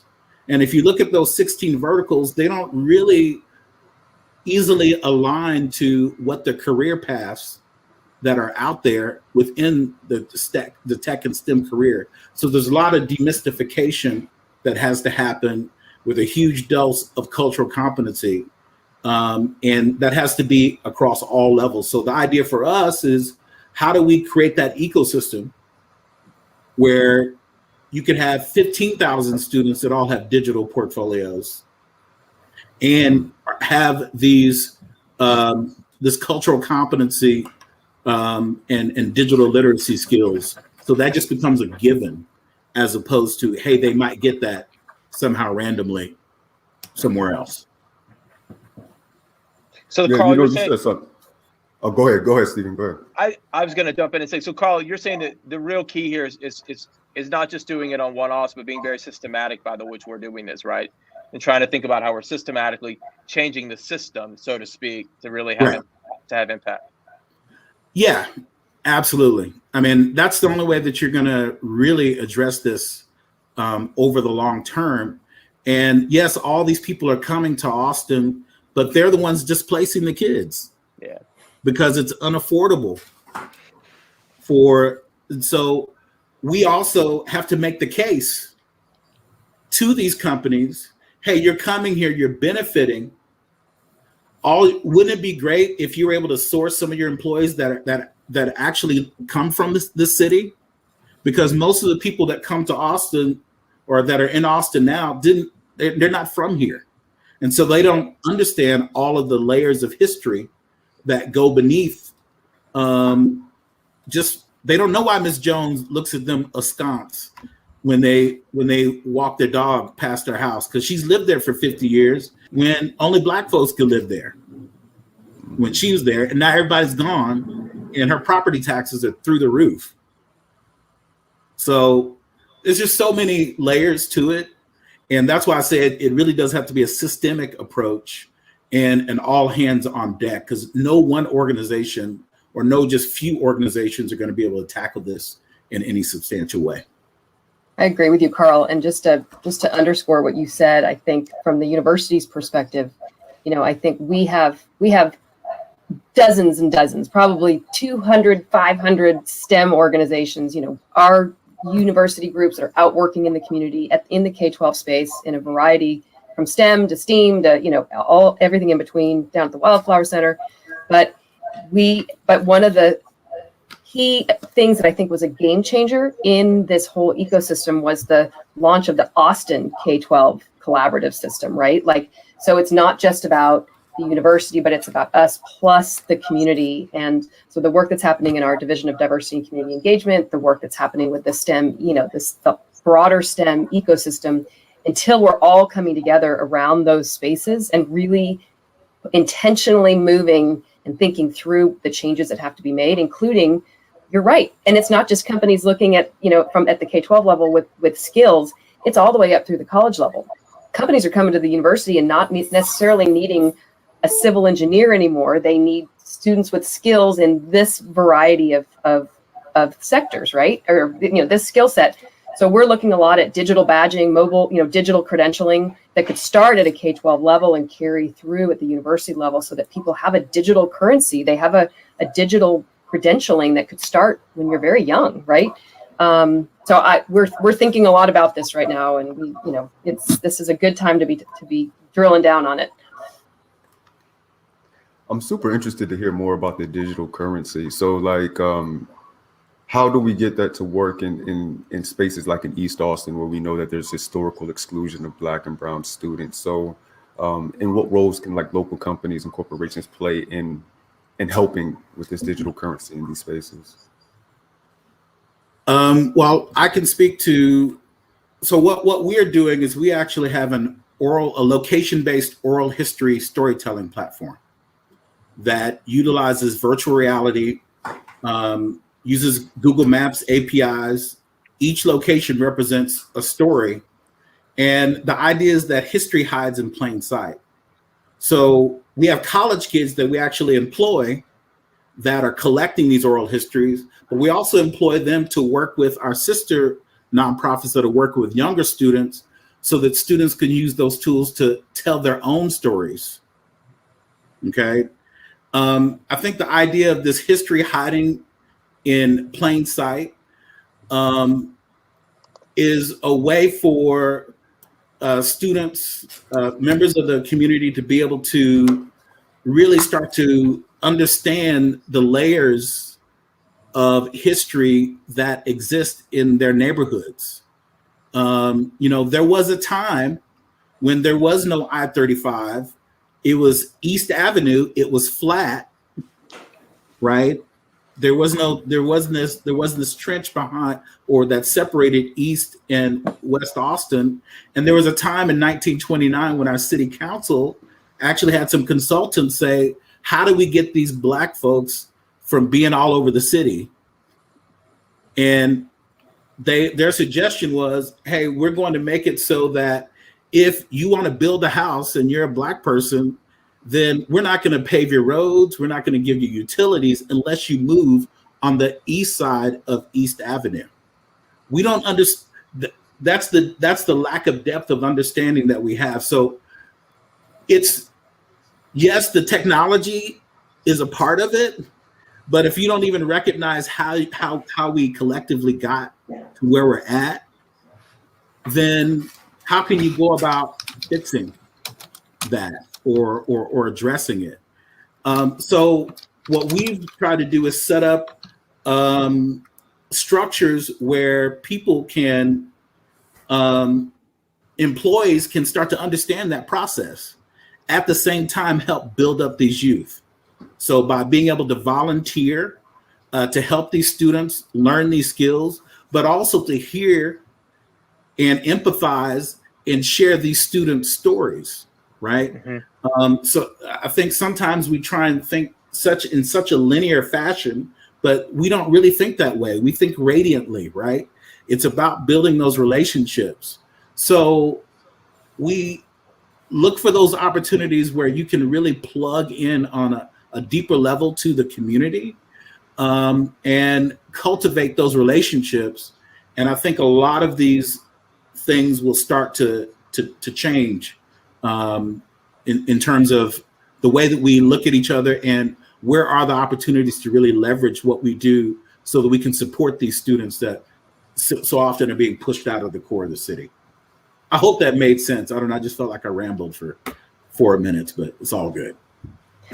And I would just add that I think the badging and the digital credentialing, that is something that is a role that companies can play, right? I mean, I know LinkedIn, which is part of Microsoft, they're thinking about this all the time. How do you create a digital resume for yourself that can live with you throughout your whole life, right? And so, IBM's thinking about this. It's a blockchain process, right? Is effectively what it is. So, but again, until we collectively come together and build something that everybody can use, so we're all speaking this, we all have a shared vocabulary, right? We're going to continue to have silos until we have a shared vocabulary, right? And that's a commitment from companies. Yeah, I would also argue that our state's been entirely behind the ball on this too, right? I mean, there are other places that, I love UT Austin. I've been faculty here now a couple of years, but I am shocked about how far behind we are when I look at institutions in New York, for instance. I spent many years at NYU before coming, and our institution and many of our colleges and universities here are very behind the time in terms of thinking about this badging and what that looks like going forward. And so, in a sense, we're having to play catch up. I think the other thing that I would say to Carl's point, which I think is an interesting, and I'd love to get your thoughts on this, Carl, is that we're talking about this in the urban core, which I think is important. But to your point, many of these kids have been displaced already, right? So many of these kids are living in our suburban communities. And as we're trying to talk about, bridging the digital divide here in the Austin area, that means that this story also has to be taken to the suburban communities as well, which have become front and center of where change and diversity is happening across our metropolitan area. So, Carl, I would assume that you guys are starting to do work or are doing work in those communities? Absolutely. If you go into the outlying areas, I think, Kelsey, when you're typing, that's coming through on the sorry, thank you. The microphone, no worries. We started over a decade ago, and I was really struck at first because I was a little bit naive. I would go to Pflugerville, to Manor, to Round Rock. It's United Nations out there. Totally. Okay. So a lot of these small towns, those are majority, minority school districts now. And we work with a lot of these students, and they can tell you, because we're looking at East Austin, they go, well, you know what? I used to live on that street. And they're able to tell their own story about how they were eventually moved out of there. So you really do have to start to think about it, that the entire Central Texas region, not just in Austin's core. How do we start to provide the systematic type of infrastructure that's really going to be able to support those students?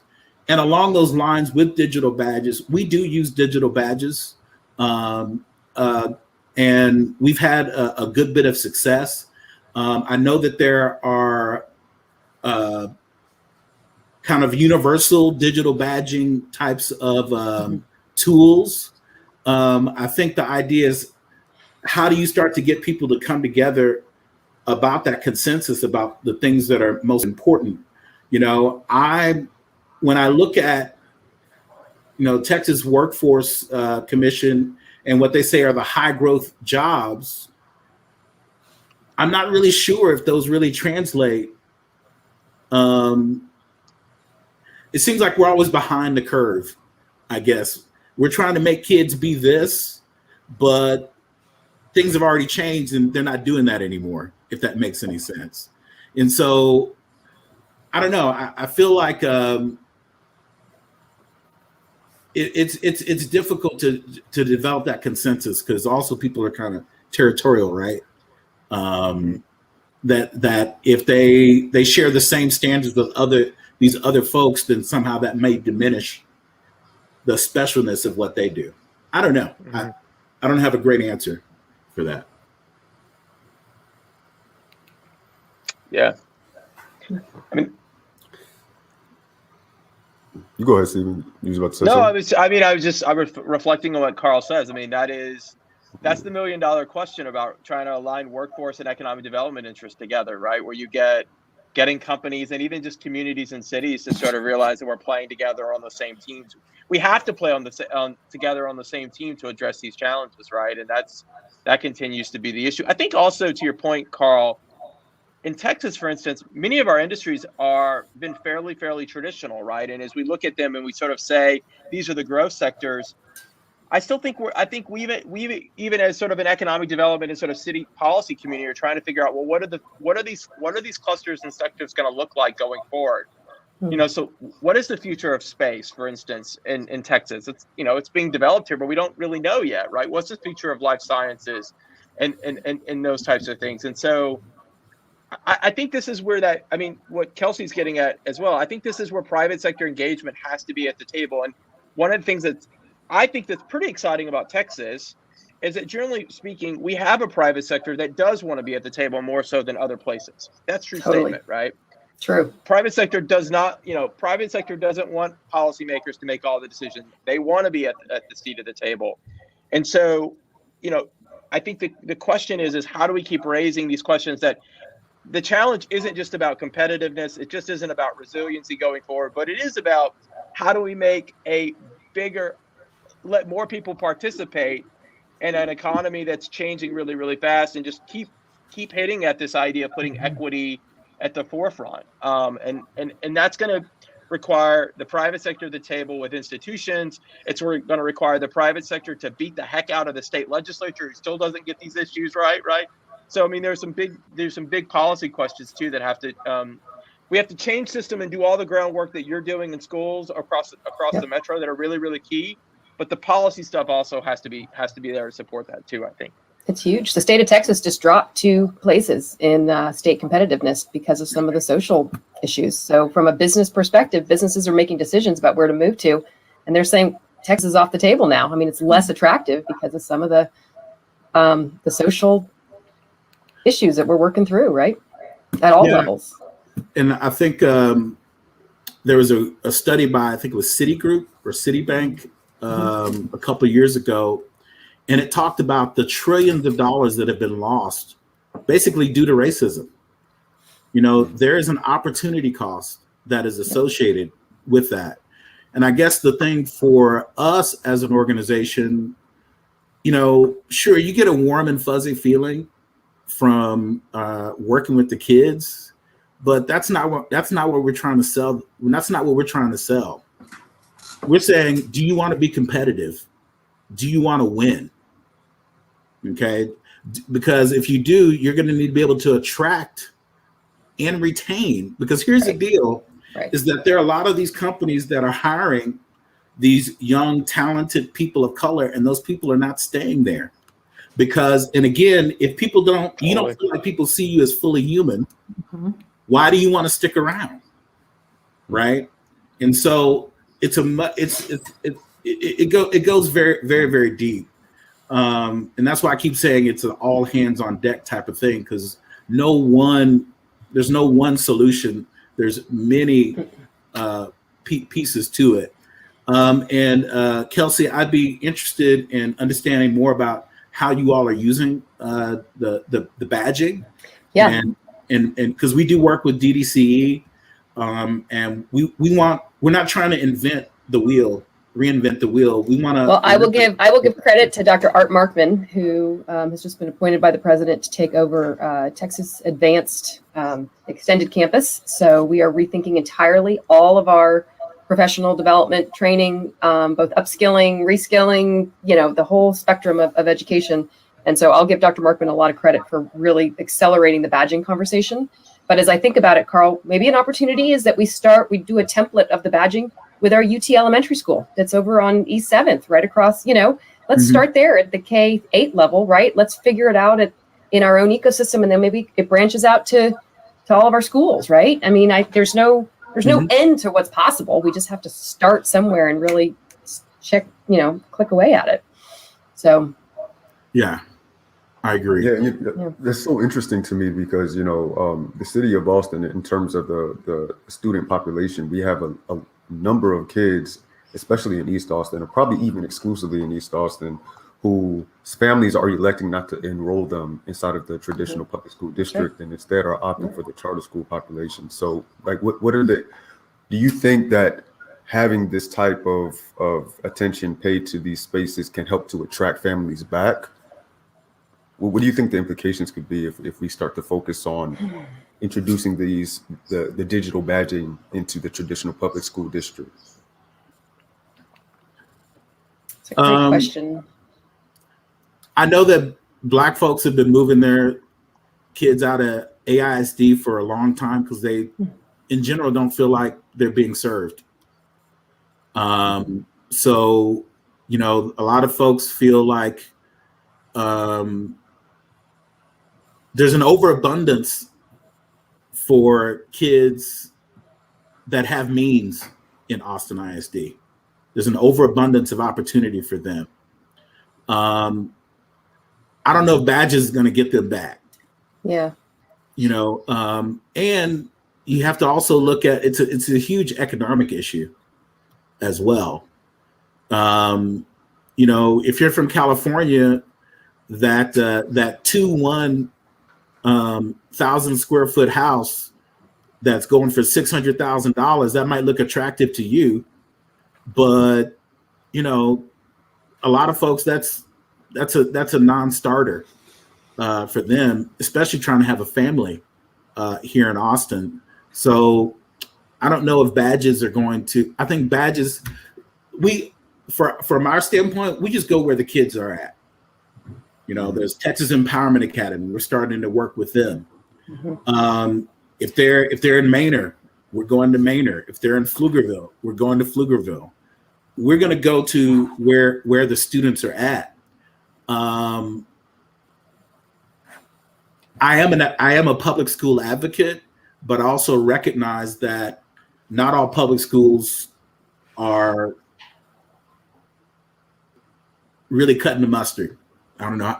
And I don't know if I don't think it's necessarily for a lack of trying, but there's so many structural impediments to getting where we want, where we would like to see each other go, I guess.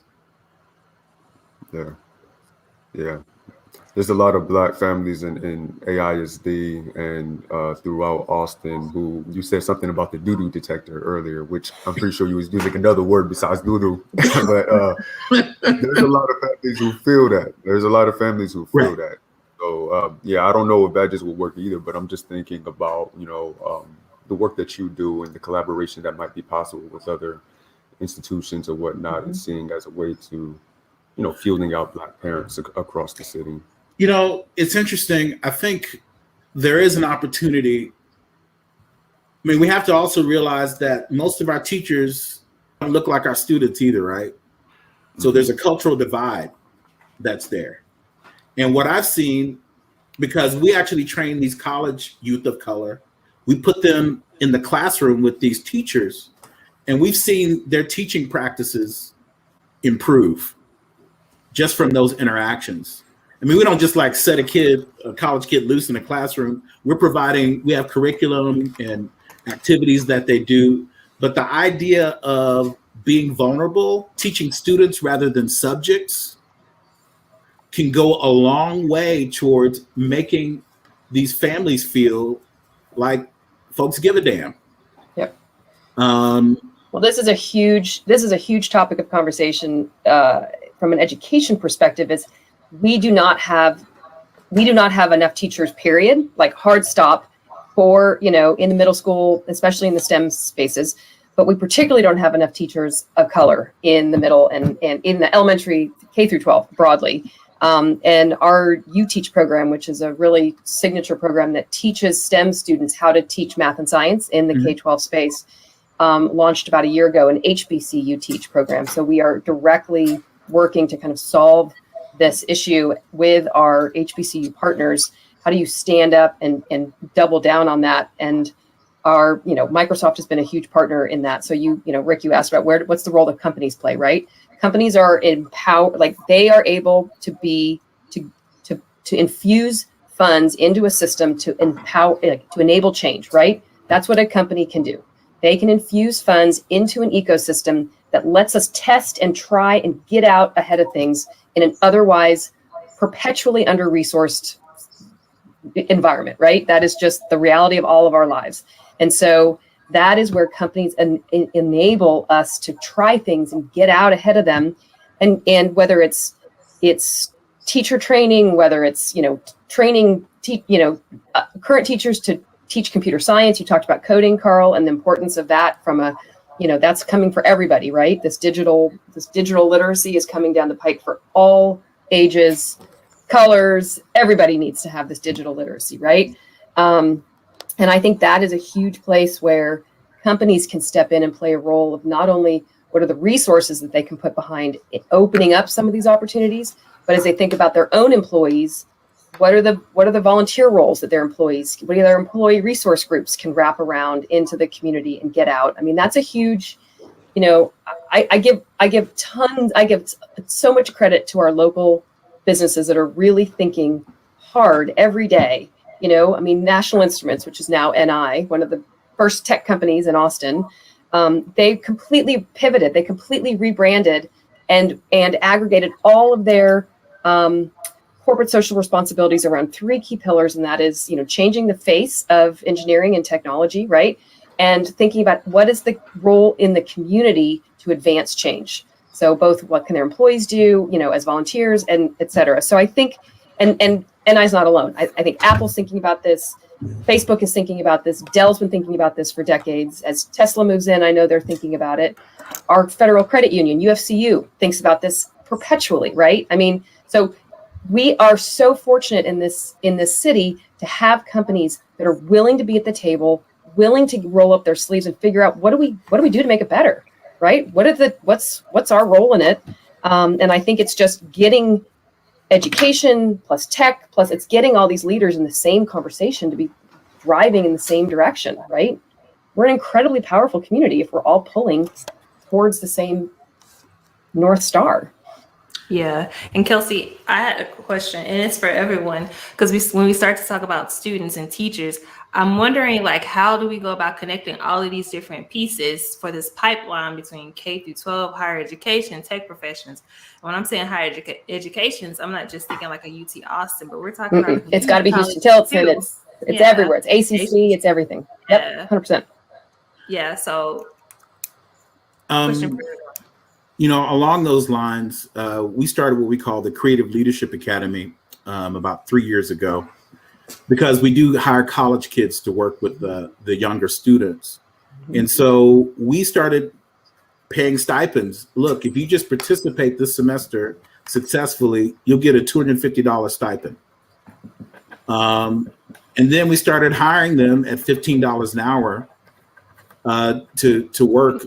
I think the idea for us is that we're really trying to, there's so many kids that kind of fall between the cracks from high school to college. Maybe they graduate from high school, but they have most of the kids, you ask them what they're interested in, what they're good at, they can't tell you.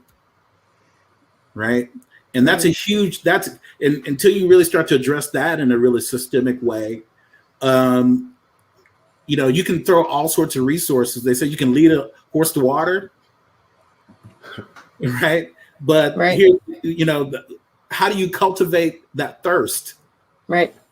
Well, maybe Carl, maybe that's where the badging at a K-12 level comes in, because if you begin to collect a series of, I mean, it's like your Girl Scout thing, right? If I begin to collect a series of, I'm a builder, I'm a tinkerer, I got my badge in putting an electronic thing together. Like if you begin to have I'm a chef, I know how to bake a loaf of bread or bake my cupcake, you know, whatever it is, whatever the skills are, if we begin to empower our youth with, you're good at these things. Look at these things that you have these badges for, right? Then when they get closer to thinking about employment, you know, what are you good at? Well, they said, well, I know how to bake a loaf of bread. I built this thing. I connected these electronic circuits, right? I mean, at least it's a starting place, right? Right. So I don't know. I mean, I'm not a badging expert. I did not intend for this conversation to go in that direction, but I do think that, I mean, watching my own children, like, they're like, I don't know what I want to, you know, I don't know, right?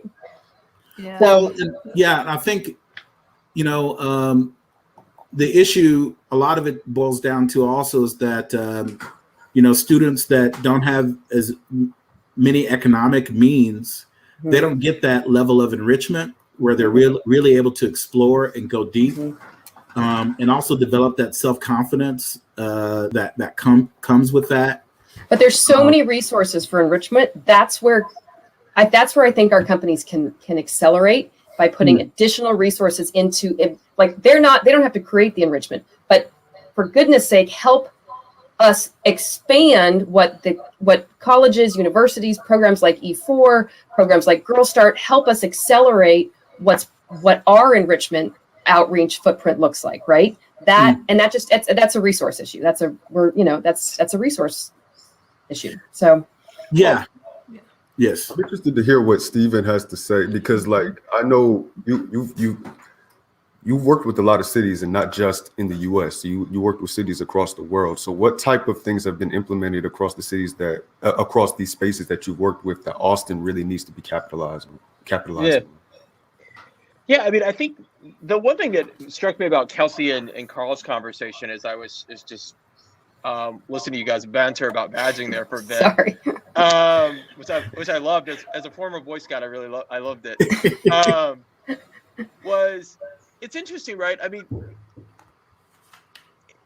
I guess one of the fundamental questions is like who in today's economy should own the idea of digital upskilling and skilling to ensure that we're doing the right things forward? And I think that's a big question, right?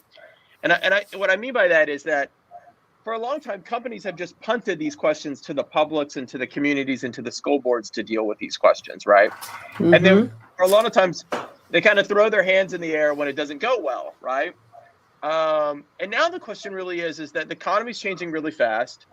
The needs and skills are extremely sophisticated. We are wanting to make sure that the workforce looks more like their customers and the people that are using their technologies. And so now the onus maybe comes back to, what does that mean in terms of private sectors to saying, look, we may have to own this more than we've ever owned this in before. And so Totally agree. And to Kelsey's point, that is, we can't keep, private sector companies can't keep hunting the ball and then throwing their hands up and saying it's not going well. So that means they have to start to think about how they fund programs like Carl's and others. They don't have to be the direct service providers, but they got to put some skin in the game. And I think that's where the fundamental change is, I think, in a lot of places now to address these issues is folks are saying, look, workforce, I mean, I love the folks in Workforce Austin. I think they're really fantastic. I think some of the things they do in terms of creating opportunity are really important. But they're not going to solve our technology skill gap for our technology companies. The technology companies have to solve those questions, right? And to your point, that means going back and starting to really do that at the very, very beginning in terms of how are we thinking about that. And the companies are willing to do it, Stephen, but there's so many doors to walk through. They're like, I don't know where to start, right? There's so many, because we're a completely untethered, siloed community of people doing these things. There's 50,000 doors that I could go down. Do I enter door number 3 or door number 472? Right? I mean, that's the onus on us as the service providers, right? Which I'll call us both as educators, as programs like before. Like, we've got to come together and have a singular voice, and like, how could money come into one or at least a few doors, right? And then be spread out across the whole system. Yeah. Because companies are willing to do it, but we don't make it easy for them.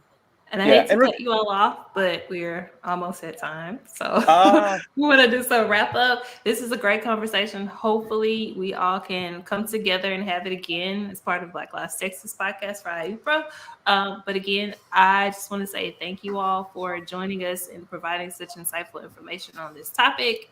And Ricky, I don't know if you have anything else you want to say. No, I mean, I second everything that Tracy said. Thank you guys. And I wish we can talk a little bit longer, but you know what it is. This has been awesome. So hope you all enjoyed this conversation. For more information about IUPRA, feel free to visit our website, and also feel free to look up each of these individuals on the podcast. So again, thanks everyone. Thanks, guys. Bye-bye. Okay. Bye. Thank you. Thank you so much, you guys. Kelsey throwing up the horns there at the end. I saw you. All right, you guys, that about wraps up our HR talent and culture track. Before we go, I wanted to welcome to the stage Kathleen from Red Fan. A lot of you who watched the marketing and branding track yesterday definitely saw her face. I'm going to let her give us a couple closing remarks. Great. Thank you so much, Marianne. It's a pleasure to be here. First of all, I just wanted to say why I appreciate Austin Startup Week so much. Number one, having the opportunity to spend time with founders and folks in the startup scene at different stages makes a world of difference. We see that we're able to really impact and help founders make smart decisions early on and really think through some of the big questions so they can avoid mistakes or, as they move forward. Red Fan Communications is actually a PR firm here in Austin, Texas. We've been here for close to 13 years. And we focus on B2B tech, high growth companies, and start from everywhere from early stage all the way through. We're known for helping companies get their positioning rock solid, really differentiate from their competition, get that foundation so that it's that messaging is happening across everything within your website to your social media. Everything really hangs together and your PR starts to move forward, your investor relations starts to move forward. And that's what we're known for. We help companies actually position for their exit. And you can see the writing on the wall early on, which is it going to be an acquisition? Is it going to be an IPO, or are you going to be a standalone company? We help you start thinking about that in messaging so you attract the right audience to you, whether it's investors or a company that's going to acquire you, or the right partners and lawyers and such for a truly successful IPO. This past year, we've done quite a bunch of reverse mergers, worked with Hyliion. We're known for working with Q2 Holdings. We work with Fluence Bioengineering here in Austin. And we work with just a number of really fantastic companies, but we're also extremely community oriented. And I'm on the board of the Kite Festival here, which I'm really proud of. So I really hope that you take away some great lessons from all that you heard today. So many smart people over the last few days, and that you're able to move forward knowing that you have tapped into some talent here in Austin, and that we're all here to be able to support you along the journey. So thanks so much. I hope you check out Redfan. I had one other slide I was trying to show. Let me see if I can pop it up. We had some fantastic resources that I wanted to share with you. It is, I don't know, Marianne, if it's possible to show it, but we have a little code and you'll be able to download lots of really great resources at your fingertips. Maybe we can Yes. share that. Just toggle forward on your side. Let's see. Working on it. Apologize, it doesn't seem to be toggling, but I will. I'll send it over to Marianne and she can share it with you. Just some great resources that you can download and have at your fingertips. Everything from when do you do analyst relations? How should you be thinking about that if you're a tech company? What kind of media relations should you be thinking about and when? How do you plan? How do you staff, both internally and externally? So we love being part of Austin Startup Week, and I just want to thank you, Marianne, for inviting us, and we look forward to next year's. My pleasure. Thank you for all you do for the entrepreneur community. Absolutely. All right. Bye, Kathleen. Okay, everyone, that's a wrap on the last day of Austin Startup Week, the last track. I hope everyone will join me at Central Machine Works today from 5 p.m. to 8 p.m. I will include the information from Redfan in that follow-up email. Thank you so much, and I hope you guys have a great rest of your day. Happy Austin Startup Week. Bye.